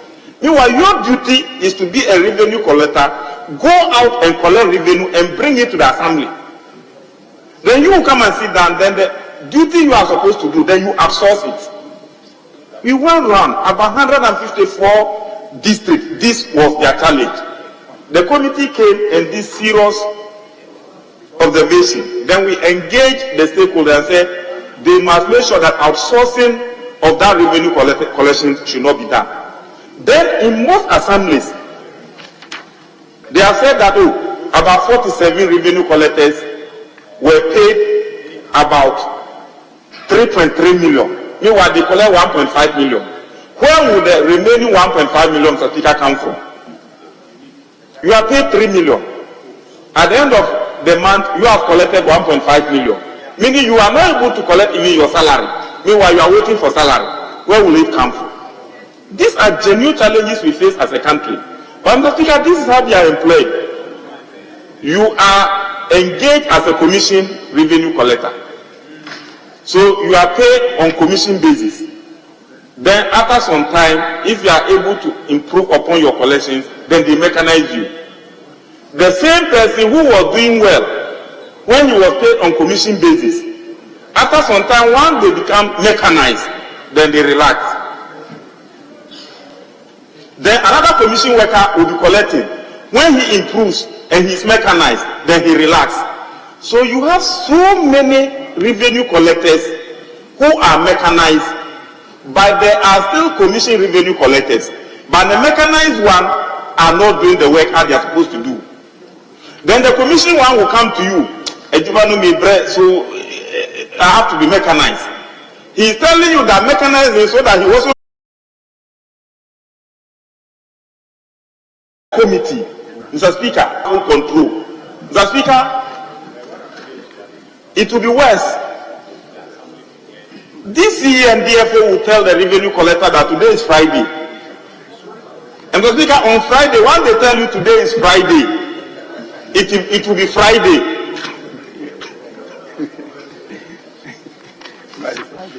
One of the former MMDCs, they are being accused of Friday revenue not accounted for. Is that what you said? Yes, Mr. Speaker, one of the former DCE is here. Former DCE, former Deputy Minister for. Where's my friend Dapo? Youth and Sports. Up in Dapo. And Western Housing. Then Honorable Jifa was a former Deputy Minister for Tourism. But for the former DCEs, Mr. Speaker, they are not here. This allegation has gone on for a while. I want to hear them in respect of that. Mr. Speaker, they also enjoy Fridays. Mr. Speaker, so clearly, you've misappropriated that one, and you are waiting for common fund. Which is not common. So, Mr. Speaker, if the idea is that we must make sure we build their capacity, their numbers must be downsized. Revenue collectors are overstaffed. Most of the assemblies are overstaffed when it comes to revenue collectors. So if you Asonafu South, 3 collectors, Achumanga Biaja district, 3 collectors, Kou East district, 9 collectors, 8 collectors, 9 collectors. These are those who could non-performing ones. Meaning those who could perform are there. Now, because when you go and the team meets you and you say do self-introduction, even the mechanized revenue collectors are many and they are paid at the end of the month, and they still have commission revenue collectors. So this is a serious challenge. Meanwhile, a major function has also been taken from them, and that is the property rate collections. Central government has taken that one. Meanwhile, was anybody collecting that property rate? Was anybody collecting that? whether at the big cities like Kumasi, Accra, or that one to once the central government took that one, that has all become worse. Maybe we'll have to take that one next time. But I'm saying that the same mechanism revenue collectors are there, and the central government has taken part of their funds. He's still paying them, and they are also not collecting what they are supposed to collect. So we will keep on talking about erratic nature of common fund, erratic nature of fund releases. But if we don't focus and take critical look at the revenue collection centers, Mr. Speaker, the problem may not be able to solve it. Then the last point, Mr. Speaker, for me to conclude, was unprecedented value books. The value books are the books they are supposed to use in the collection of the revenue. Mr. Speaker, and if you look at the number of assemblies that could not present some value books for auditing. Mr. Speaker, in accounting, when a book is you are being deprived of a book for auditing, it means it raises your suspicion. And one critical assembly, look at Accra Metropolitan Assembly. 5 GCRs could not be presented for auditing. Mr. Speaker, this where we are. 5 GCRs, Accra Metropolitan Assembly. Then Pro-Work, 3. Mr. Speaker, in Greater Accra region here. And I'm not imputing improper motives to anybody, and I think the auditors knew why they included these serious things in the report, auditing. We must take governance serious, and to whom everybody must brighten the corner where we are. Else we'll keep on talking about those issues and they'll keep on recurring. It's like we are joking with the problem. But Mr. Speaker, these are serious matters that we must address. Even after the auditing, 29 GCRs out of the 295, after the auditing. And I think we must not joke with this. If I lay a hand in one of their value books, even though I'm not a mechanized staff, I can make money. So these are serious issues that we must address. Thank you, Mr. Speaker, for the opportunity. I don't want to talk too much, but I think the committee has done a good job, and the auditors also did a very good job. If we continue like this, Ghana will grow. Yes, leader. Mr. Speaker, thank you very much. And let me also add my voice to commend the Public Accounts Committee for a good job done. Mr. Speaker, the infractions are legion. Mr. Speaker, I'm looking at page 10. Page 10, uncollected revenue. It says the audit disclosed that 63 MMDAs failed to collect revenue. They failed to collect revenue in areas of rent, rates, and fees. 63. That's more than, it's close to a quarter of all the disassemblies in the country. They failed to do this. And, Mr. Speaker, the amount involved, rent, rates, fees, total 4,121,615 Ghana cedis and 13 pesos.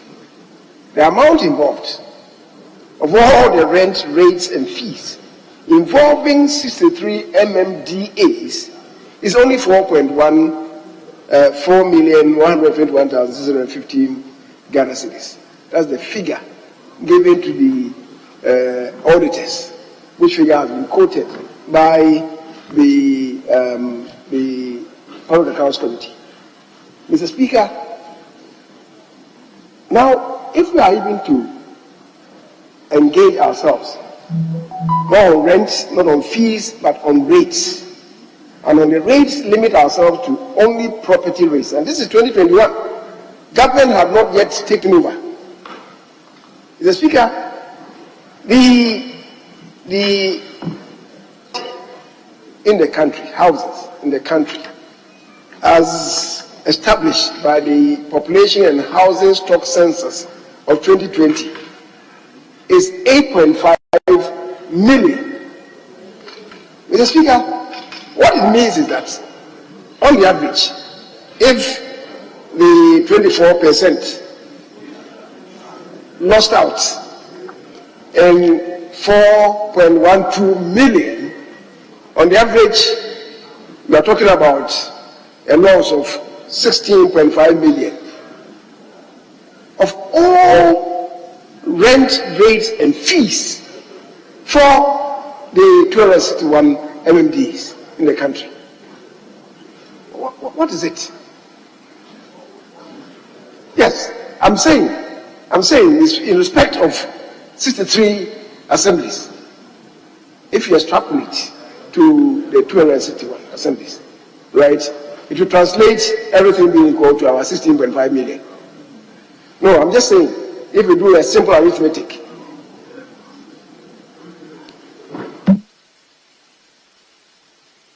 Mr. Speaker, I am trying to follow what the majority leader is doing, but I think that it should take into consideration what we captured, the 4.1. It is the portion of the revenue which they failed to collect. It doesn't mean that that is the total revenue they are expected to collect. This is the portion they failed to collect. Yes. So they took something. That is informative. Mr. Speaker, I'm just relating it to what the central administration is collecting. First of all, we are dealing with, as I said, 8.5 million houses in the country. Assuming, that's on rates alone, assuming on the average, the rate for each of the 8.5 million houses is 100 cedis. What will it translate to? To translate to 850 million. Assuming the average is 100 cedis, 850 million. Mr. Speaker, go to the 2021 report. And what they collected is less than 80 million. Throughout the country, it's less than 80 million. 261 assemblies. That's the point I'm making. So they were not doing good, and today we are talking about, is it 30 million or so? When it came central, to the central administration, about 30 million. What are we doing to ourselves? Even if we are charging averagely 100 cedis, it should yield 850. The Speaker, the structures in this country, if they are properly valued, and we are taking about 1,000 cedis on the average per each house, it should yield 8.5 billion.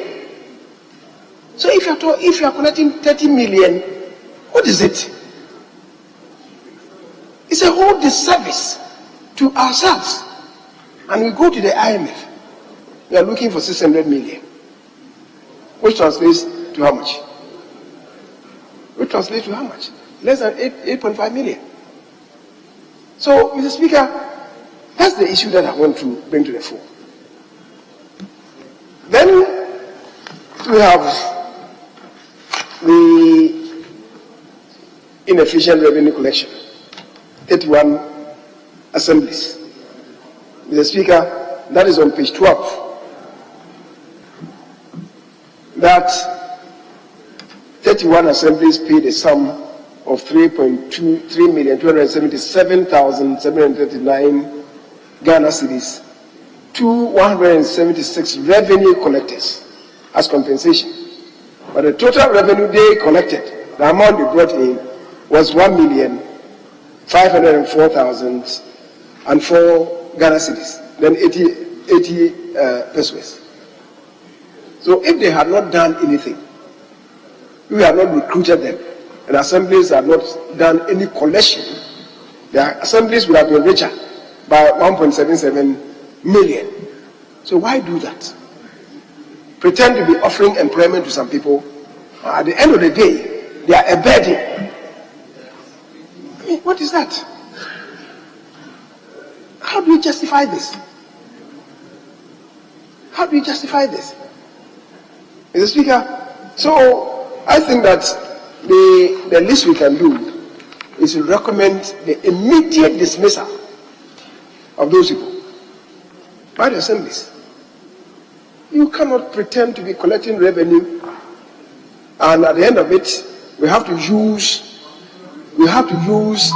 common fund, because you're not able to bring in the revenue. And we have to use common fund to pay you. How do you justify that? How do you justify that? Mr. Speaker, assembly members are not to be paid the allowances that they are paid. They are not to be paid out of the common fund, but from IGI, internally generated funds. Now you go and you yourself, you cannot bring in the necessary amount. You have to be paid from the common fund. What does it mean? What it means is that the assembly members then are also going to be paid from the common fund. That's the necessary implication. It means that for those assemblies, they have to use common fund to pay the allowances of the assembly members. And that is obviously against the law. So, Mr. Speaker, there's much more to talk about these revelations. And I would entreat, because as I keep saying, these are reports from the Auditor General that the Public Accounts Committee has acted on. What has been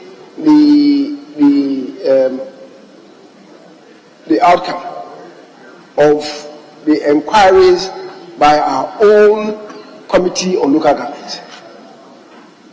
If they had been proactive, this thing would have come out perhaps long ago, not now. But our committees, and I keep lamenting what work our committees are doing. If they are acting proactively, they should be coming out with this. Now we are dealing with them as a post-mortem exercise. That's the tragedy of our times. Mr. Speaker, we are in the process of allocating resources, funds, to the various committees of this House. I guess by next week we'll be through with it. We should expect the committees to use these allocations to do this work. The Speaker, to be pursuing the charge that is being imposed on them by the Constitution and by our orders, in order to save us, and indeed the nation, of the reckless dissipation of funds that we see every week, every month, every year. Mr. Speaker, I thank you very much. Members, before I put the question, let me share some of my own observations. At least I've been an assemblyman, an elected assemblyman for 4 years, so I know what goes on a little. As an MP, I also observe. Now, the first thing is that we, politicians, elected officials, we make people believe that one government put something here, it's for them to use for free. If you go to any one of the market stalls, you see the amount of money the assemblies charge, or those in whom the stores have been giving. Compare with how the owners also rent it out. They pay. Market women came to me and were quite complaining that they've been asked to pay 500 Ghana. So I asked them, if you compare 500 Ghana for 5 years or so, ask them if you compare how many CDs a year. And they were sitting there. And many of you have actually really let those out at 300 CDs a month. But they have the courage to come and complain. Because they think that as an MP, you're entitled to fight for them, to take it for free. They'll say it's government property. That's one of the challenges we are dealing with. I think it is time we made people understand that government often borrows to build those things there. At the very least, we must collect enough to maintain them. just because, oh, government one, we take it for free, and then when we use it, deteriorate it, then we come back. Assembly, look at how our market is doing. We don't get anything back. I think it is time we stood up and fought for some of these things. Second thing is that the assemblies, where are the MMDCs? The IGF, they use it. They use the IGF for their social activity. There's one there. In Gaza also I did my district my assembly, national service at the assembly. And I know for a fact that the revenues that come, they manage it such that, in fact, it's practically their everyday uses, all the district assemblies. But we can do better if we were actually taking time to determine the true revenue we should get. I'm not sure many of the assemblies know how many tables are in their markets. So to be able to tell that I have 10 stalls, 50 tables, so many shops, therefore you should bring me this, is either they don't do it or they deliberately ignore that. So I think a lot of it depends on people leading, wanting to bring the change. It is up to us. We can generate the revenue, we can account for it properly, and we can determine that 50% of that is used for managing the assembly. I understand they have that challenge, but so far it doesn't appear to me that the MMDCs are interested in properly collecting and accounting and distributing the revenue for the benefit of the community. They consider that as their private one, and they use it so. Do you want to make a comment? I was saying that DCU should talk. Thank you very much, Mr. Speaker. Yes. Sorry, Deputy Local Government. Yes. No, I want to hear an MC. Or no, I was also a former MC. Oh, you're a former MC, yes. Very well. Yes. We're colleagues, actually. Mr. Speaker, the difficulty is to do with the way leakages are the assemblies. Most of the assemblies are not collecting the revenues. And the revenues are going into individuals' pockets. In fact, if you come to my assembly, for example, few people are taking the revenues for themselves. The assembly itself is not actually getting the revenue. You bond somebody, you give them collection book, they will go and collect more than what they are having, but they will come back with a collection book. Also, Mr. Speaker, in fact, if you come to like property rate, they don't go for the property rate at all. They are comfortable, and they are not, most of them, I remember somebody saying that they keep the revenue. They don't even have it at all because they don't go for it. If you go to the markets, the leakage is to do with the collective. Those who are collecting the revenue, they keep the money. It's not to do with actually the assembly having the money. It doesn't go to the assembly at all. So it's how time the assemblies do their best, go in there, collect the revenues, and make sure the revenues they are collecting are coming back to the assembly. Thank you very much, Mr. Speaker. Yes, well, let me hear you also. Yeah, thank you very much, Mr. Speaker. I also believe that most of the district chief executives, to me, are not up to the task. Most of them are very comfortable with the common fund that they receive. And common fund, instead of capital expenditure, most of them would like to use on recurring expenditure, especially fuel and training and other things.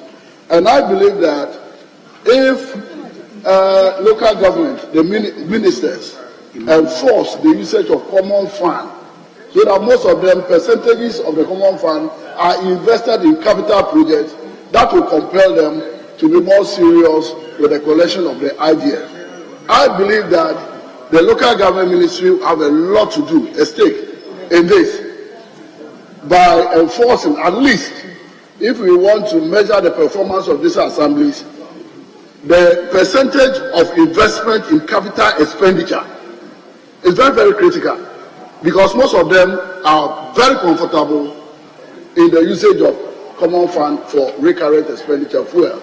And can you even believe that I have an example of a DCE even going to point sources, point sources, to pick the revenue that he made there because he doesn't have money to buy fuel. So he will just go there directly without receipt, just to collect money so that they can use that to fuel their cars. And it's so serious. And I believe that the committee that have responsibility over local government, there's a lot they can do. And in future, let's ensure that we have former DCs on those committees because we have a lot to share on a committee like that. Thank you very much, Mr. Speaker. Very well. Whilst we are commenting on it, let me commend the chairman ministry. We visited there once and what we saw was amazing. Every house in the chairman has been programmed in the computer. And the accounting officer, just a person with disability, jumps onto his chair, he opens it, and if you have paid your property rate, it shows green. If you have paid red, if you have not paid, it shows red. So if he punches red, then a notice is immediately automatically sent to your address. So very experienced, a beautiful thing. I tried to implement it in my constituency. I said, oh, Ministry of Finances will bring us a consultant. To date, nothing. But some people are doing well, and as chairman, I must mention specifically for the way they have programmed their revenue collection, yes, property rate in particular. Yes, leader, you wanted to say something. Well, Speaker, some two colleagues spoke about what responsibility that the Minister for Local Government has in reining in the disassemblies and also the disassemblies Common Fund Administrator. Speaker, I was just drawing attention to what law that we ourselves are fashioned in this House. And Parliament has oversight over the administrator. Now, it's no longer the Minister for Local Government. The Speaker, because we took a cue from Article 71. We took a cue from Article 71, where all those constitutional creatures that have been listed under 71 do not come under the purview of superintending ministers. That's what we did. I am not even too sure whether what we did was appropriate because, Mr. Speaker, the other person who is also mentioned under Article 71, the Lands Commission, is superintended over by the Minister for Lands and Natural Resources. However, we arrived at that decision and took the administrator. I'm saying that he is also under the minister. He's the only one that comes under the supervision of a minister. Local government used to be, administrator used to be under local government. We took it out. So that's the difficulty. And if you have done so, there is for Parliament to do what is appropriate. Yes, Honorable Former Leader. Speaker, I walk back to participate in this motion, but missed it narrowly. But having listened to the leader, I'm compelled to come on two accounts. One, his reference to Article 71, and to disagree with him that he should refer properly to Chapter 25. No, and I say what we've done is not right. We have to correct it. Mr. Speaker, Chapter 25 deals with decentralization and local government. It begins with Article 240, and the Almighty Common Fund is under Article 252. So the Constitution envisages that all matters relating to this chapter of the Constitution is dedicated to decentralization and local government. Mr. Speaker, we cannot divorce policy from spending. There's a relationship. When you are spending in pursuit of a policy. Yes, Parliament should oversight Common Fund, but the relationship with policy is still important. But Mr. Speaker, whilst I wanted to rise, is because, leader, you are here, and Mr. Speaker, yourself a good lawyer. We are not doing justice to the people of Ghana. Parliament, we are not. And Mr. Speaker, I have repeatedly brought up this matter. It is always resolved in an assurance. And Mr. Speaker, may I refer you to Article 187 of the Constitution. Now we are dealing with Public Accounts Committee's report. Every other time, embezzlement of money, misappropriation, what does Parliament do beyond the Public Accounts Committee report? So, Mr. Speaker, 1876, and I'm back to it again. He, the leader, gave me his assurance. Speaker Bagwin gave me an assurance. We must do right to the people of Ghana. And to do right is to enforce the letter and spirit of 1876. Mr. Speaker, with your indulgence, I read. Parliament shall debate the report of the Auditor General and appoint where necessary in the public interest a committee to deal with any matters arising from it. 1993. 2023, Parliament of Ghana. Why? How many decades? So report back. So, Mr. Speaker, he comes and reads the report. In fact, if we are not careful, persons who are affected will walk to court and cite the Constitution that you cannot go ahead with any recommendations other than respecting Article 187, 6 of the Constitution. So, Honorable Beji, beyond public accounts, who have we punished? Who have we punished? I've heard leaders talking about dismissal.